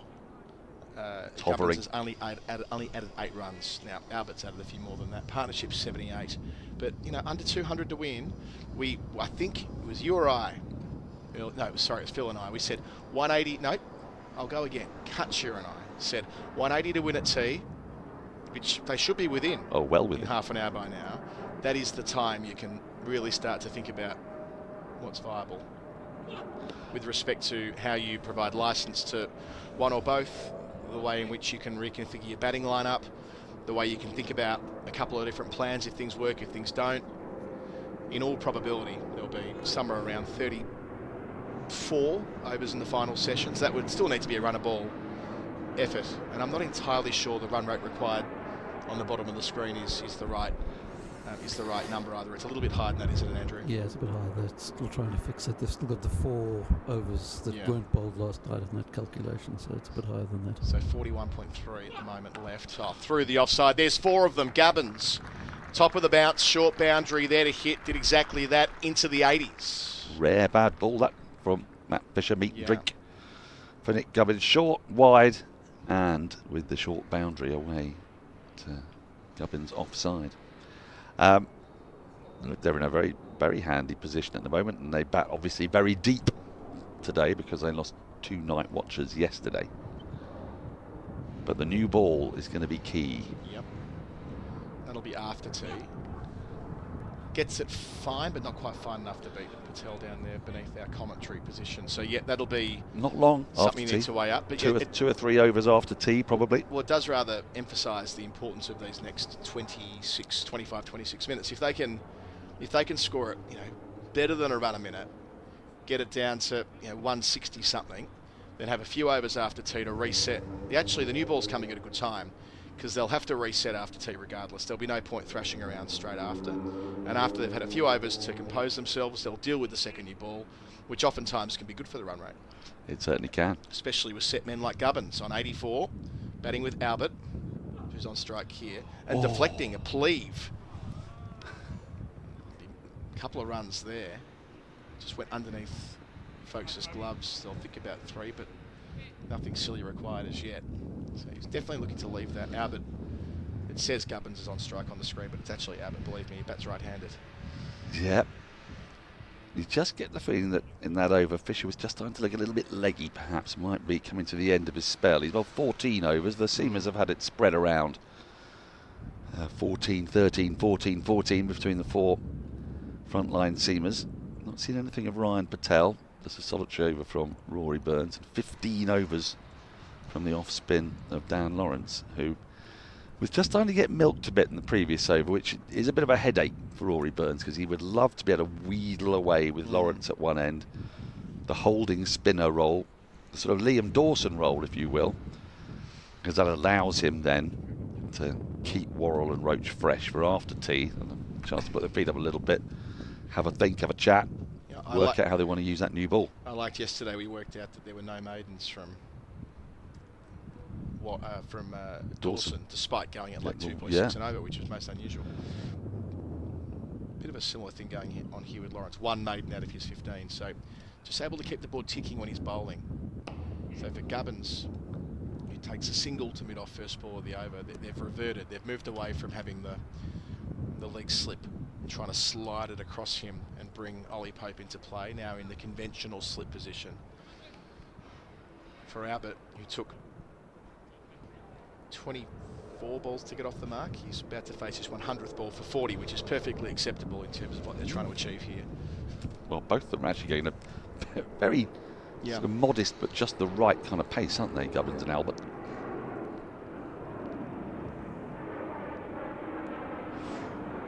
A little bit of turn there this time. So 100 balls for Albert, and remembering to come the flexibility to bring Dawson in next if they wish to, but pressed as well. They're all pretty much attacking options, really. Pressed, Brown, indeed. Hampton. Nice to put bat to ball. As does Kyle Abbott, now batting 11. Oh, that'll work. That'll work very nicely indeed. Away goes the leg slip. Yeah, it was a no ball. No ball as well. So 5 runs added to the tally. 6. 6, correct. 6. Right, you are. So let's see the second time he had one man to beat there at slip, and did it convincingly. But you know, we've seen a surprisingly few number of reverse sweeps actually in this game, especially with a short boundary down there. Down the ground he goes again. So they're more than halfway there. What it does, that reverse sweep, is that it sort of forces Rory Burns to put that backward point a little bit further behind square, or makes him think that he might have to, which then opens up a gap square of the wicket in the offside for the nudge and go. Lovely.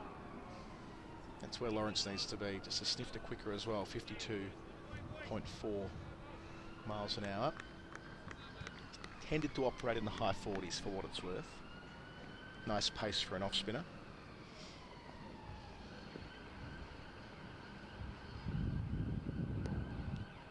That's just brought back a little bit. So yeah, 47.6 mile an hour.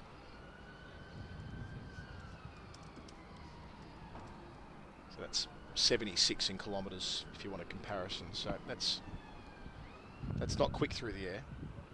It's giving it a chance to turn.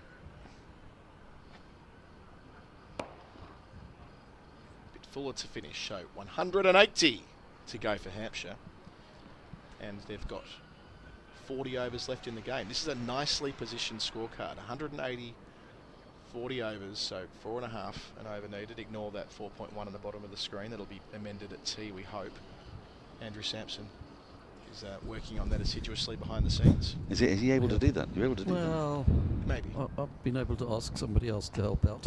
Right. Oh well, yeah, but that's the best way of doing it. Yeah, it's an it's an automated program. What's up there? They're accepting that. Well, they're building in 4 overs that will never be, because play was called off. Yes.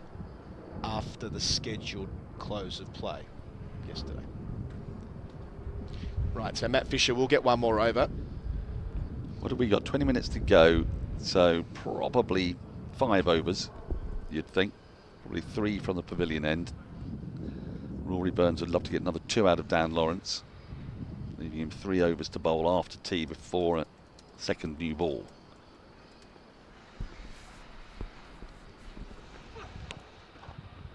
Wonder about a little bit of Ryan Patel, perhaps. He did hurt his shoulder yesterday when he was diving to make his ground. So maybe a bit of residual soreness there. But these are the overs you're just trying to manage your way through. It's kind of phony war, really, for Hampshire. They're also trying to play slightly within themselves because they daren't get out before the new ball. They want to be there for when it happens and after tea. Phony war, you say? When we talk about this, it's normally October.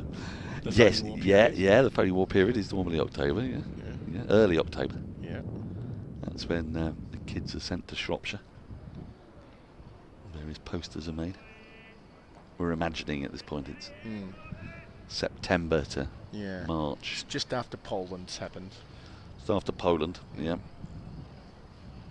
It's going to take 1939. too much to explain, isn't it? Well, the full explainer is on the Kia Oval website if you want to find it. It is. Good idea. Daniel Norcross and World War II, and you can thread it together.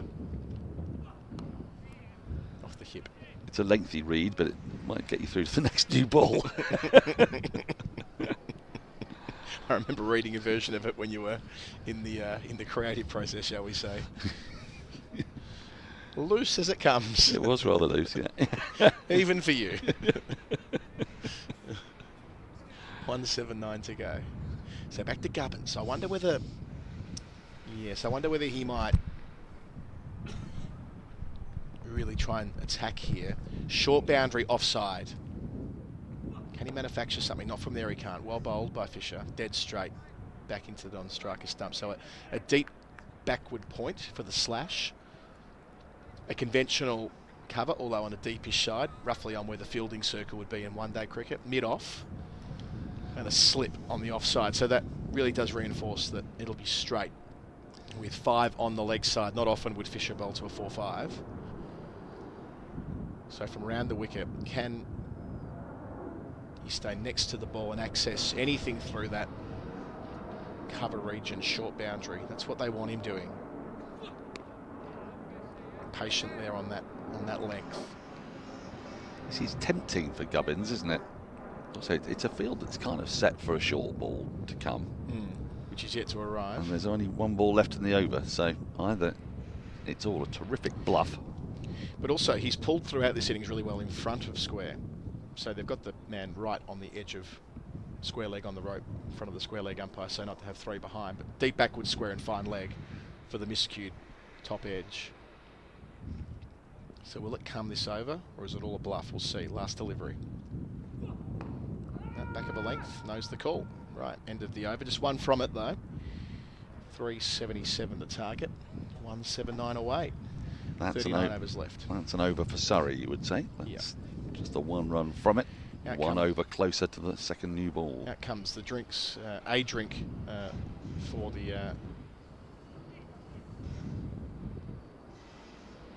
Surrey crew. I wonder whether that's come with a message as well. Usually does these days. Well, Fisher's also been bowling for a little while there. So maybe partly to do with that. It's pretty nippy out there. It's a bit colder on our balcony, though, I suppose. Sorry, yes. Sorry, I was going to say, at tea, we've got Kemar Roach, who's out there, of course, at the moment. Part 2 of the conversation that I had with him probably this time last week on the Final Word Cricket Podcast, which got released over the weekend. We played the long bit yesterday. The tea time bit will be played out after this session. Well played and well run.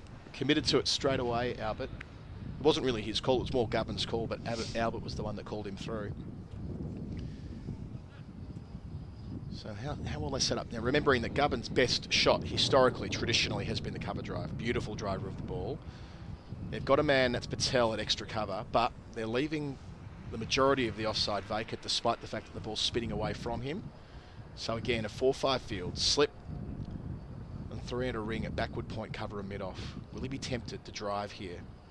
He waits and plays in that direction, but only as far as backward point. He scoots around, they get 1.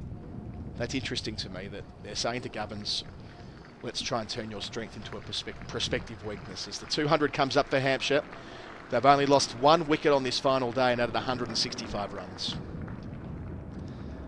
It's been a really good effort from Hampshire on a pitch that's slowed a little, but just remember in the first hour of play, Surrey's bowlers bowled impeccably. They got the ball to move and weave and dart about a bit.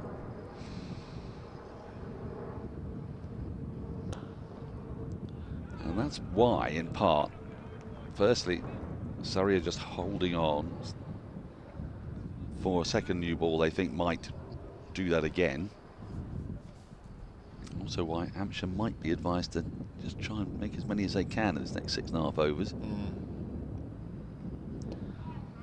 The more pressure they can put on Surrey by that point, the harder it'll be for Rory Burns to attack with the second new ball. And one other factor with the second new ball, I don't think it's long before the lights will be on here.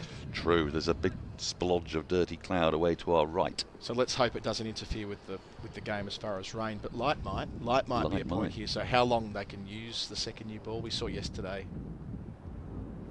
Oh, that's not going to be going the way of the bowl. They got plenty on that in the end, down to fine legs, stopped out in front of the short rope by Roach. They get back for a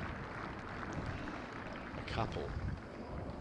88 for Gubbins. But yes, the second new ball and its use, there could be a quirky situation where they might have to turn to Lawrence and Burns and Patel and whoever else can. Well, if they want to. If they wish to. At that point, it might be against Surrey's interest. So these are considerations after tea. Oh, I say. Threw ever so close to the stumps as well. He went back and didn't quite turn as much as Gubbins thought it was going to, if at all. End of the over, 203 for 4. We've got 13 minutes until 2. Gubbins is 12 runs away from 100. Yeah, I think we're looking at 3 overs here, aren't we? Gosh, you could do worse than knocking off these 12 runs to Gubbins. And I know that that'll be not the furthest thing from his mind, but it won't be the primary thought right now. But just having that hurdle cleared as the walkie-talkies come out. Might that be the floodlights? I was going to say, I think the walkie-talkie might be come get the lights on. You can see the shadows on the players already, although that's coming from... The sun might have just burst through again in the last minute or so. Kemar Roach is going to be the change of bowler for SSE Energy Solutions. Stay ahead of the game. Implement a winning sustainability strategy. Roach has 1 for 43. That was Stoneman yesterday.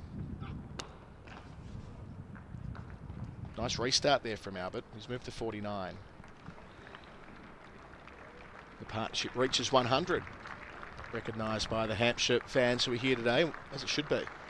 220 balls, so the required rate has gone up while they've been there, but the probability of winning's gone up as well, by dint of the fact that they have only lost 1 wicket today. It's a lip-smacking prospect, and it's free after tea. As we try to remind you, free after tea. What could be quite a session of cricket. Well, any match, any multi-day match, any first-class game where there are 4 results possible with a session to go is one worth paying very close attention to. Yes. All results on the table, all 4. So, change of line. Change of tactic perhaps here. Short straight catching mid-wicket, one of 2 men in that direction catching for Gubbins, and he gets it just square of the more conventional mid-wicket for 2 more. Into the 90s, Gubbins. So that's not far away from the plan they're looking for there with him. They want him up-ish, and that was a little bit up-ish.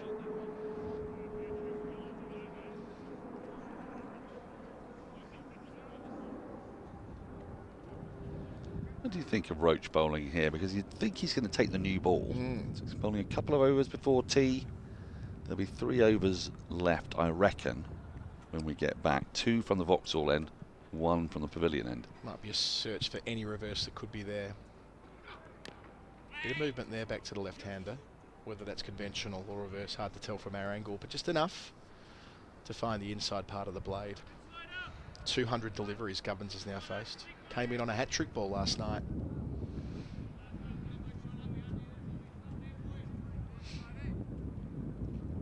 Yeah, just a little bit of shape there, wasn't there?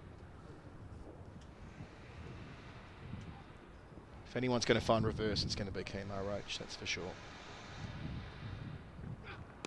That devastating spell he bowled with the old ball to Warwickshire last year that burst that game open. Oh, yes. It was a thrilling caught and bowled, and then twice he uprooted stumps from a game that was broadly in balance. It was all over about 2 hours later. That's the sort of thing that Kemar Roach can do when he gets his tail up, gets the ball hooping around, old or new.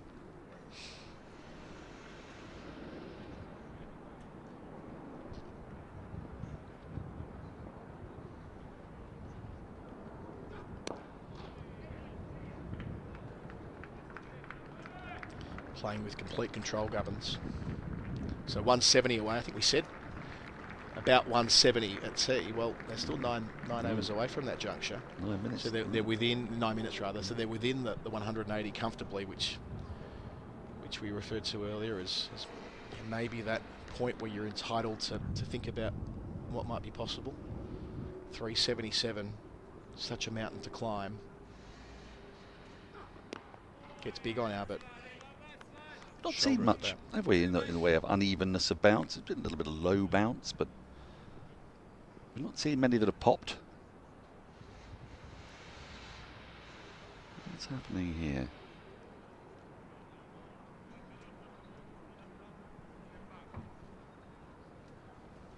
.75 overs gone, 8 minutes till tea. They might even squeeze another over in if they can get there quickly. The Hampshire batters are having a chat. They'd probably rather not. Well, they're going to have to bowl them regardless, so it's not really, there's no real marginal. Yes, gain. It's more that if you want to. The sooner you've got the new ball after right, tea, it's just a. Yeah, that's it. So it's in Hampshire's interest to. I'll have a little bit more time to let this go. Yeah. So Lawrence with 7 and a bit minutes to go till the tea break, probably his last over of the session. Unless he gets through it speedily, and he did do that before lunch. He got through a 75-second over, Jadeja-esque. 75 seconds, was it? About that. Oh, that's a goodie. Yep. Straight through. It's got a longer run up than Jadeja, to be fair. There's slightly more moving parts as well in between that. There's a lot happens in the 6 or 7 paces that Dan Lawrence needs to get through his action. See Gideon Haigh writing an entire piece about it. He's saying that he has done or that he could do? That he could, he definitely could. Oh, my word. Yeah. It'd be very readable as well. Yeah, you could probably write a Night Watchman essay, 2,500 words or something like that. In fact, you probably could, Dan, write a 2,500 word essay about give it a go, yeah. With various perambulations. All right, field spread. 4 back, Albert on 49. Make that a really important half century. Toby Abbott missed out in the first innings, 1 from 27, and he was anchored early here too. But since lunch, he's batted with fluency when needed and turned the strike over. 5 boundaries along the way. And along with Nick Gubbins, has got this Hampshire team to within striking distance in the final session of the match. Well played.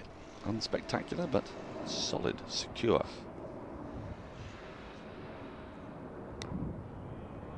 I think it's a real feature of the modern game that scores well above 300 are really being hunted on the final day. It's a story of pitches and experience. April as well. Yeah. Andrew Sampson's with us too. Back to him after this final Lawrence delivery. 1 for Gubbins, keeps the strike. He's 93. They will get 2 more in before tea, by the way. That was a quickish over. It leaves Hampshire at 167 to win at 210 for 4. Oh, it's the first time Toby Albert's got a second innings 50 in his first class career. 200s and 250s in the first innings, and before today, in 9 second innings, he's made 66 runs at 7.3 with the highest of 31. Well, I never. So there you go. Breakthrough innings, perhaps. Yeah. Nice little statistical monkey to get off the back. So Roach is starting this over with 5 minutes to go till tea. Yeah, he's got 4.5 to be precise, but it should be enough to get Lawrence another. Time for Gubbins to get off strike again too. Within a lusty blow of 3 figures, he's 94.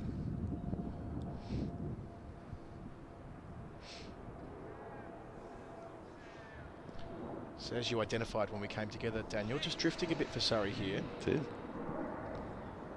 But as I said, right at the top of this stint, the most significant figure that Surrey are looking at is the number of overs bowled. Yes. We've seen this happen so many times. Indeed. I mean, the most pronounced time for this kind of strange period of stasis was the first Bazball year of 2022 with those balls when they went completely useless, and you would see teams almost go into new ball management from about the end of the 50th over. Yes, Jack Leach would get on and stay on for 15 overs. Absolutely. Oftentimes. Catching mid-wicket for Albert, still there for Roach, trying to tail it back into him. Just like that. He's equal to it, bat and pad glued together. They're now very much batting for tea.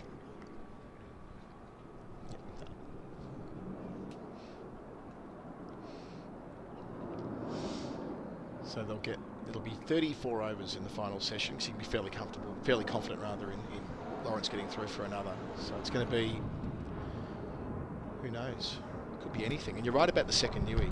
I think the fact that Roach has had to bowl in this session right now is not perfectly ideal. Along the carpet, deep backward point.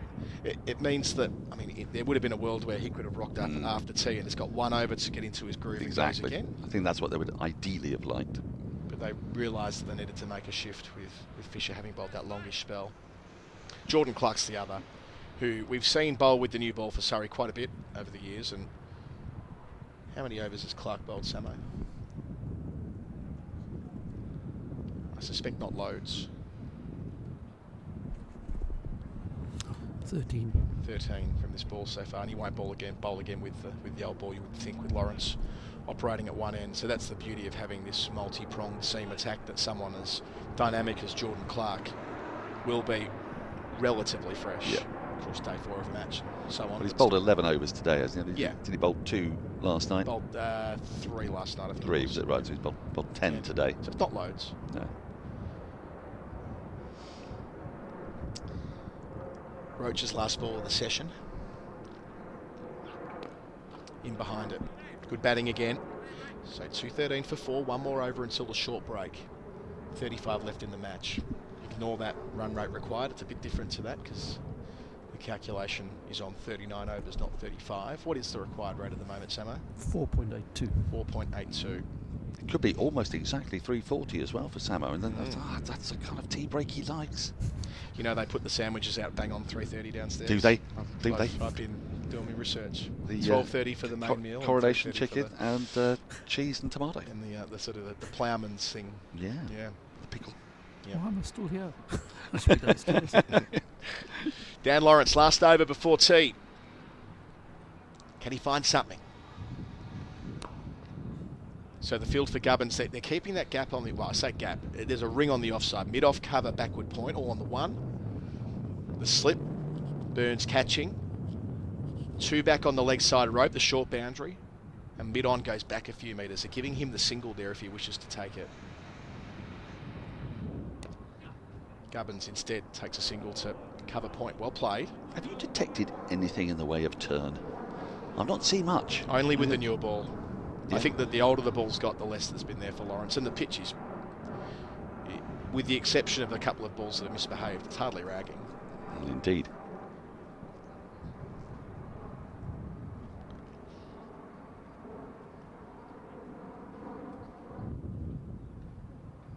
Doesn't look like there's been too much damage done by the quicks either. Not a lot of footmarks to aim for. And I suppose he's bowling predominantly to where the left armers would be bowling, and they haven't been in this match. So an easy single for Albert. Gubbins 96.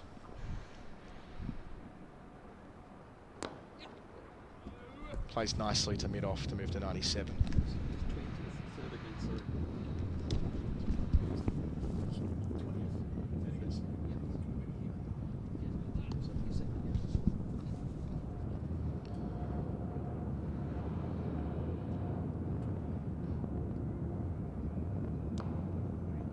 Quite sneak it through, so it'll be Gubbins on 97, not out T. Gosh, he's batted well. So That's chanceless, isn't it? Yeah, that's the other side of this. It's not just that they've negotiated this whole session. It hasn't really felt like there's been a chance. Pope jumps over to straight catching mid-wicket. Last ball of the session.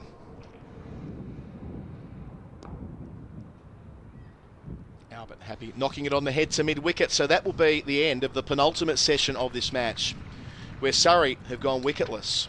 Hampshire began this 2-hour block at 121 for 4. They've added 95 wicketless runs. Nick Gubbins advancing from 56 to 97. Toby Albert from 1 to 52. So that partnership has built steadily up to 112. And it leaves Hampshire 161 runs to win in the final session of the match. A little bit under 5 and over. Daniel Norcross.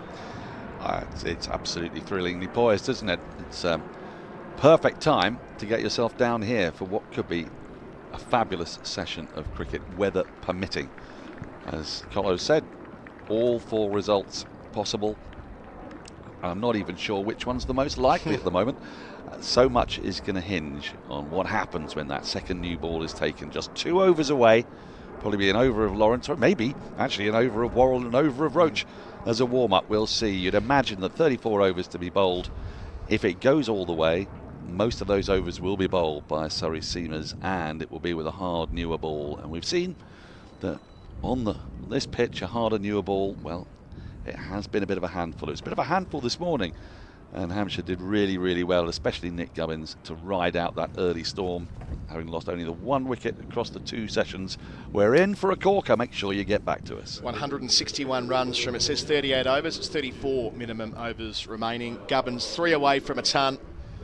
As you say, this could be an absolute belter of a finish here at the Kia Oval. Get along and make sure you stick with us on the Surrey live stream. My chat with Kemar Roach coming up in just a moment. When we return in quarter of an hour, it'll be Hampshire at 216 for 4 starting the final session of this match.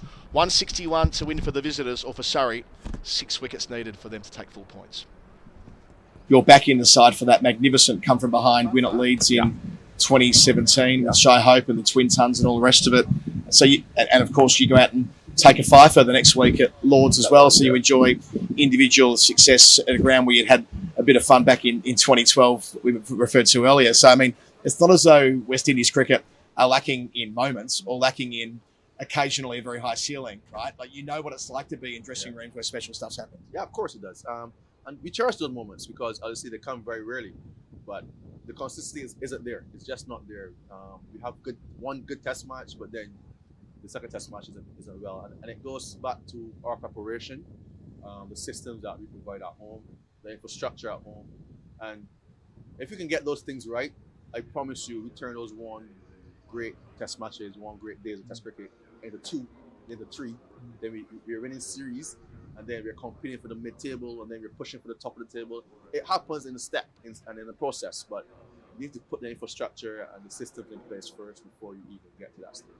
And you've been tough to beat at home. I mean, especially where England's concerned, right? So 2019, when you thrashed them, your bowling figures of 5 for 17, that performance at your home ground was identified as the best test bowling spell by the ICC that year. And there are certain opponents you've matched up well against.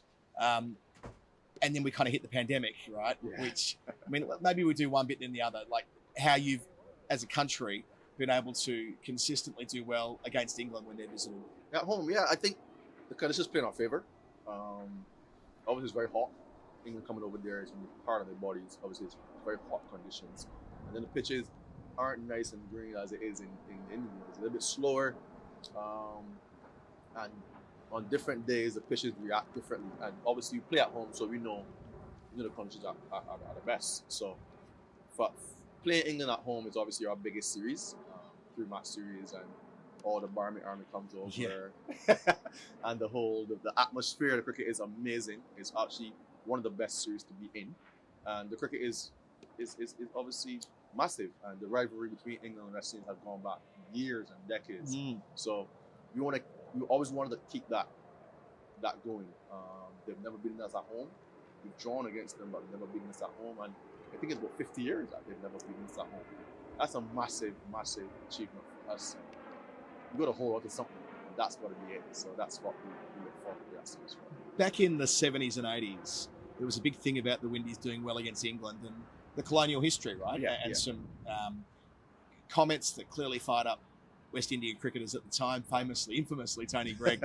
But not just that, other things as well. Course, clearly, when there was more going on than that went back decades, centuries. Do you think there's any left of that in the Windies dressing room, or have we graduated beyond that being something that you guys think about necessarily? It's not really, you don't really dwell on it. Obviously, it's memory. Remember it. Obviously, what they did, and obviously watching Fire in Babylon. Yeah, that movie. It's very inspirational. Obviously, and we understand where all the fire and all the passion comes from. I just said the colonial times, and then the comments by Tony Gregg, and it brings a sense of passion and a sense of fire into you for sure. And it's all about us trying to preserve that history. I think, I just said, the forefathers before us, the Vibs, the Clive Lloyds, those guys up there, they fought to put West Indies on the map. And obviously, being England our biggest rivals, I think coming to the Caribbean, we got to defend home ground. That's how we look at it. So for me, when it comes to that series, we're more pumped, we're more into it mentally, and it's like we go out there knowing that, you know what, we have something to play for, something to fight for, and that's that history. So for us, it goes deep for us. Gosh, you guys fought in 2020, that first test of the pandemic era. Yeah. I mean, let's put it in context. You guys fly out here in the absence of a vaccine, when it's pretty much Plague Island, and you're in your quarantine and you're in your hotels, and it mustn't have been fun to experience in those circumstances. But in that series, beating England in the first test match in a famous final day, 4th innings chase, that must have been, well, you tell me, where does that sit in terms of career moments as a proud West Indian? That was a tough series. That was the toughest series I've ever been a part of. In terms of, obviously, the procedures we had to go through, the protocols we had to go through in terms of getting cricket to play. Obviously, turning up early, the testing, then we're in our rooms, we can't leave the hotel for 2 months. There was so much taxing on the mental side of it. It's like, we forgot that we were here for cricket. We forgot that cricket was actually the reason why we were here. Is like, there's so much going on behind of it, obviously, and England's very strict when it comes to the COVID protocols, so we had to adhere to that. And then the cricket, staying at the ground, it's like it was just hard for us mentally to go through that. Obviously, you get a chance to go out and have a lunch and a dinner and have a drink, but there's none of that. So it's all cricket, it's all your job. And for us, that first win was like a breath of a sigh of relief. Obviously, after doing the 2-week camp we had before that, and then going straight into cricket. A lot of guys were tired mentally for obviously just playing every day, training every day, whatever it is we had to do, the amount of testing we had to do. So it's like going out there, playing that test match, and then winning the 4th innings. It was a tight game as well. I think England bowled extremely well, and we fought. I think Jermaine Blackwood played a pretty good innings, and we got us over the line. And it was great. Obviously, winning in England is obviously going to be hard for us, and to win the first test match of the series was amazing. So yeah, good memory for sure. At the time, there was a big point made that, you know, you guys didn't need to be there. You did English cricket a massive favour. Yeah. And I don't expect you to get into the politics of ICC funding or anything like that. But I mean, as a player, from your perspective, and someone who's been around the block a number of times now, do you kind of pick your ears up at comments like that and go, yeah, actually, they're right. We should be looked after better. There should be a more equitable distribution of funds around the cricketing world to make sure that a country or countries brought together like the West Indies have a better chance of competing financially in the modern cricket landscape? Yeah, I think there needs to be equality. There needs to be some bit of equality. I understand there are some countries that obviously that has a bigger market, make more money obviously for themselves, but I think the ICC has to find a way to step in and just bring the lower tier up. Just bring them up to the mid tier. Obviously, let the big three obviously still be leaders or whatever in terms of the infrastructure and the financial part of it. But I think us and New Zealanders and South Africans, I think if we can get us up to the mid table, the quality of cricket will improve, and then you will see West Indies playing better cricket, probably winning a couple more series, and that's what you want for cricket. That's what you want to go forward. You just want it to be even more than a little bit, you know, off balance. I would say a little bit off balance, where India, Australia, and England, they control right now in terms of how cricket is played. And I think West Indies, we have a big part of playing cricket. The way we play, our style of play, our culture, I think it's massive for us to keep us going. So I think ICC has to step in and obviously take a big hand in changing what's going on and making it a little better for each other. Your former captain Jason Holder spoke with us last year about a number of these issues and his perspective that if the cricket world's serious about the West Indies remaining the West Indies and not breaking up, that there needs to be collective effort. It can't just be us, yelling into the breeze here today at the Oval. It's going to have to turn into decisions that are geared around a complicated group of islands. Remembering you're not one country after all, are you? It's a federation of islands essentially. Being able to compete in a world where the rich is getting richer and the poor can't just suit themselves. No, it's true. And finances help. It helps. It helps with the system, it helps with the infrastructure. You get better pitches, you get better indoor facilities, you get better coaching. It's like it helps teams, and I think it needs to be a more even disparity in terms of how we share the money, man. I think to keep us competitive. That's what you want, competitive cricket. You want to come to a tournament, you want to come to a series, and you know that two teams are going to battle it out because they're in a better position to play cricket. So I think Jason, I second his opinion, and I think the ICC has to step in and obviously make some changes. Back to you and your career at this point around the pandemic, you really do become that standard bearer, don't you? I mean, there was so much love for you when you picked up your 200th Test wicket, and you've really mowed it along from 200 to 285 where you are at the moment. Picked up your 250th against Bangladesh, the country where it all started, some 12 or 13 years later. I mean, of course, there must still be such deep frustration where the team isn't always able to go with you, but pride in your own performance. Your last 5 years have been exceptional. Yeah, when they put the flag on for the West Indies, it's always about serious business. And I always wanted to be a part of the big names as well. I surpassed a couple of them, but for me, it's all about going out there, putting my best foot forward, and getting wickets for the West Indies, and helping them to win games, putting in position to win games. And that's all I've ever focused on. I know the milestones and stuff, they come with it, and you got to cherish it. If you're not cherishing it, something's wrong. It's all about cricket, and it's all a part of cricket, cherishing milestones. And for me, when they put that flag on, it's just about going out there and having a good time and getting wickets. I have a couple goals in my career that I want to reach, but that's beyond my control. I can only do as much as I can.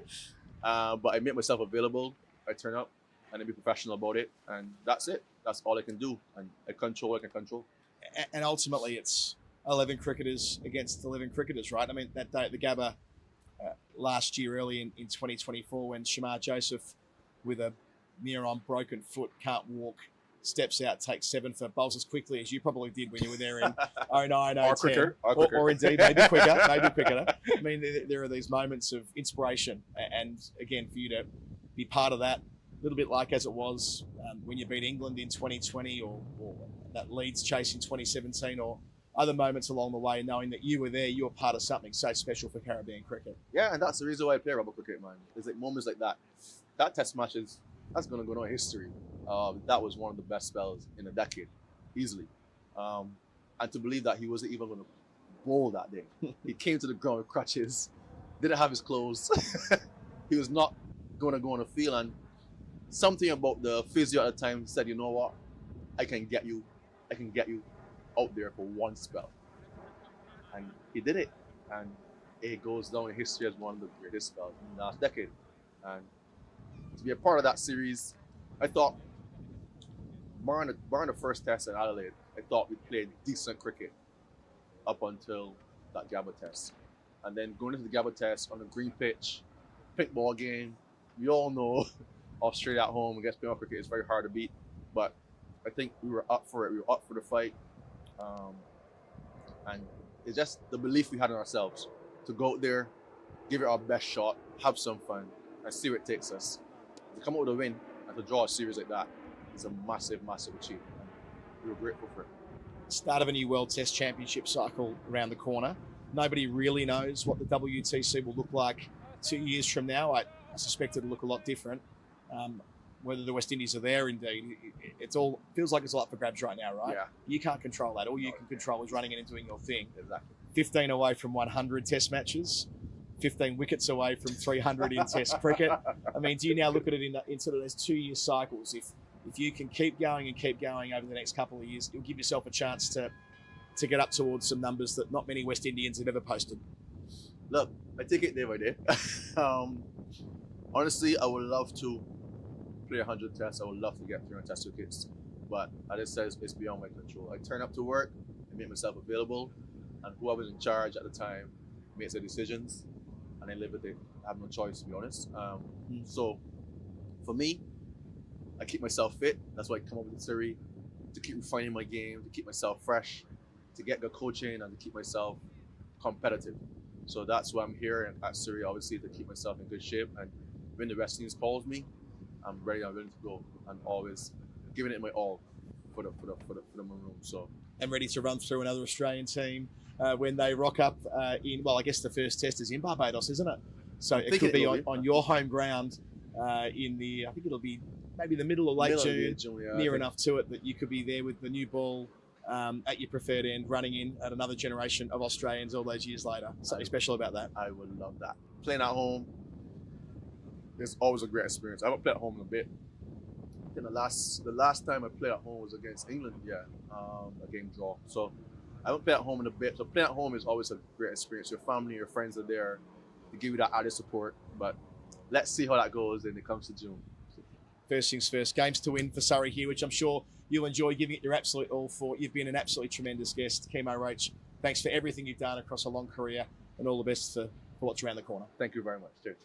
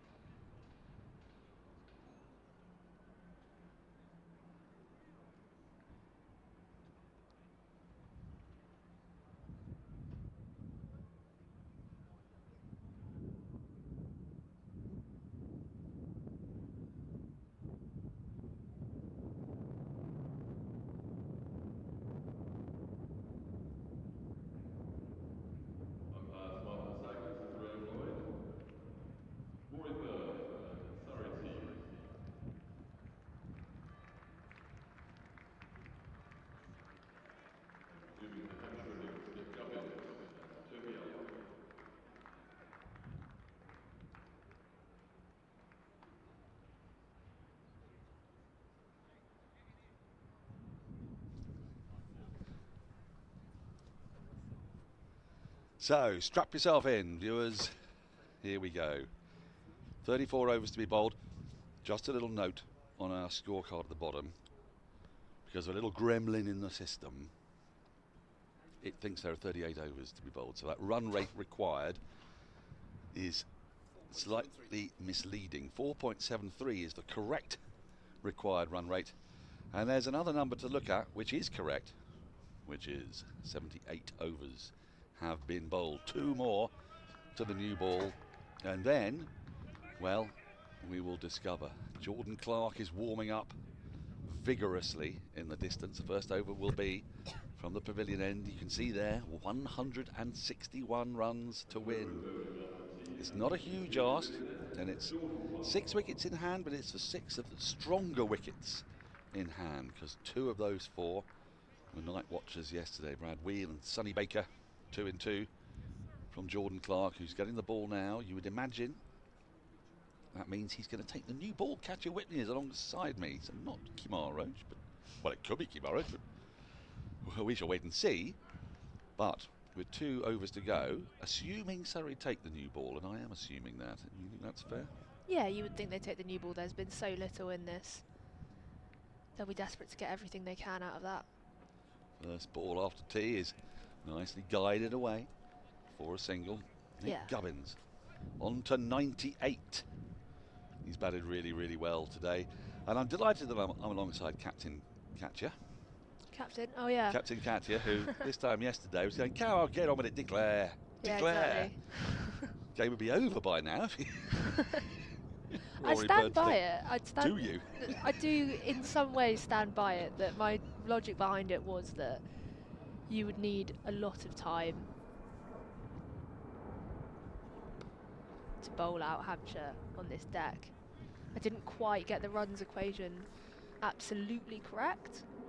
Well, I mean, look, we're not here to impeach you, but just saying that's all. I was talking to Phil about this earlier. I think it's just the logic for me is always to go for the, it's not logic actually, it's more gut instinct to go for the win rather than secure the draw and then hope for the win.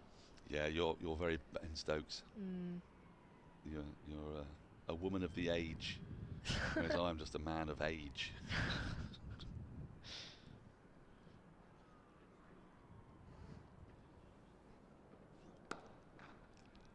Now, the scoreboard generally is now not to be trusted. Now it is. Well, I'm not sure it is actually, because it's 217 for 4. It's moving around. It'll get there. There we go. 217 for 4, 78.3, but still that run rate required, not quite right. So we will keep reminding you of that. Yes, on the run rate required, it's the scorers are aware of it, yeah, but they're not in a position to change it. So essentially what happened was there was 20 overs that were supposed to bowl last night, which is what they would have put in the target as however many overs for the innings for the purpose of calculating the run rate.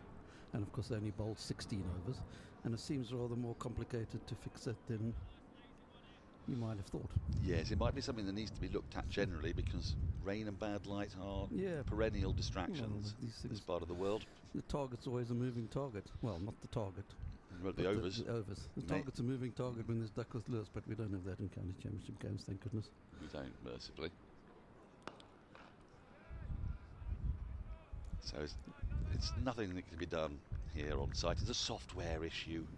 And I used to be an IT project manager. I need to get round there. It's a New Zealand put together company, a Gantt chart. New Zealand company, they might be trying to wake up somebody in Auckland for all I know. Oh. No, well, actually, I'm joking. They've got their people here as well, but yeah. Last ball of what we imagine will be the last over from the pavilion end with the old ball, which has really done nothing. Quite a few overs. Slower ball from Jordan Clark. Not heavily disguised. So 79 overs gone. Who is going to bowl the 80th? It's going to be Dan Lawrence by the looks of things. And there's a decent chance it's going to be potentially the last over he bowls in the match. We'll see. Done a pretty good holding role. He's been asked to bowl 19 overs in this second innings to hold up an end. And then it looks to me, Katya, like it's going to be Jordan Clark to open up with the new ball. Is that your reading? Yeah, I mean, he was stretching his shoulder when he just threw the ball there to Dan Lawrence, and he would seem like the natural choice. He's been the one that's broken the partnerships and made the breakthroughs for Surrey. So Gubbins on 98.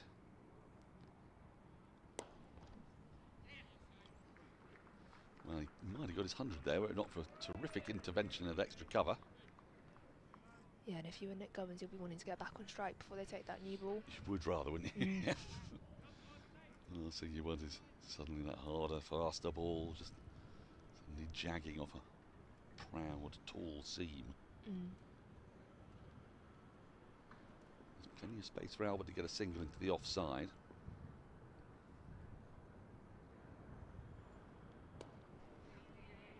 And he's going to get his chance now on 99.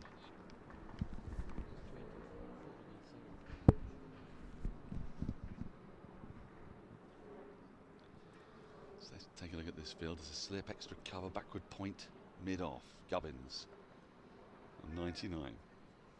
Lawrence into him. And there it is, 100 for Nick Gubbins, a really splendid knock, his 20th first-class 100, his third against Surrey, his second here at the Kia Oval. He's still got plenty of work to do, but my word, he's batted fabulously today. Impeccable batting on the veteran left-hander. He's defied everything Surrey threw at him in the morning session. He's been solid and watchful. Impeccable concentration in the afternoon session, and now he's got work to do with a new ball imminent. Yeah, that's a very well made 100 from Nick Gubbins. Having come in after the 2-night watchman last night to bat for that tricky kind of 10-15 minute period, seen it out with all the Surrey batters around him in that fading light, and then come back today and not really put a foot wrong. But as he said, he'll be reminding himself that that's the personal milestone. There's a more important team milestone to think about as well. It really is, because there's a chance of pulling off a famous victory here for Hampshire.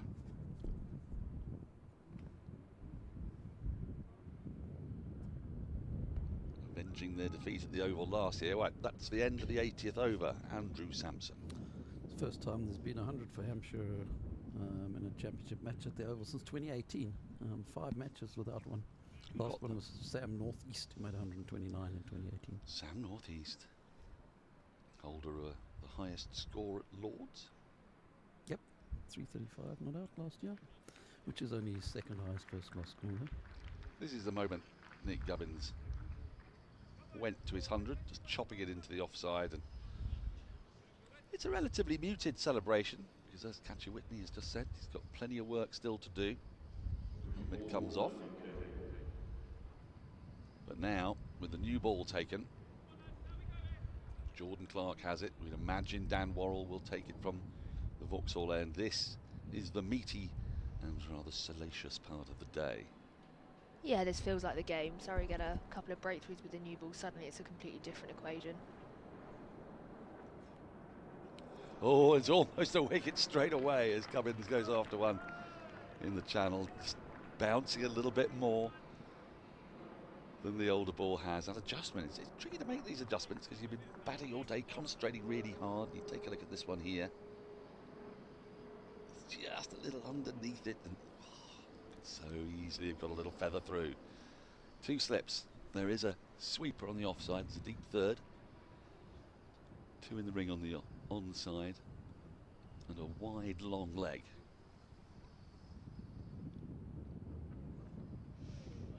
Yeah, you can see from the field he's just enticing that through the offside.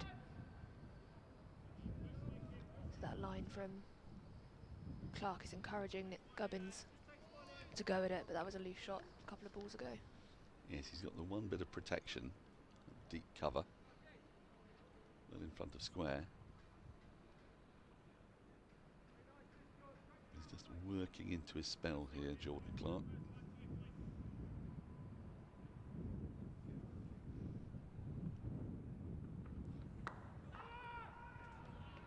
Just the sound the ball makes off the bat is different, isn't it? Mm. Reminder, by the way, that you don't have to wait until a week on Friday for the next Surrey live stream.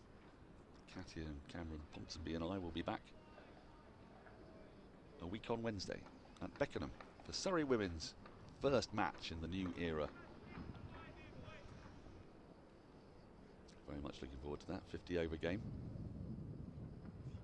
It's a great way to while away some hours when you're feeling, oh, there's no cricket on Tuesday, Wednesday, Thursday. Well, there is now. First round of the Metrobank One-Day Women's Cup. It's exciting times. Who are we playing? Thanks, I have... Sorry. Yeah, Surrey are playing at Beckenham. Surrey's first home game as Surrey professional women. Against someone. Someone. We'll find it out for you. We tend not to do our prep until a couple of days before. That way it stays in the head, you know. We spoke to... Somerset women. Somerset women. Answer. Okay.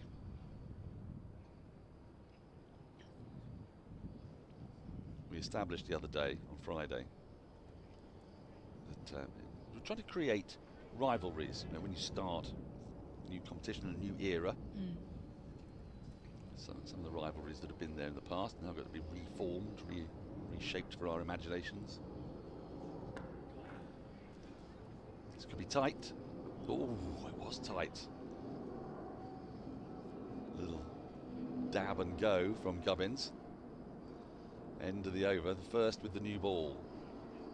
Now, it was backed up by Dan Worrell, who's holding on to it, because I'm pretty certain he's going to be bowling with it. Look away to our right, look at the clouds.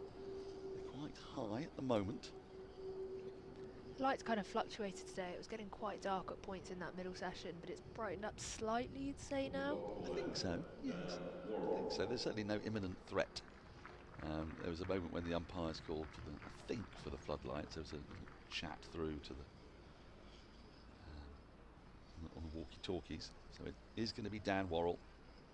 Ball in hand. He's going to start round the wicket to the left-handed Gubbins. And this is a key moment in the match. The one number we haven't discussed is the record fourth innings chase. It just turns him around a little bit there. Yep. Which we normally look at. Yes, we do. Teams are chasing totals, and you know, in terms of Hampshire or Surrey or whatever, those records are more than this. But Hampshire's record, successful run chase against Surrey, is 310 for 5. Right, so this would be a record for them.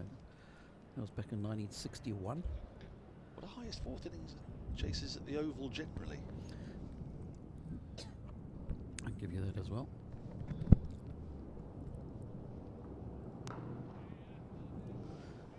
But in 1961, they declared a couple of times and said Hampshire 310, which was a lot of runs for a run chase in 1961. And Roy Marshall, the West Indian opener, made 153 of them in 2.25 hours. And that's rapid. That is rapid. Yeah, by anyone's standards. At what point do you think that required run rate becomes a problem for Hampshire if they don't find ways to score off this new ball very early into it? Very good question. 6. Hmm.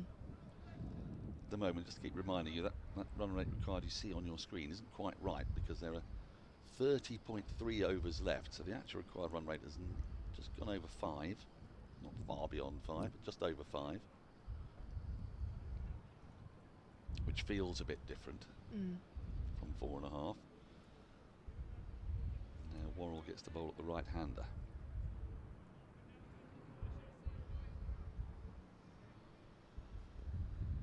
Albert, his first half century in the fourth innings of a match. Second innings.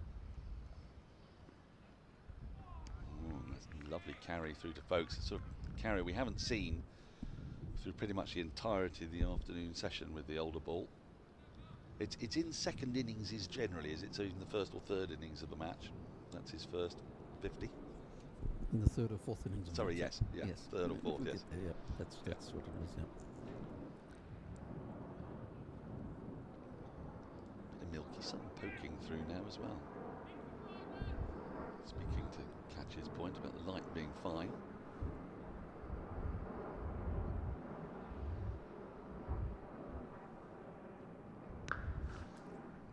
Cracked away, but there is cover out there on the offside boundary, which gets Hampshire off Nelson. Well, you'd imagine the light might come into play later as well, or it probably will, which will be another factor in the time Hampshire will have to chase these down. It might do, but see, one of the features of today has been pretty good over rate from Surrey, so they bowled 62 overs up to 340, so it doesn't feel like a kind of game that's going to dribble into sort of 6:30, 6:45 territory, does it? I mean, it could do, of course, if wickets fall, or tends to slow over rates down. End of the over. 2 gone with the new ball. 2-2-3 for 4. Hampshire. So highest successful fourth innings run chases at the Oval in first class cricket. This would be the 4th highest. Would it really? The highest is 427 for 4 by Cambridge University against Surrey in 1925. Oh, that's preposterous. Back when Cambridge could still play cricket. Yeah. Still play it at a higher level than they do these days. Then the next two, both in the championship, which is 392 for 8 by Middlesex in 1994 and 383 for 5 by Somerset in 1995.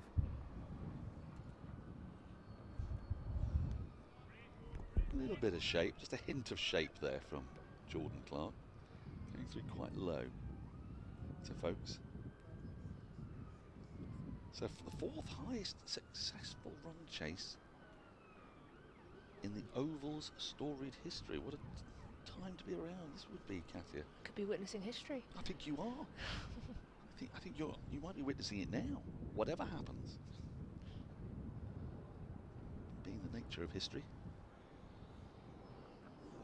happens all around us at all times.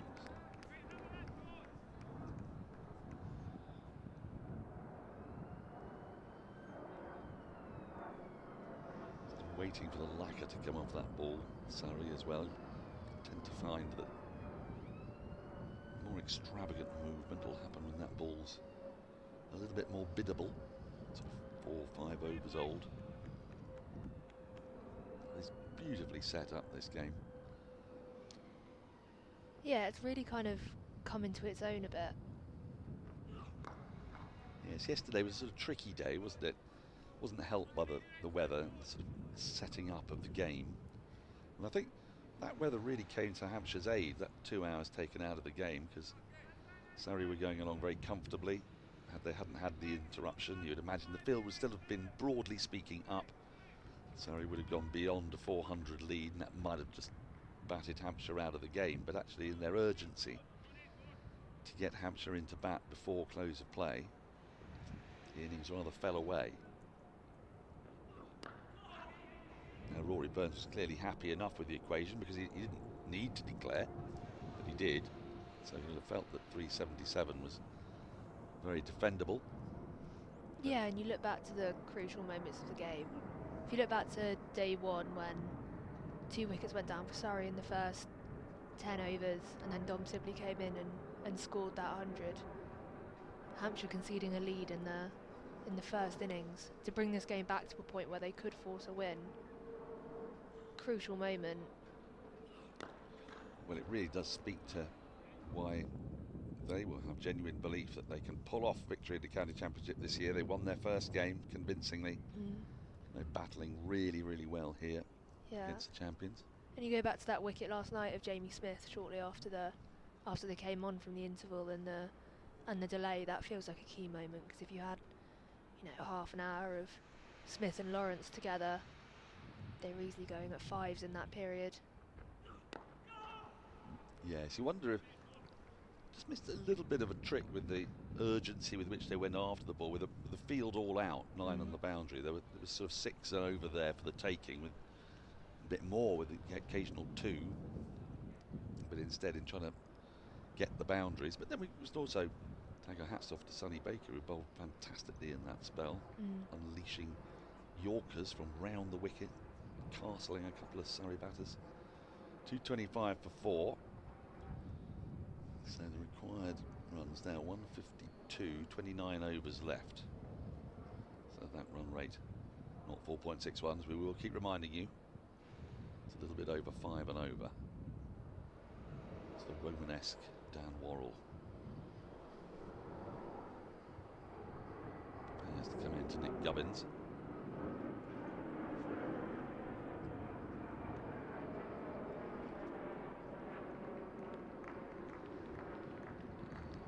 Dribble away, all the way to the boundary for 4. 4 bonus runs there off the pads of Nick Gubbins. Doesn't matter how you get them. No, he'll be delighted with that.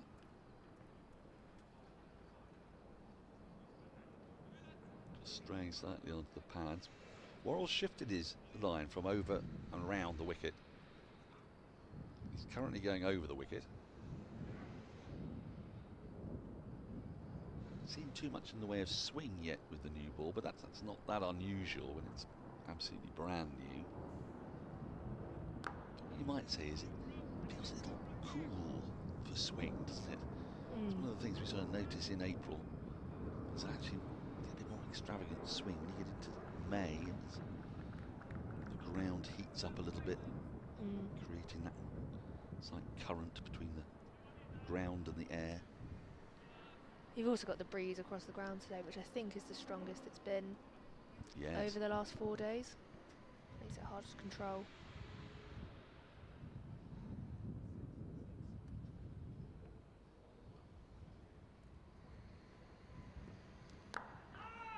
Lasted an hour outside this morning before I came in. Did you? You made it a whole hour outside? A whole hour, and then I gave up. Ooh. It's slightly perishing out there. I've nipped out intermittently. I haven't really appreciated it. Our commentary box is also rather cool. The air conditioning is pretty fierce in here.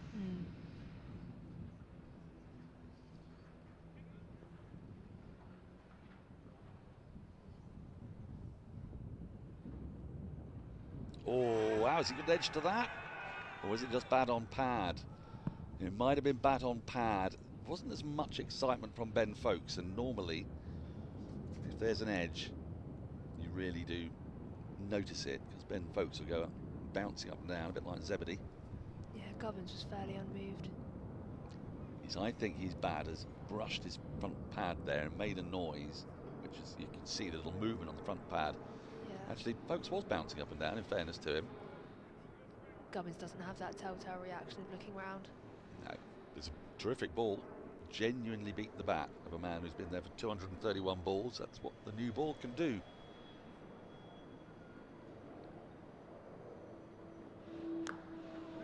So a little bit of encouragement. There's been a lot of encouragement for the last couple of hours for Surrey's bowlers with the old ball on this placid wicket.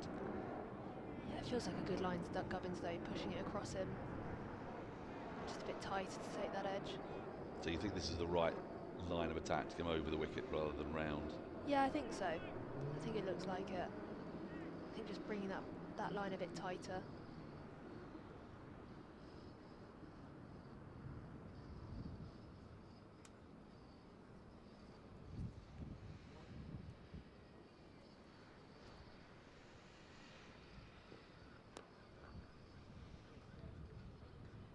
Oh, that's a great effort down at long leg. Just evades him. Nicely tucked away off the pad. So 8 runs come in that over. 4 off the pad, 4 off the bat. Yeah, that is the risk with that line. You don't have much margin for error. Straight onto the pads. And you're going to get clipped into that leg side. 237 for 4 at the end of the over. Just seeing from behind there that it didn't look quite right. There was excitement, but you can also see, if we see the front on replay later, as Jordan Clark starts a new over, nearly finds the edge of Albert's bat. You'll find that that front pad just moves a touch because the bat touches it, and that can make a slight brushing noise. Yeah, all for Gubbins' century, but Tony Albert's also batted really, really well. Stuck in there all through that afternoon session. Just needs to keep his concentration here and stick with Gubbins.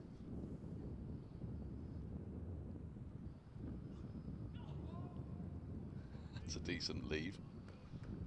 I was thinking earlier he'd left well though, during the day. Let a couple go through fairly close to the off stump. Are you a big fan of the good leave? I am a big fan of the leave. I'm a big fan of the leave. I'm a big fan of Tony Albert's block. Okay. It's an aesthetically pleasing, confident block. Yeah. I'll pay it slightly more attention.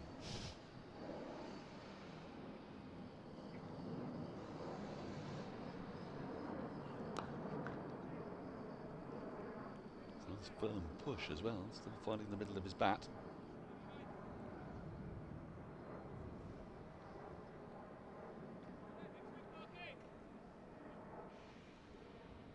Surrey won't be getting desperate yet. The new ball's only just starting to do its work, but they would dearly love to break this partnership. Came together with a score of 104, added 129 runs.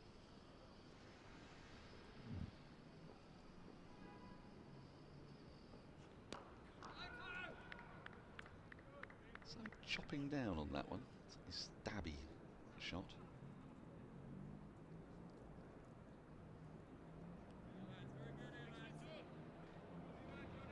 Interesting to see how Rory Burns rotates his bowlers as well in search of the breakthrough. He's given Clark the new ball. It's his third over with the new ball and the fourth over of this spell. The plane roars overhead.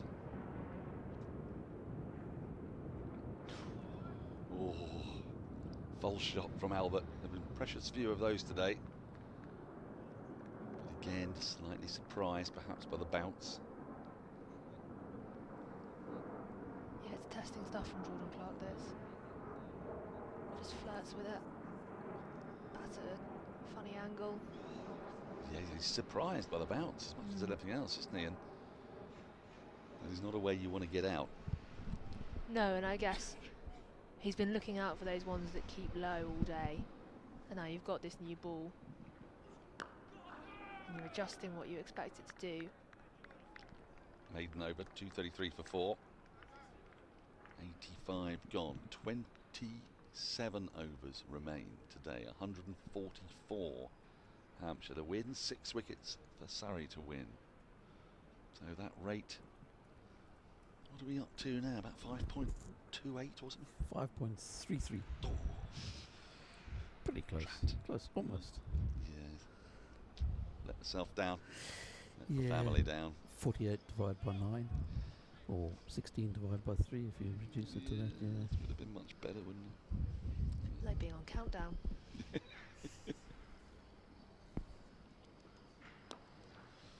Again on the pads, and some work to do here. And Roach has done it well.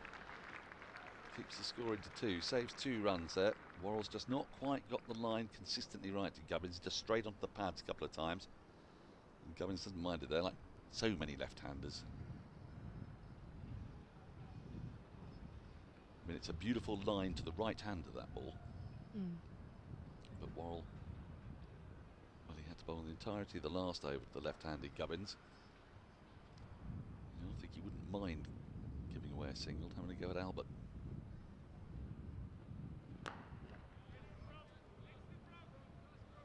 Again, just a trifle straight.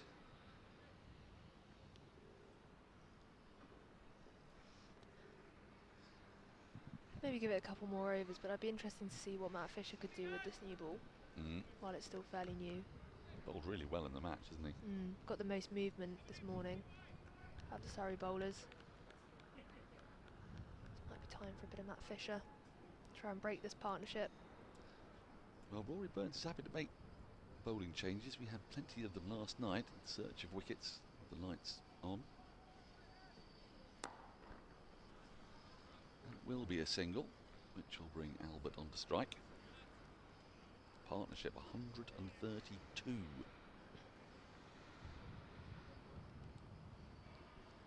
it's one of the reasons what you're seeing here, one of the reasons why Surrey so like to put their opponents into bat. The best bowling conditions on the first day. Pitch eases as the match progresses.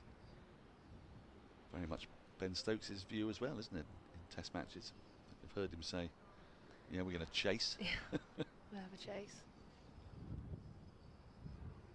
It's a fairly different kind of chase, this, from Hampshire. He described this as a chase of attrition.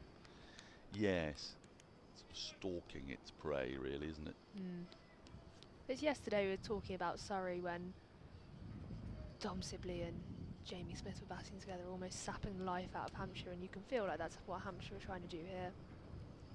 Just keep Surrey coming in, and then once they've seen off this new ball, put some more overs in the frontline bowlers' legs. Maybe try and up that scoring rate a little bit towards the end of the day and see where they can get to. Well, they're ticking over quite nicely at the moment.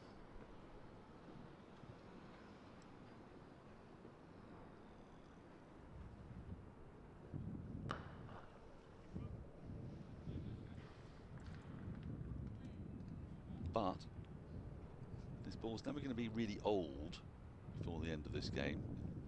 34 overs to be bowled with it. It'll be fairly firm throughout.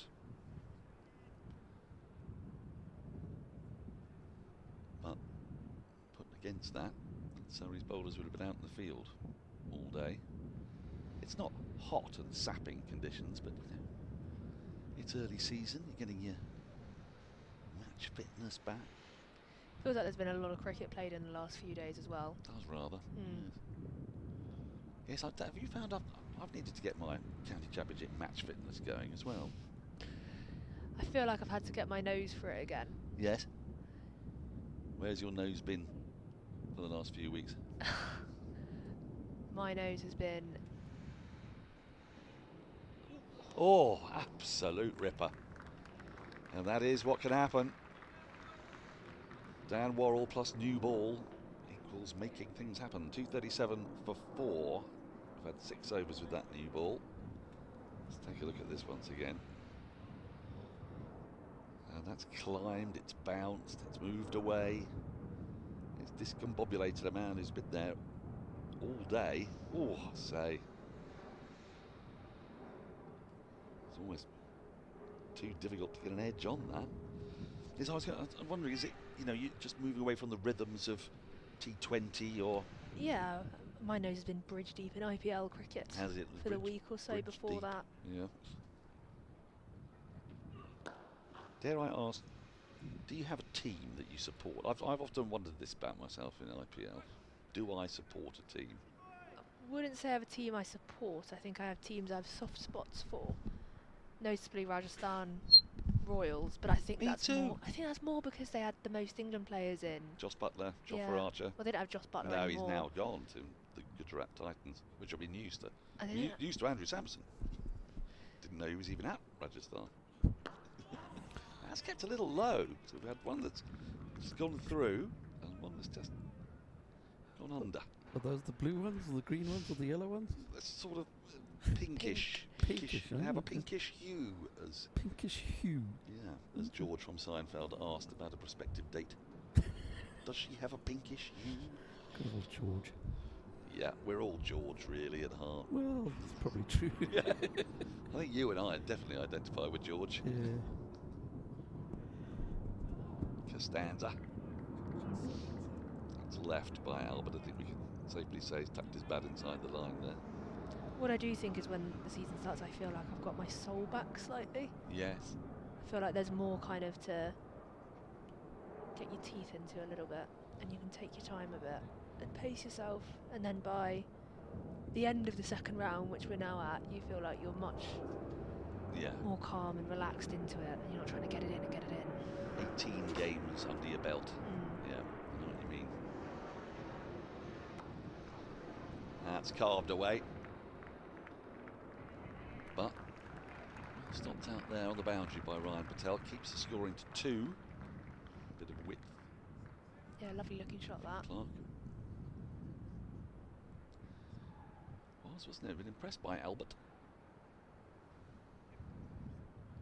This is the 5th over of Jordan Clark's spell. I imagine there could be a change at the pavilion end after this over.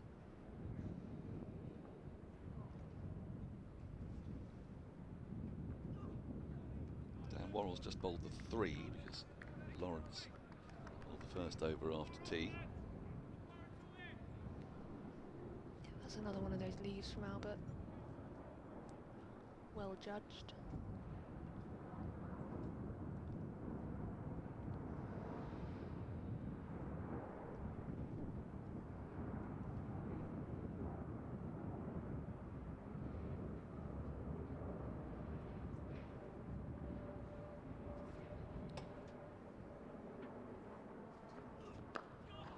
One that just nips back in. End of the over. That required run rate now looks something more like it should do. I wonder if these have actually been fixed, because 138 runs required from 25 overs. Required rate 5.52 for Surrey, still requiring 6 wickets more from Katya Witney, and then it is going to be Phil Walker.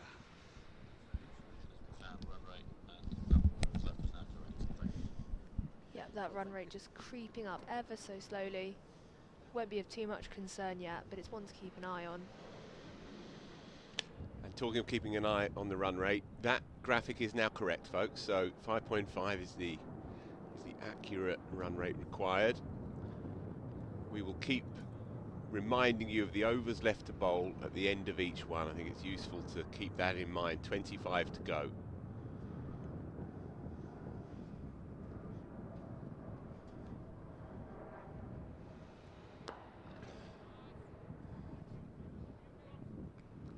Another little sense that Gubbins is trying to expand a touch. He wouldn't have played that shot an hour or two ago. Didn't quite work for him this time, but just another suggestion that shifts are taking place here. Yeah, now 10 overs into the session. Feels like it's time to start making things happen. Or a touch more urgency.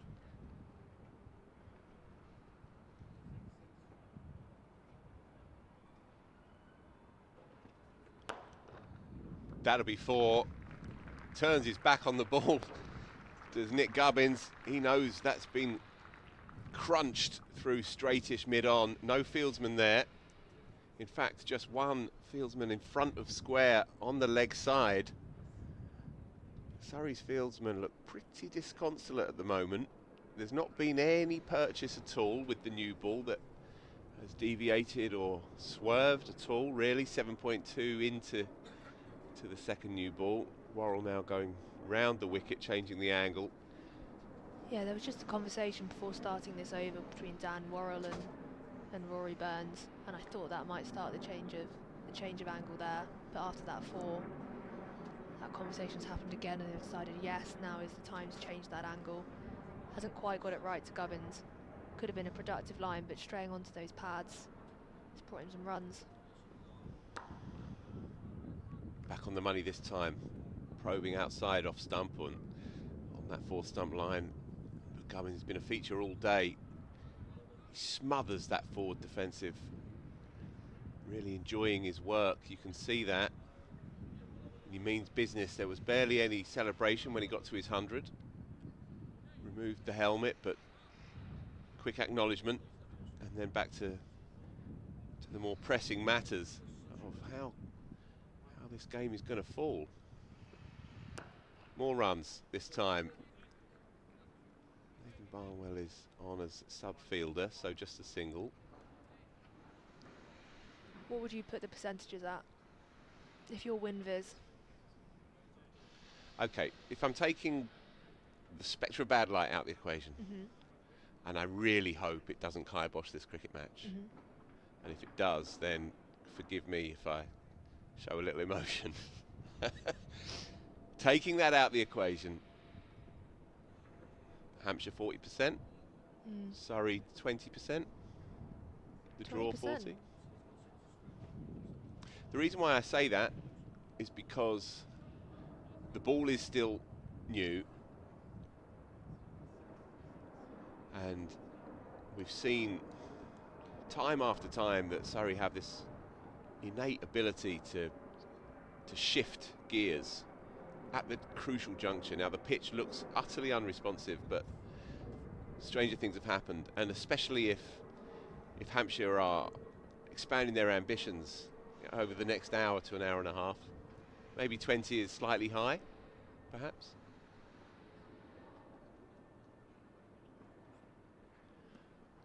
But it only takes 2, you know, and if Hampshire are suddenly 6 down by the end of the next over, then they've got 22 overs to bat out. And again, sure, you know, the scorecard is slightly skewed, I suppose, by the 2 night watchmen that went down last night. So 133 to win, as our cameraman picks up on screen. That number is shining now in the evening sunshine. So it has promised. 24 to go. Clark again, round the wicket. So much hinges, you feel, on Gubbins. Yeah, I was thinking that. I think if Hampshire get through the next half hour unscathed, those chances go at above evens. for me anyway.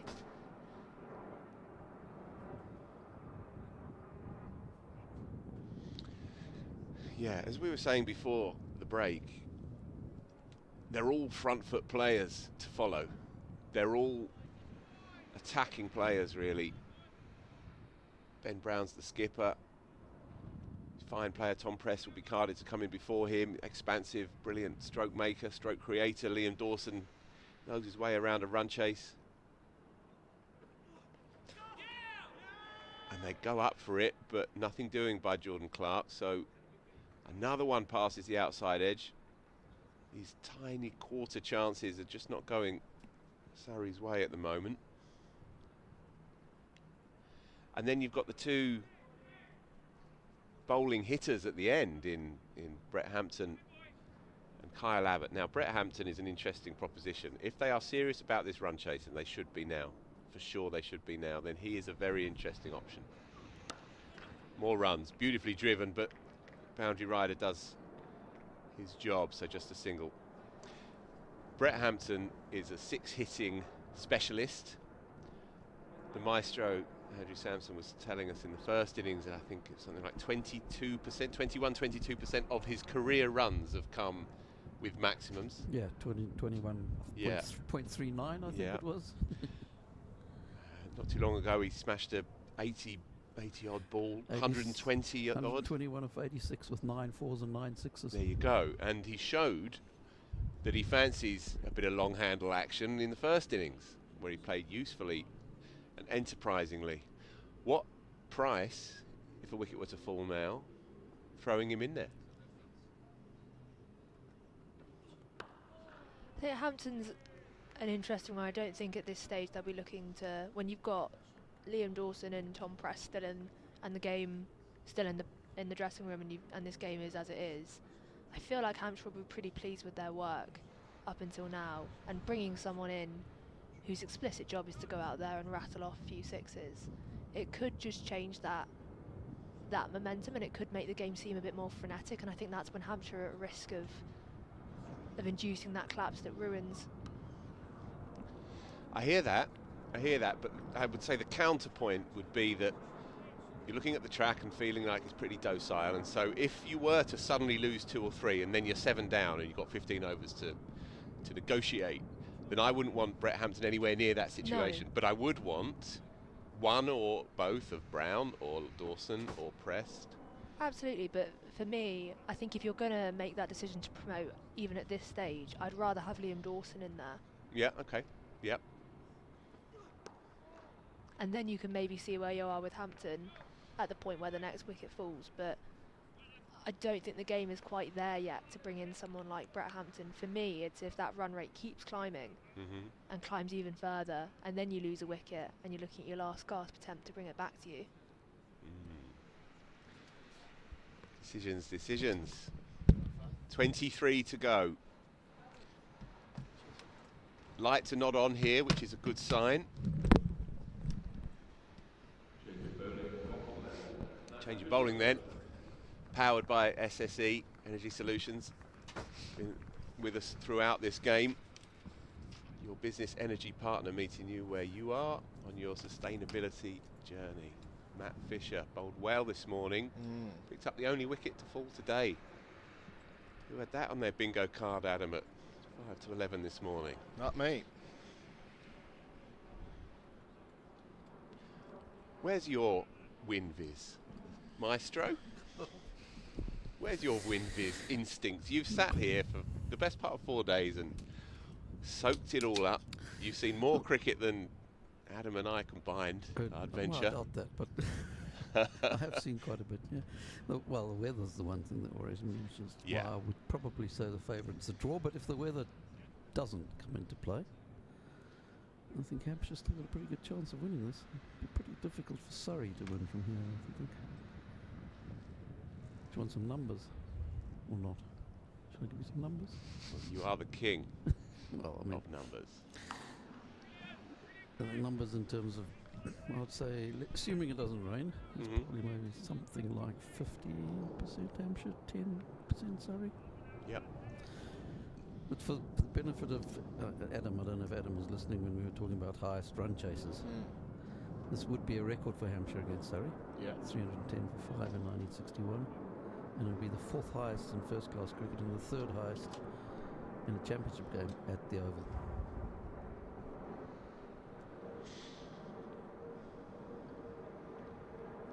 Oh dear.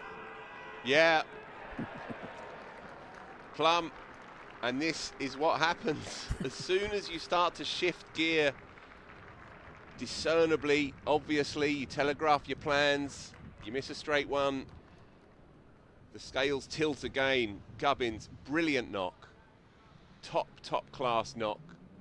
And the first moment he really jumps outside of that box that he's been so comfortable in all day, he perishes. Fisher, 2 for today, 117 he goes for, and he is cranky as all hell.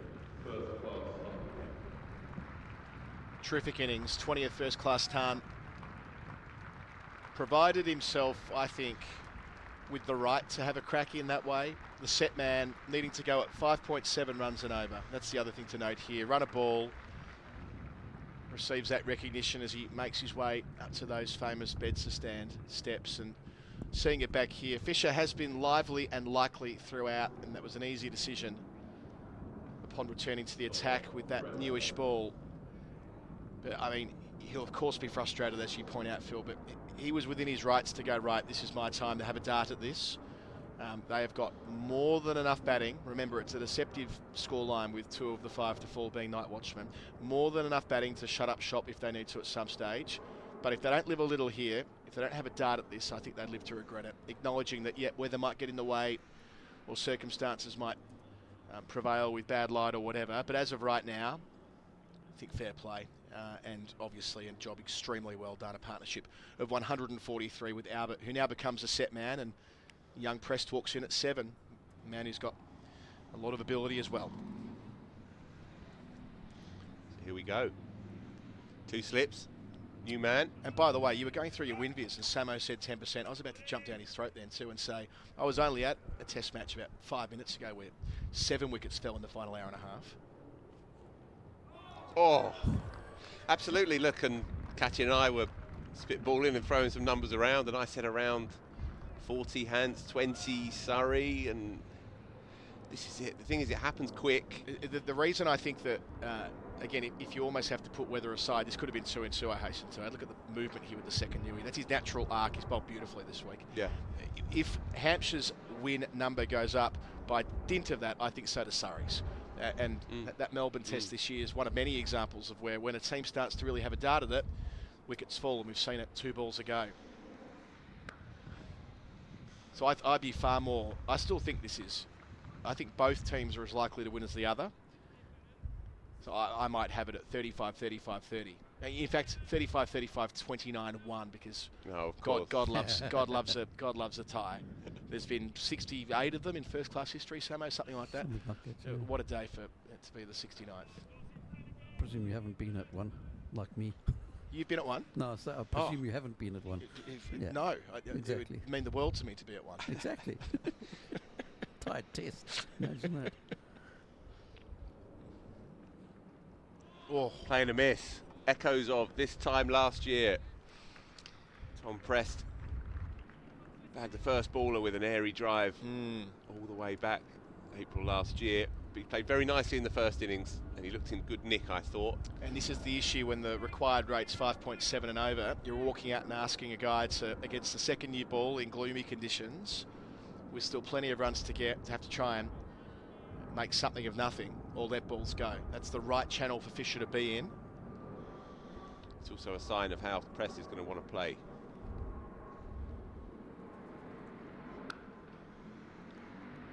Nicely played, back foot punch, stayed low. Right, so, sorry Adam, ticking over. The important number for you folks at home, 22 overs to bowl, 130 to get. Yeah, I would hate to see bad light get in the way of this. I know the lights aren't on yet, but I mean, it is thick, dark cloud above us right at the moment. But coming from the west, we've seen through the week it blow through reasonably quickly. So let's hope that pattern continues and we can get all of those 22 overs in. I feel like we've deserved that finish. It's been an excellent game of cricket for all the right reasons. Yeah, they're all in today. Yeah, tidily played. He'll scamper hard, come back for 2. What I was going to do when jumping on was ask if Hampshire were to win, how often has a batter completed twin tons of it on the losing team? It could still happen, of course. I'm just pondering these types of things at the moment because it's been that kind of game. I can think of Andy Flower making 2 brilliant hundreds for Zimbabwe while keeping wicket as well. Not at the same time. I mean, that would have been something. But yeah, across the game. Scampered again. Good. This is the way Prest is going to play. I was there. Rory against South Africa. Was it something like 700 for 3? Well, not South quite Africa. 700, but Flower made 142 in the first innings. Yep. Did he carry his... No, he was not out in one of them. He was not out in the second innings on 199. No. When Ian Robinson, sorry, I shouldn't blame the umpires, but Ian Robinson, the Zimbabwe umpire. Come back to it now. Stuck Dougie Hondo out, LBW, when he was hit outside leg stump. Never mind, it was going further outside leg stump. And Flower, I think it was 600 for 3. Yeah, Flower didn't give up a bye, and I think he dropped one difficult leg side chance. It was extraordinary. So he's on the field, keeping wicket for 100 and plenty for 600 for 3. He's 140, 199 not out. And as ever, we'll be walking off feeling pretty miserable with life, such as cricket. Yeah. Because of a dodgy saw off right at the death. Anyway, that's the game for us. 130 needed here. 22 overs to bowl. 22.1 in fact. It doesn't matter how long you play for, there's misfortune always around the corner. What a sport. Why we love it.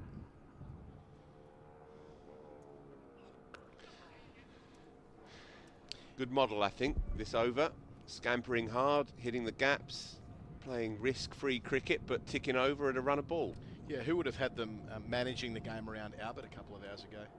Which now, of course, they've only got one catcher behind the wicket for him when he was clearly the batter they were targeting either side of lunch, rightly so. But then he found something of a rhythm. We've still got our work from home set here, which is great. Good to see. Good bit of kit that as well. It's like your computer. Yeah. Don't think they need any advertising, do they? No, they're okay. Crowd. They'll be fine. They want to give us money, of course. Played very tidily, but dragged in by, I think it's Jamie Smith down there at deep square. Good bit of work.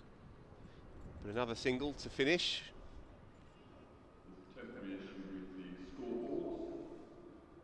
So in fact, sorry, Adam, we are hearing that there's been a slight issue with the scoreboard outside here, and yeah, it's rather jammed. It's jammed for the moment, which is just what we need. I love the fact that the booming voice of Terry Blake will be telling the patrons here what's going on for the remainder of the game. The scoreboard doesn't move. There's some Indian playing cap, that chap swearing. He's done well to get that. Yeah. Whose it is. So even here, just one slip and a broken cordon up for Prest. I'm not sure about this. Only because that's the third time he's done exactly that. I mean, new man to the crease, clearly looking to drive on the outside the line in that channel. I know there are 2 men back protecting the rope, but I can see a world where a second gripper could come in useful too, at least. Yeah, it's a good shout actually. Just leaning back on the drive a couple of times already in this knock. The weight not quite coming into the ball. Looks the man most likely, Fisher. That is driven down the ground. That will beat Rory Burns and run away for 4. Long half volley. Got the treatment. And so, we already feel in one-day mode here. A boundary from an early part of the over. Takes the initiative away from the bowling side. Fisher now has to reply with something good. Yeah, reaching forward a little bit there, Fisher. Touch fuller, but again, I can see why he wants to keep the stumps in play and wants to keep the pad in play as well, with the shape he's been generating away from the right-hander. So yeah, he shouldn't be too dismayed at that. That's what got rid of Middleton as well earlier in the piece. It's well played though. Soft hands. 5 from 3.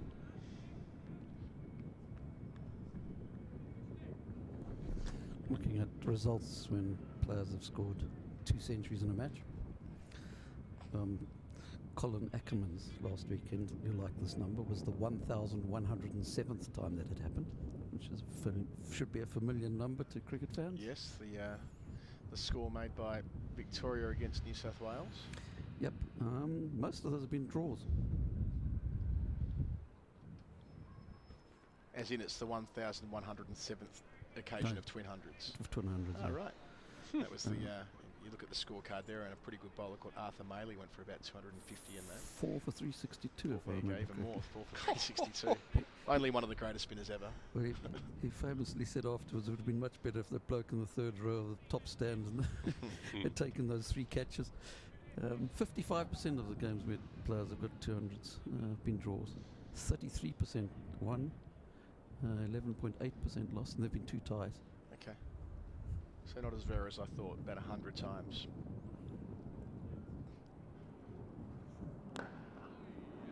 Squares him up actually. I think he just pulled out of the intended flick through mid-wicket and just adjusted his position. Did Tom Prest. How many did Ponsford get? 400 and what?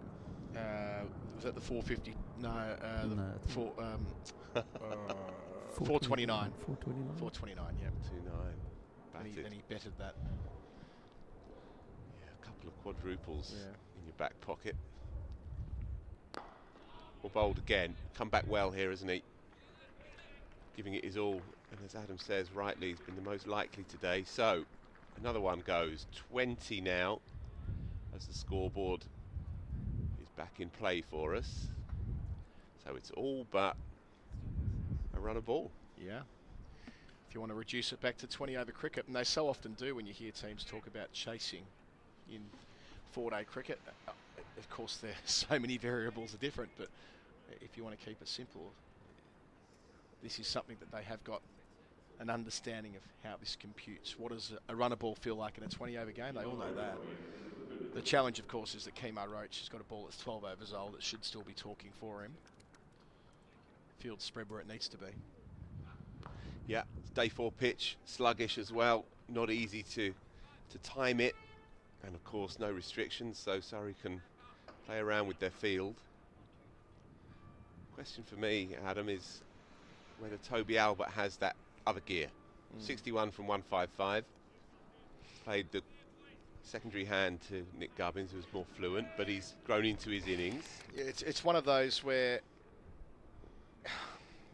look, you don't want to be too black and white about this, but if you were a T20 analyst, if you're a CricViz type, you'd be saying that the best thing for Hampshire would be for Albert to be dismissed this ball, and for Dawson to walk in, who is the type of player who can score at a quicker strike rate and does increase the chance of winning. But this isn't a T20 game, and it also radically increases the chances of losing as well. So it's more complex than that. But if you're purely viewing it through the filter of Hampshire winning, yes, there are other players in that lineup. Let's flip it round.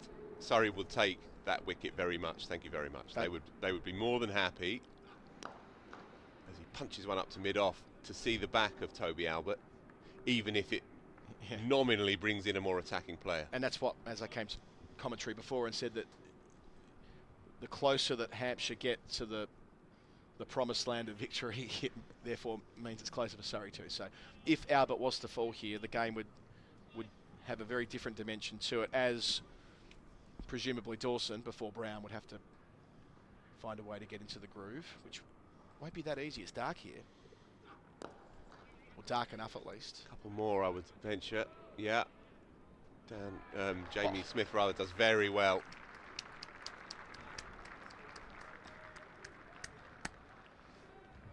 That's one of England's incumbent wicket keepers down there.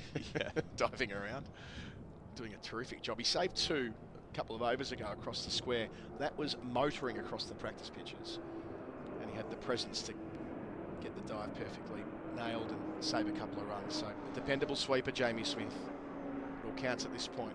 1:14 to go. Oh, beauty. Stands him up. Been luckless today of Surrey. Oh, how's that miss? Look at where Folks has taken that ball. We'll see another replay, I'm sure. Folks has taken that so far down the leg side. I reckon it's missed off stump. Oh, just sensational swing bowling from Kemar Roach. And that is why this required run rate is somewhat deceptive when you apply it to final session of a 4-day game. Surprised he's only got one slip in. Leg side, dot ball. Frustration all round. 93 gone. 19 remaining.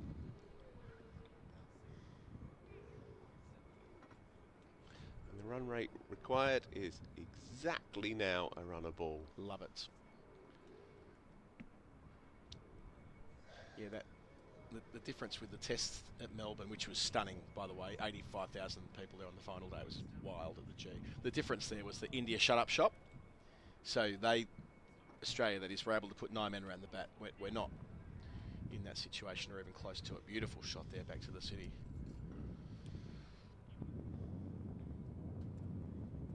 Behind our commentary position, JM Fin stand. So that cloud cover is thick, although lighter cloud than the cloud on top of the pavilion, which is decidedly dark. But passing us by, I think. I hope so, yeah. It's lighter out to the right where the weather's been coming from as we look at it. Yeah, the wind's still blowing across from right to left as Fisher bowls. Squares him up again. He's got it talking, hasn't he, in this spell, as indeed he has all day. The only 2 wickets to fall have both been picked up by Matt Fisher, who's looked the business here on his home debut. Yeah, it's one of those weeks where, regardless of the result, unless he runs through them, he'll look at his numbers and go, gee, I've taken 3 wickets for the match, but it does not at all reflect how well he's bowled. He's been super unlucky on a number of occasions. Absolutely. Utterly unplayable, that delivery, even if you knew where it was beforehand.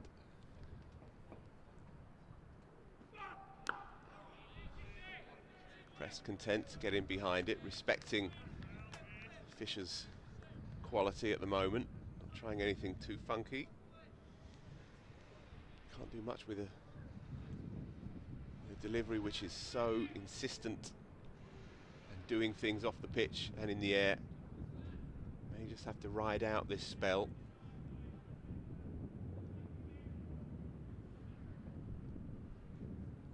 Still just the one slip. Another slash. 3 times now.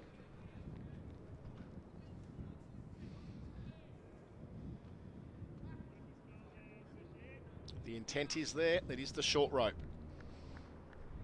Yep, driving on the up. Swinging ball. Difficult conditions, all the rest.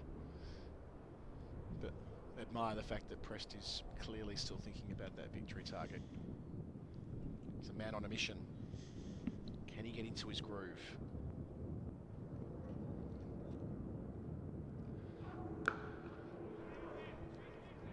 So 4 dot balls. Excellent stuff. Matt Fisher doing a fine job here, containing and attacking all at once.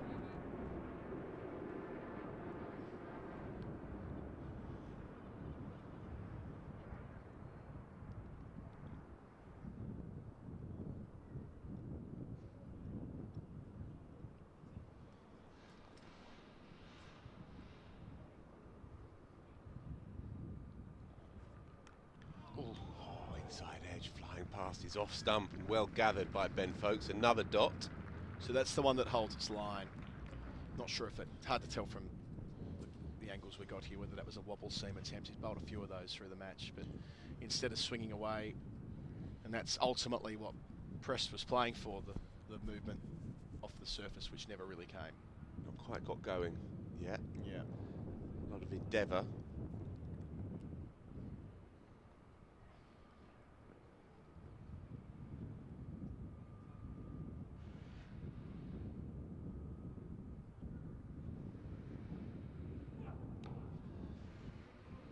Edgy singled from the final delivery, but that was Matt Fisher's over. 18 still to bowl, 113 required. And the other factor in this is that with 18 to go, we're getting closer to the point where Hampshire would theoretically trust the batters remaining to play out the draw if they got into a bit of strife. So the nearer and nearer, I know they didn't get more than one run in that over, so the equation gets a bit tougher, but with those 6 balls, the lights come on here, by the way, between overs. That's a bit of a cheer from a couple of fans out to our right. I'm thinking especially in the context of Toby Albert. He's not facing now, though. May have picked the gap. Indeed he has. 4 runs there to hit. Lent on it nicely. Timed it well. Just the 2 men back. Bisected them perfectly. 4 runs. Useful runs. Can Tom Prest build on this now? Yeah, not unusual for Roach to miss there when he's striving to get the ball brought back to the right-handers. When he misses just by a little bit, he can swing onto that leg stump line and be put away. Short boundary. They bring the 2 sweepers nearer together. A deep backward square and long leg.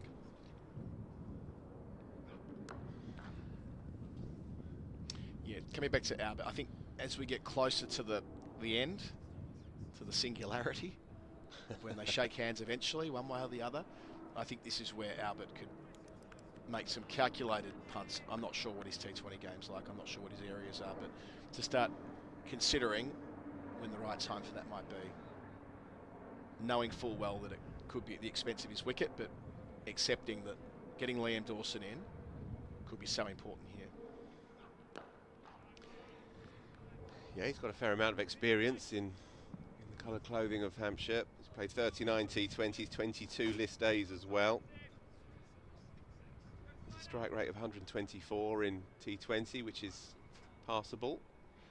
And this is no reflection on the way he's played, by the way. He's been as good as you could ask for in these circumstances to get them this far away. But it's just about whether he's the right guy for the next bit. And if he can accelerate here, fair play to him. But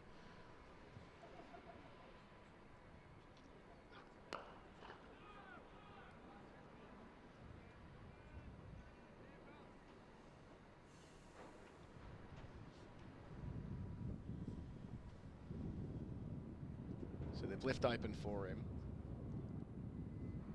the aerial route at mid-wicket, and indeed mid-ons up as well. So if he can flat bat it towards the very short rope that way, he's in the game.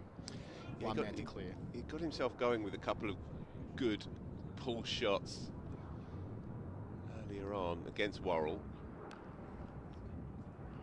On the bounce to backward point, nonchalantly taken by Dan Lawrence. He's made that look like it wasn't even a thing. There's the cloud above the pavilion that I referenced before, Phil. Yeah. So let's hope that clears off, please. Lawrence has taken that like it's a little, you know, he's fielding some throwdowns before a game. That's been clobbered to him at point.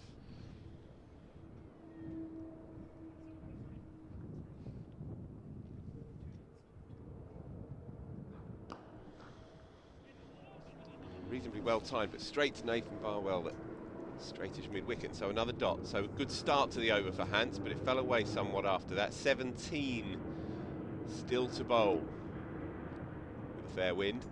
108 required.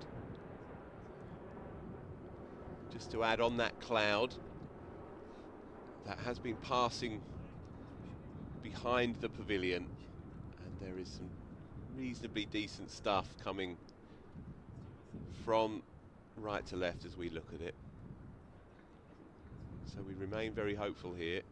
Let's just hope the umpires use a degree of common sense as well, because we have a potential humdinger of a finish. Big over this. Matt Fisher. Bang on the money yet again. What an excellent spell this has been. The reason this feels like a big over to me, he won't have many overs left in him in this spell. At this pace, with this vim and vigour and movement away, at some point his spell will deteriorate. He's bowled beautifully so far. It'll be interesting to see how, not to say that the tests will get any easier when Worrell returns and so on, and Clark of course, but still, how does Prest play this? Does he see this as an opportunity? Can he find a way to pierce it through the covers? They're the ones he's been chasing until this point. That was well wide, granted, but... Yeah. So there's men back at deep backward point, or very, almost a third man really, and deep cover point. Right on the road, but then the ring, point, extra cover, mid-off. Can he lace it through? Get onto that booming cover drive. Plays that shot so well, Prest.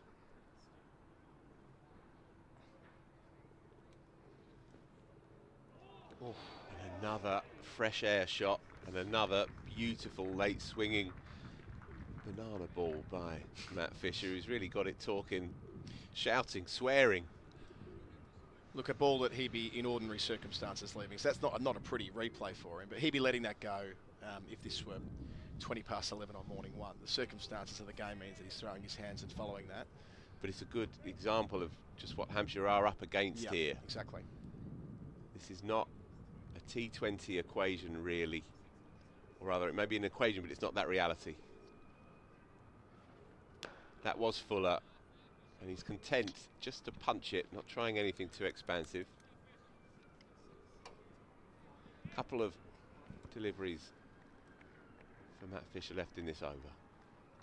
What can he engineer here? Surrey absolutely still not out of this one. Fascinating game.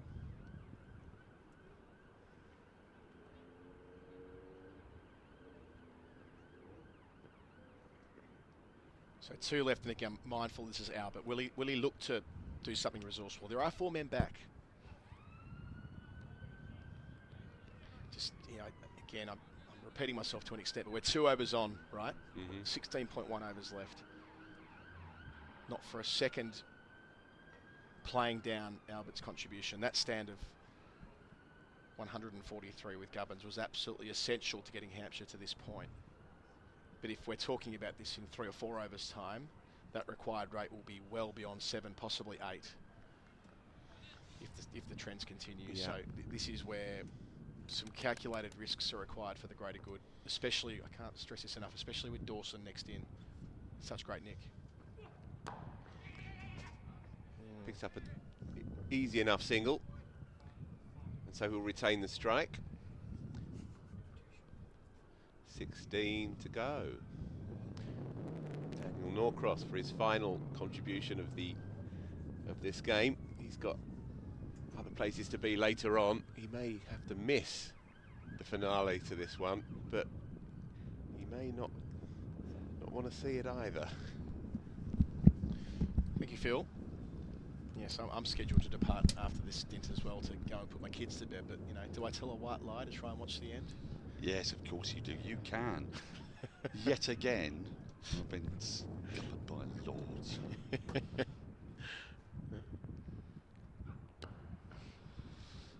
But another thing that might do for this game is a very, very gloomy bank of dark grey cloud. Now, we may get lucky. Are we in the last hour now?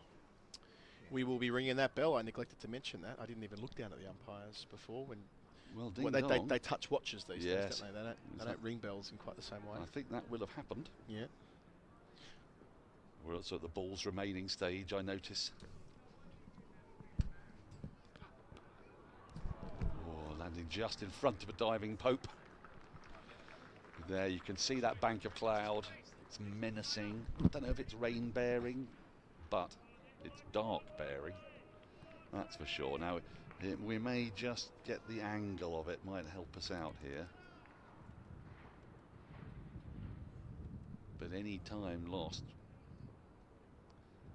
could could scupper any thoughts of a thrilling finish or not. We shall see.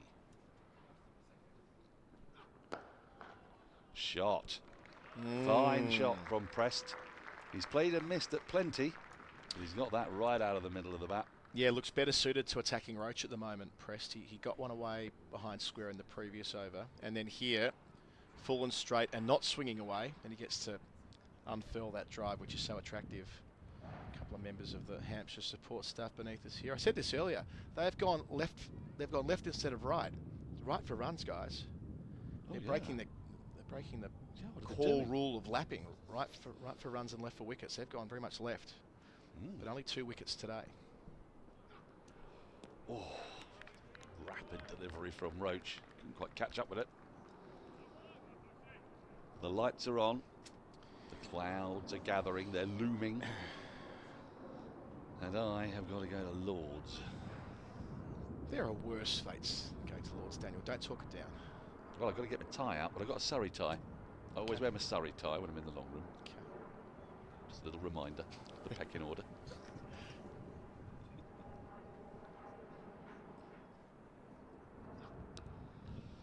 Getting some hoop here is Kemar Roach.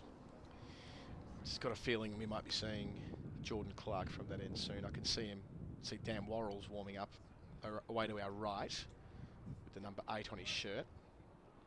Well, the ball's doing a bit of talking here, isn't it? It's at a good age. It's 17, it's adolescent. And Fisher has been doing a terrific job of moving it away. Yep.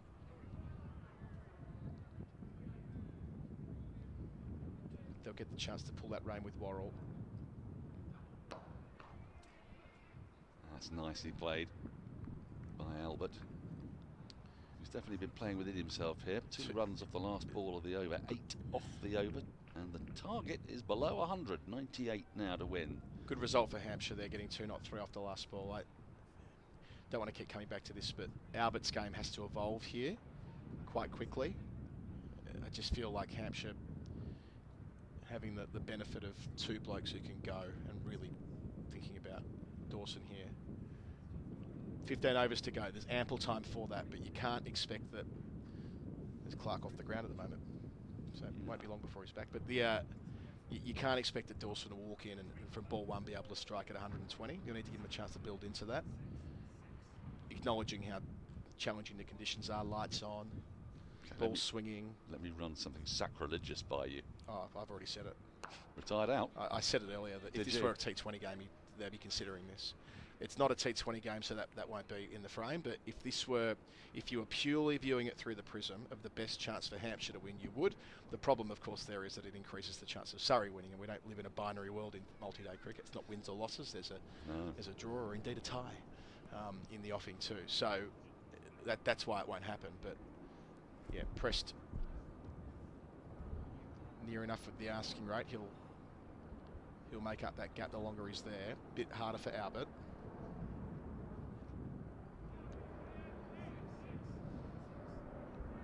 We've got Samo with us. Speaking of ties, they're closer to 1 in Chestnut Street. 306 for 8. Warwickshire needing 339 to win. And they've got 20 overs left there, so it's going to be a result. Yeah. That's got tie energy big time. Ethan Bamber at the crease. Ethan Bamber at the crease. Got 40 in the first dig, Ethan. Something like that.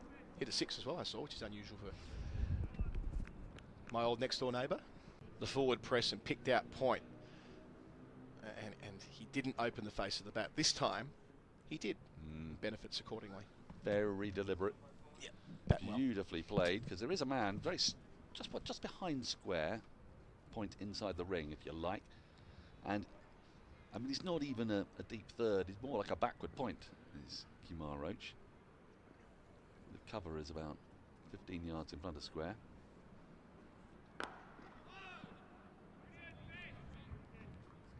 Big shout of no. So 4 have come from the first 4 balls of this over. That's pretty much up with the rate that they want. But we're starting to see some shadows developing here. Floodlighty shadows, not sun shadows. Well, that might be another factor with the 14 overs to go. Well, it might very well. You can't make up time. No, you don't want to think this way, but maybe they've got 10 overs. Anyway, probably a moot point.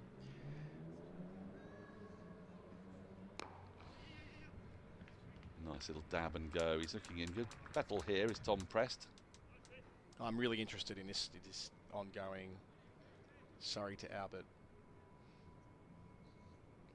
There's an argument for setting this a foot and a half outside the off stump and anticipating that he'll let it go. Yeah. You can see the merit in that from Fisher. You can see also the clouds over the ground from that shot. So we're lucky that the weather's coming from the other side. Well, the wind's blowing the other way, but it's not as strong as it has been at other points during the match.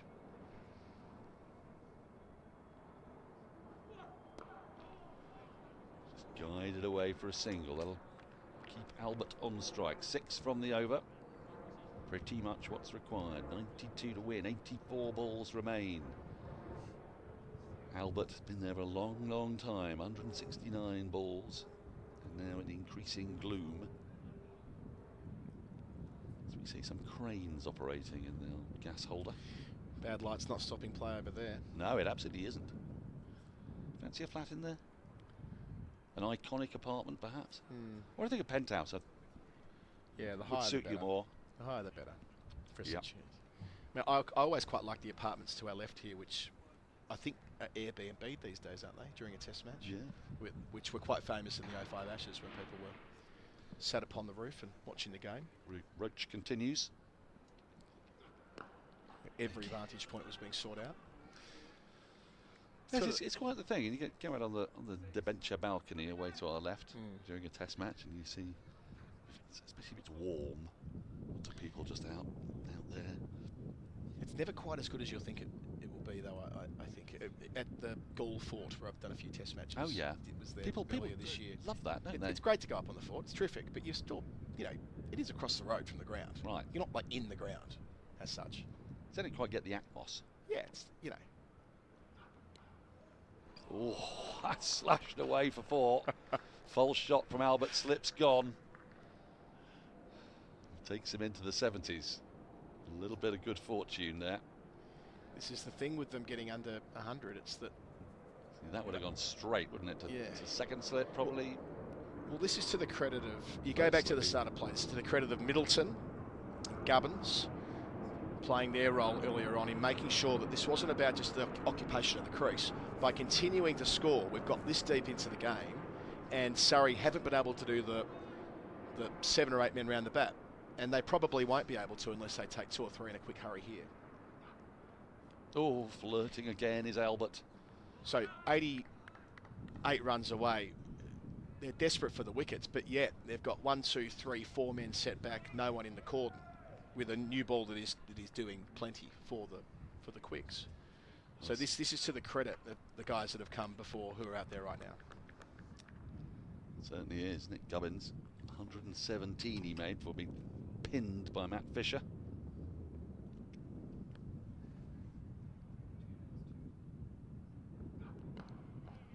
Just regularly hooping that ball back into the right-hander. And the other thing, third man set quite wide there in Dan Worrell, so any edge is 4.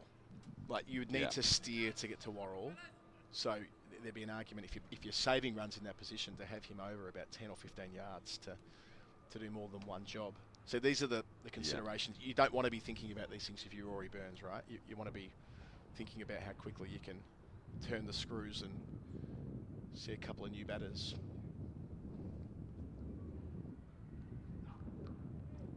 Quick. Now, what did the run there? Did Albert. Prest wasn't on it. Looks quicker, but it's only 76 mile an hour, but it did rear up, hit him on the thigh pad. It's been a good spell this from Roach. Regularly getting the ball to do stuff.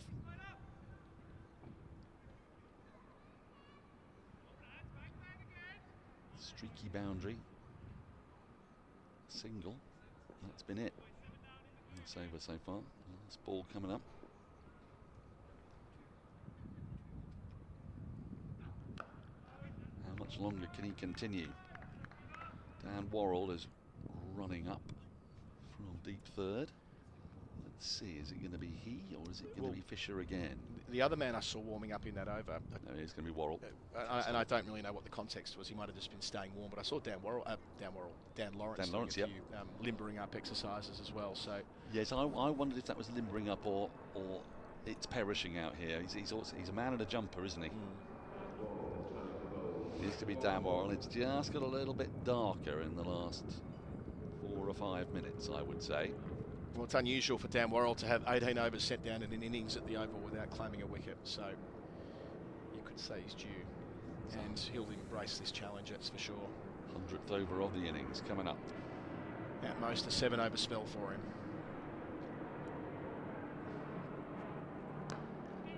It's nicely played. Just bring a single, but Hampshire will be happy with that. They want Tom Prest on strike.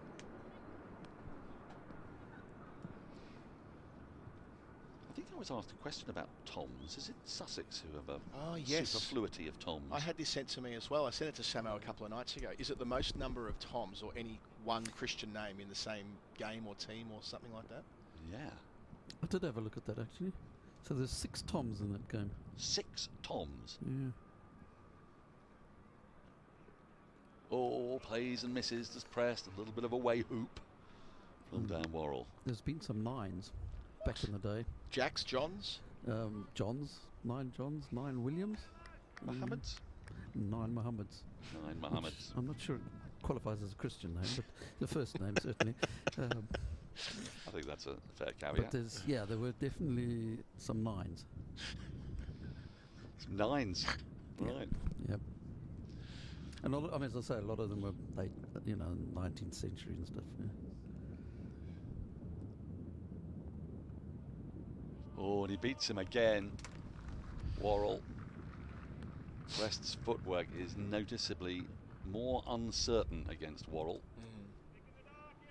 And he did this in the first innings, didn't he? To Fletcha Middleton. Away he went, and then bing, back in. Yeah, you can see the setup. There's probably a gag there somewhere about Tom, Dick and Harry, Tom, John and Mohammed. Well, yeah. Every Tom, Dick and Harry's called Noah these days. That's true. Boy's baby name last year. Well, there is a Noah, isn't there, playing for Essex? Noah Thane. Yep.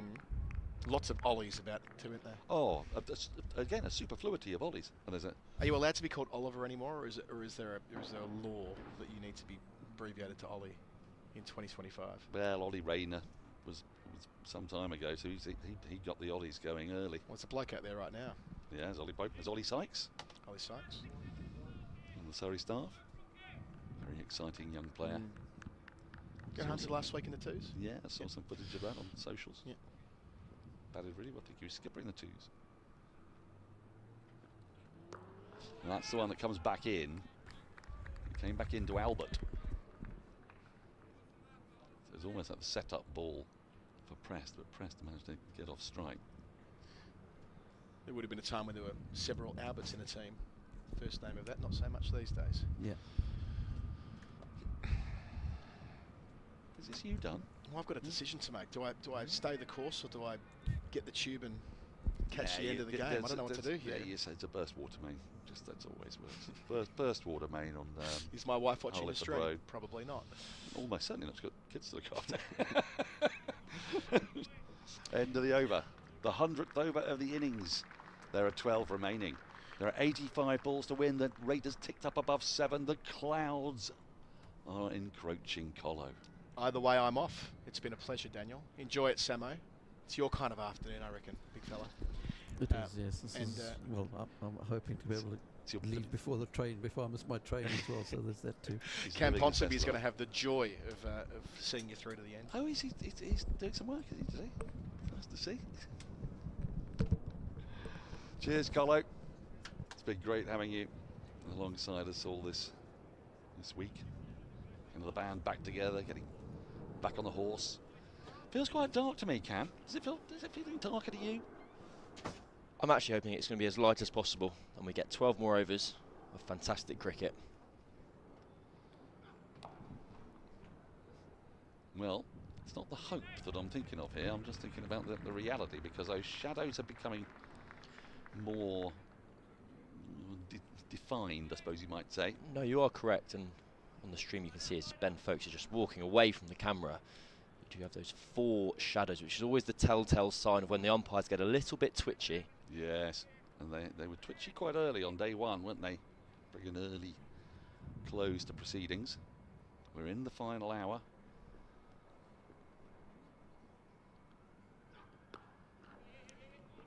Oh, now then. That's a brilliant stop, a backward point from Dan Lawrence. That is absolutely brilliant. It's prevented any runs. Might have been 4. Certainly would have been at least 1. It's a fantastic display of athleticism from Lawrence. You just see it comes into screen. Yeah, that could easily have been 4, actually, I think. Had to scamper back. They didn't even get 1. At times like this, where boundaries would be vital for Hampshire. Yeah, it'd be frustrating for Albert, that. He's not been at his fluent best today. It's firmly struck, but he'll only get the single for it. He's batted very well, but not at a great pace. It hasn't been required of him. I remarked to a colleague earlier that Albert's batted exceptionally well once he got to 2. Before that, he was on 1 off 27 and really working hard. And he came back out after lunch, and he's been very good value for his 76 not out. Now this is interesting. Surrey are now packing the onside field to Tom Prest. There's a single on offer if he wants it on the onside.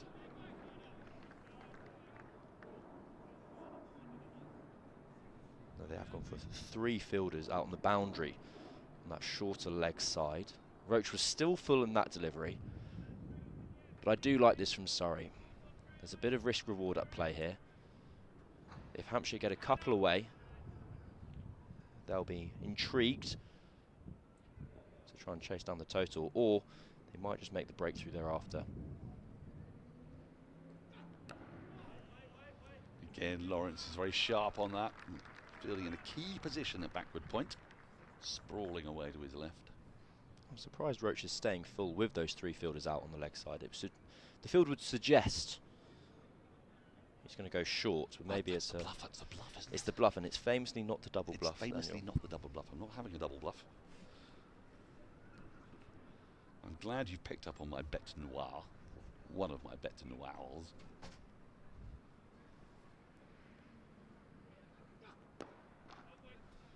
Tucked away, but there is deep mid-wicket out there. It really is very much darker.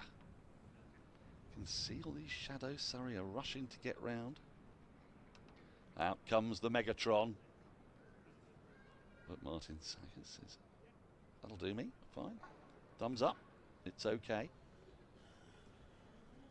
I'm intrigued that it is okay because their shadows are really substantial. Jordan Clark is warming up.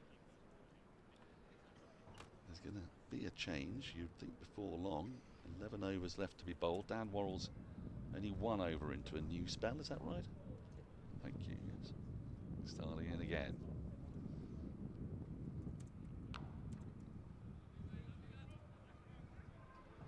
It's been quite a productive area in this match as the little guide down to deep third or deep backward point. I think we need some movement in the next 11 balls of this match. We need Surrey to make a breakthrough and have some motivation, some hope at being able to force a victory. And similarly, we need Hampshire just to tick along, because that run rate is climbing close to 8 and over now. I think we're getting to the point where I know it's in the umpire's hands about whether it's too dark or not. Yes. But it does help if there can be some propaganda? I don't think that's the right word. No, I don't think it is. Well, I don't know where you're going with this sentence, of course. Propaganda might be the right word, but pressure. It doesn't feel like external pressure on the umpires. Yes. I mean, propaganda is what we do up here. It's not what Rory Burns could do down there. How dare you? I am Pontius Norcross at all time. Don't you choke. Just coughing. Some scepticism away to my right. Just coughing, were you? Just coughing. Yes. Yes.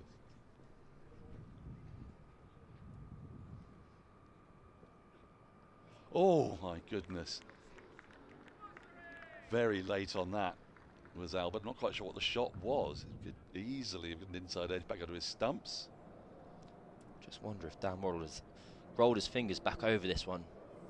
Gone with the off cutter and got some purchase. See on the replay here.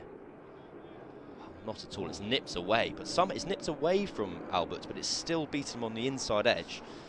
Yes, I mean, he was so very late on playing that shot. John Arlott once said, not as much late as...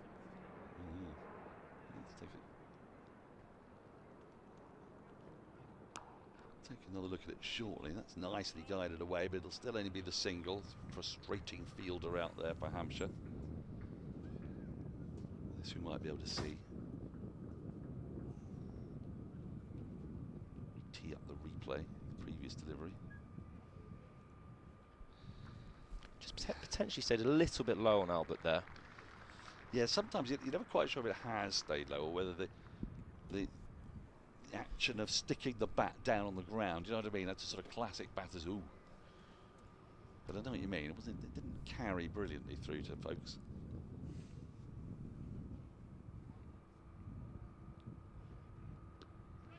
Now he's tickled that fine. The pad has taken a bit of the pace off. They'll still get back for a couple. It's 4 off the over so far, with 1 ball remaining. Leg bye signalled? Leg byes. Can of course wonder whether from Albert it was a natural response to perhaps kind of it getting a bit darker, not being able to see as well. That's my concern. Well, it is dark, but it's patchy dark. There's a bit of light away to our right, and the sun is setting behind the JM pin stand.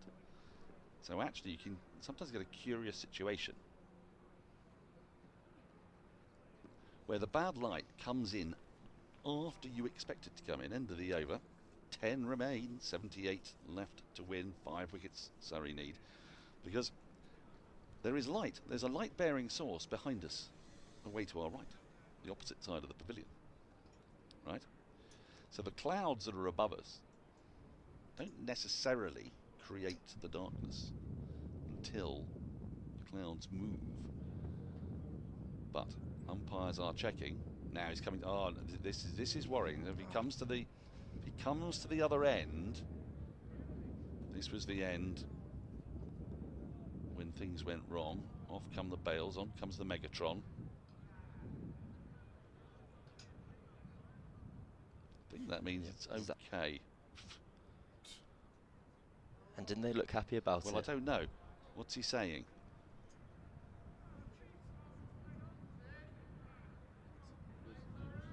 Well, no, I think they might be walking off. Well.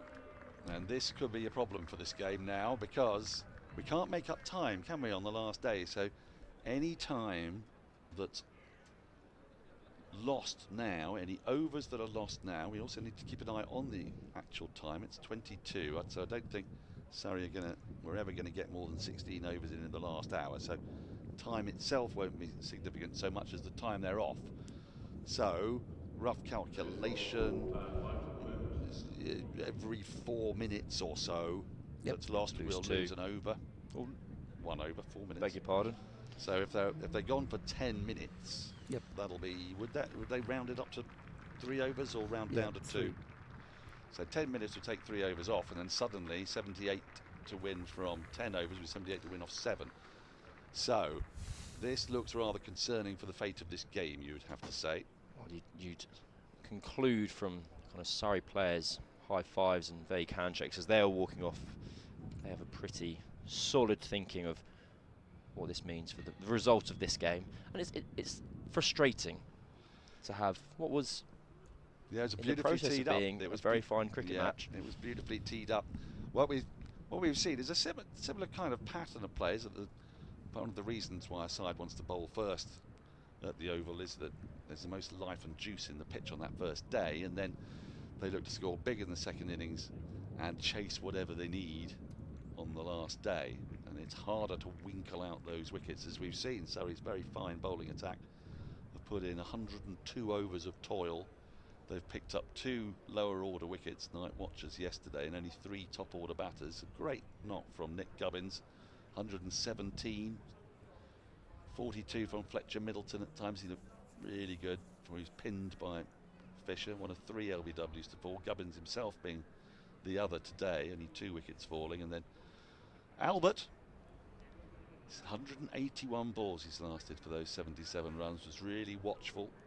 Made sure that Surrey didn't go bang bang, as Colo might say. And Tom Prest has been the most fluent of the batters we've seen today, you'd say, 32 from 46. But as every passing minute goes, this game is more likely to finish in a draw. The umpires are staying out there. They will just make sure that if there's any change in the light, they can bring the players back on. There's the bowling figures.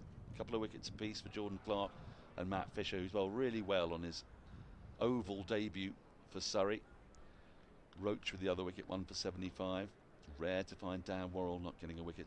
Dan Lawrence bowled plenty to help out those seamers, none for 66. So the solitary over from Rory Burns, without which Surrey wouldn't have picked up those 2 bonus wickets late yesterday. It was him being out there that made the difference. It was a remarkably fine over as well. I'm finding it kind of quite disappointing to see just how well Rory Burns can send down some medium paces. We've seen the umpires just taking, I guess, an unofficial reading. Well, they'll just keep on looking, won't they? I mean, what has definitely happened is that 1 over's gone. Would you say? Yep. Yep. Yep. So it's down to 9 overs. And, well, we'll just have to sit tight and hold on. I say we. As he leaves to yeah, go to Lord's. Going to go to Lord's. Well, you're not going to miss anything. Doesn't look like That's it. Good news. Yeah, do you want to take us round the ground? So, what's happening elsewhere? I'm busy watching Durham Warwickshire. You are? 317 for 8. They've just got another run, 318. They need 21 to win. They've got 14 overs remaining, but it also looks fairly dark up there. Durham was one of my picks, actually, at the start of the season. Yeah. Thought they'd had this game in the bag, but no. Great fight back from Warwickshire. Yep. Elsewhere, what other games are still going? Well, Lancashire might have finished by now. It should be finished. 83 ahead, Lancashire are 351 for 9, and there's only about 4 overs left in that game. So they're not 4 or 5 overs, so they're not going to chase. As I say, match drawn, so it's just been drawn. Yeah, so it's a good effort from Lancashire to save that with Josh Bohannon making 155, is it? Yep. Very fine player, Josh Bohannon. Any other Div 1 scores? 7 wickets to Colvin Harrison for 119. I think that's 11 in the game. 57 overs he bowled. Wow. That's a lot. It's a lot of spin this time of year. We saw a little bit of it this time last year, didn't we? Colvin Harrison is this year's Cameron Steele. Leicestershire, Derbyshire need 147 runs in 7 overs with 6 wickets remaining. I'm not sure why they're still playing. They're 302 for 4, chasing 449. That seems unlikely. It's very unlikely. I'm not sure why they're still playing. And Sussex defeated Somerset, did they, in the end? Sussex defeated Somerset quite easily in the end. Wayne Madsen, 96 for Derbyshire, still going strong at the age of 41, I think. Oh, yes, 41-year-old Wayne Madsen. Extraordinary. I didn't realise he was a South African hockey international. Well, the Madsens are a very famous family. There are about 6 or 7 of them have played for South African hockey. And there are 3 at least, who played first-class cricket. His dad and his uncle I watched back in the day. Hockey and cricket family, extraordinary. And he's still going at 41. And I think that's it, as the current games. Right. Well, with that in mind, Cameron, don't you go anywhere. I'm going to bring you Phil Walker in a minute, so that you can burble on as we count down as every minute passes. Well, I'm going to have to go, come what may, because I've got to make it up to St John's Wood. So we will obviously be here. We're going nowhere until we get official confirmation of what's happening in this match. When you say we are going nowhere, I mean, I'm using the we slightly differently from the way you used we on the WhatsApp group. That's a good point. Yes. And the match summary will be there for you to see. It's not now a minimum of 10 overs. It's probably a minimum of 9. It might actually now be a minimum of 8 because we've been off for 6 minutes. So kind of take another one off as well. So even if the light suddenly improved, and we have to point out that the light did suddenly improve yesterday, or get a little bit better sufficiently for them to be able to come back out and play. or to continue playing, thanks to Rory Burns' use of himself and Dan Lawrence. So it's not officially over yet, this match, but the equation for Hampshire is getting ever tougher. It's up around about 10 and over now, and every 4 minutes or so you take an over off. So I think we came off at about 5:39. Yeah, that's right. 5:39. So basically in a sort of 20 minutes, that will kind of do for it as a contest, you would think, because 78 off 5 overs is going to be tough, even flinging the bat. But with fielders out the boundary, that's going to be tricky. But there's no official confirmation yet, so we'll keep our eyes on this. Cameron Ponsonby will be here, and Andrew Sampson will be here. Thank you so much for tuning in over the course of these 4 days. It feels like this could be the end of it, but we'll give you official confirmation as and when that happens. Our next Surrey live stream, if we don't get back out today, is at Beckenham. Cameron Ponsonby will be with me and Katya Witney in Beckenham for Surrey Women's first outing under the new structure, Tier 1 county structure. They're playing Somerset. And then, there's a wicket fallen. Maddie Potts has just bowled Michael Booth. 324 for 9. So they need 15 for the last wicket. 15 need for the last wicket. Warwickshire, Durham, it's an absolute beauty. So you can always have a little look at that if you like, in between times. But yes, we are back on the 23rd of Surrey live stream, and then the next county championship match is back here on the 25th, a week on Friday. As I say, someone will pop on and give you official confirmation either way. Until then, from me at least, it's a brief goodbye.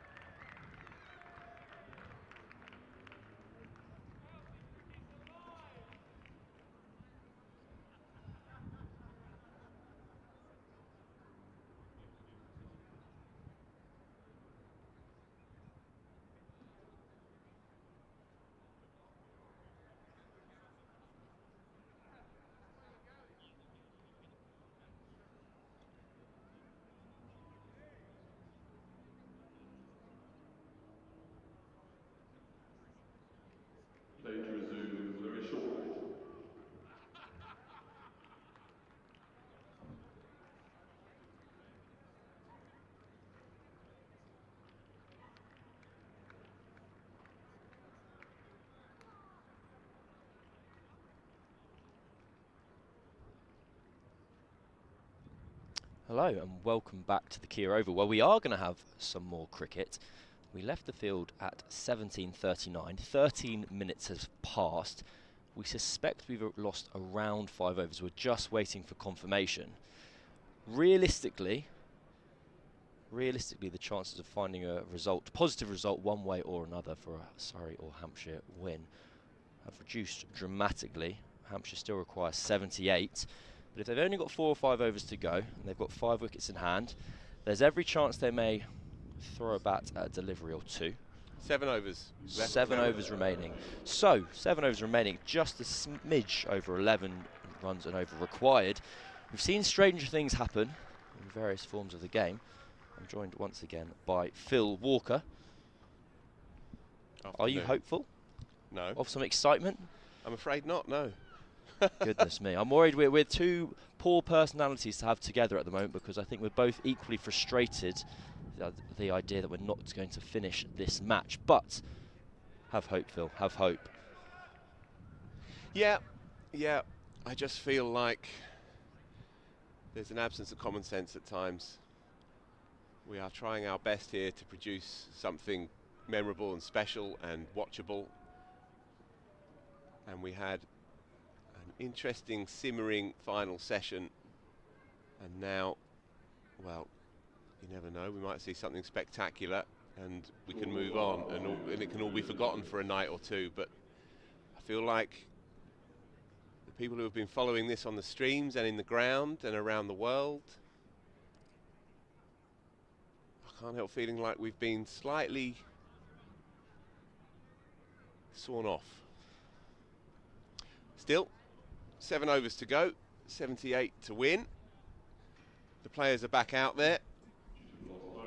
There is clear skies to our right, where the weather has been coming in from. Right to left, as you look at it on your screen. And so,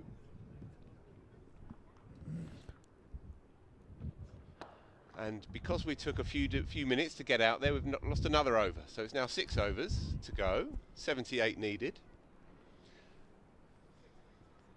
And so Surrey have, understandably so, stuck 4 men on the onside boundary to shore things up.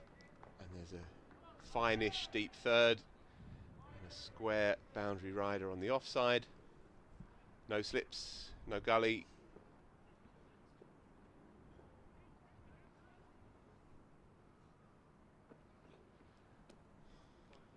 Well, if there was a signal of intent from Hampshire, I think we've got it in that delivery there from Tom Prest, who's a very fine white ball player. He did a very good season in the Blast last year.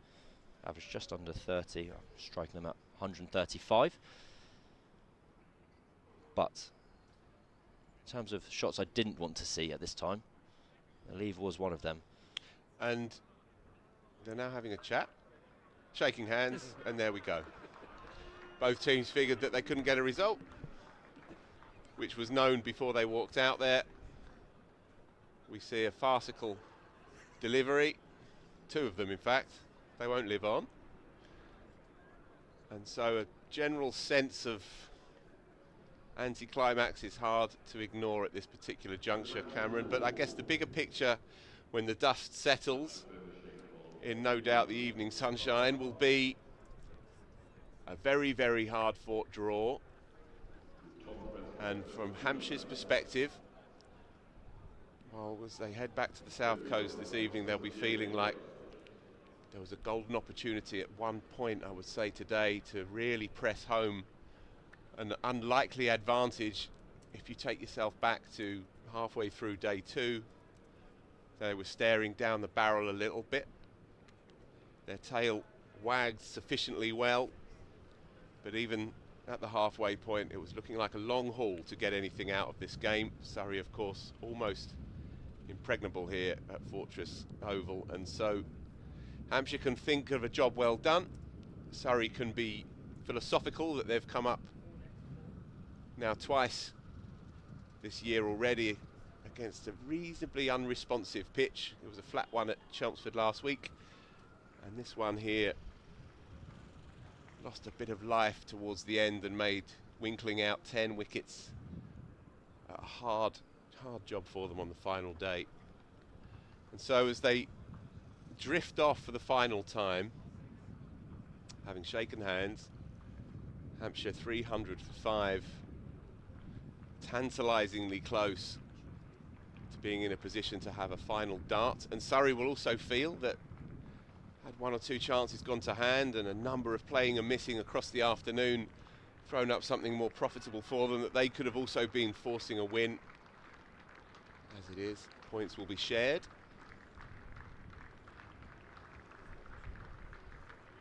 I think a lot of credit has to go to Hampshire. They arrived on the final day 3 wickets down. They've lost 2 over the entire course of day 4. They've left with a draw. Yeah. And if that's offered to you at the start of the day, you take it. And I think we just kind of speak. What I always consider the things that are most difficult to kind of address and talk about is if someone who isn't interested in cricket doesn't understand why something is finished a certain way, and I'm unable to explain it. And I feel a little bit like that today, where we've had 2 teams where a fantastic 3.9 days of cricket have occurred, and we're all walking home now at a period of time where, yes, of course, it's dark, and by the letter of the law, it's too dark to be playing cricket, but nevertheless, it's an incredibly disappointing end to what was a fine 4 days of cricket. Yep. All fair points by Cameron Ponsonby. Okay, so let's just run through the scorecard of the match itself. Dominic Sibley has had a match to remember here. Carried his bat on the first day for an even 100. Brad Wheel, impressive, picked up 4 for 65 for Brad Wheel, who bowled fast actually on the first morning. Kyle Abbott, as ever, very reliable, always in amongst it. Key partnership was for the 3rd wicket. Jamie Smith was playing a different game to everybody else all game actually. It's not been an easy pitch to score on. Smith 39 from 35 in the first innings, and then followed up with runs in the second as well. Hampshire in reply started solidly. They were 55 for 1 at the end of day 1, and they eked out a few more on the morning of day 2 with the 2 lefties up top, Stoneman and Nick Gubbins. But when Gubbins went to Dan Lawrence with a brilliant catch by Ollie Pope at round the corner on the leg side, precipitated the fall from there on in, and Surrey got themselves to a first innings lead of 34. Pick of the bowlers, well, Sonny Baker was superb, picking up 5 wickets in Surrey's second innings. And there that is. So Dominic Sibley, as we say, 200s in the match. Twice he's done that now in his first-class career, and 6 times as well he's carried his bat. Only Geoffrey Boycott has done it more times in Championship cricket post the Second World War. And there is the tale of the tape today. Nick Gubbins, a brilliant 100, 117, technically watertight. It was only really when he went outside of his game, tried to engineer something against Matt Fisher, who bowled a very good spell. In fact, bowled 2 very good spells today. He picked up both wickets this morning, getting rid of Fletcha Middleton in the morning session and that wicket of Gubbins in the evening gloaming. So not much to write home about figures-wise. Dan Worrell went wicketless across 20 overs, which is a rarity. Clark and Fisher picked up a couple, and Kemar Roach just the 1. And so there you go, 300 for 5 at the end for Hampshire. Match drawn, and we're left with a sense of what might have been. I think very well summed up, Phil Walker. So 2 games in, Surrey, a couple of draws, on a couple of relatively unresponsive pitches, but they will feel like they've done what they've had to do. Repelled Essex last week and fought hard here.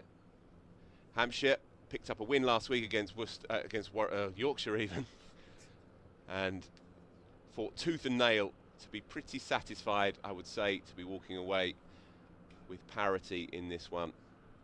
It's been an absorbing 4 days. We hoped for a more exciting finish, but it was not to be. There'll be plenty more where that comes from though, and again, as ever, thanks to all of our team, the cameramen, our producer behind us, and John Surtees, of course, and the maestro, Mr. Andrew Sampson.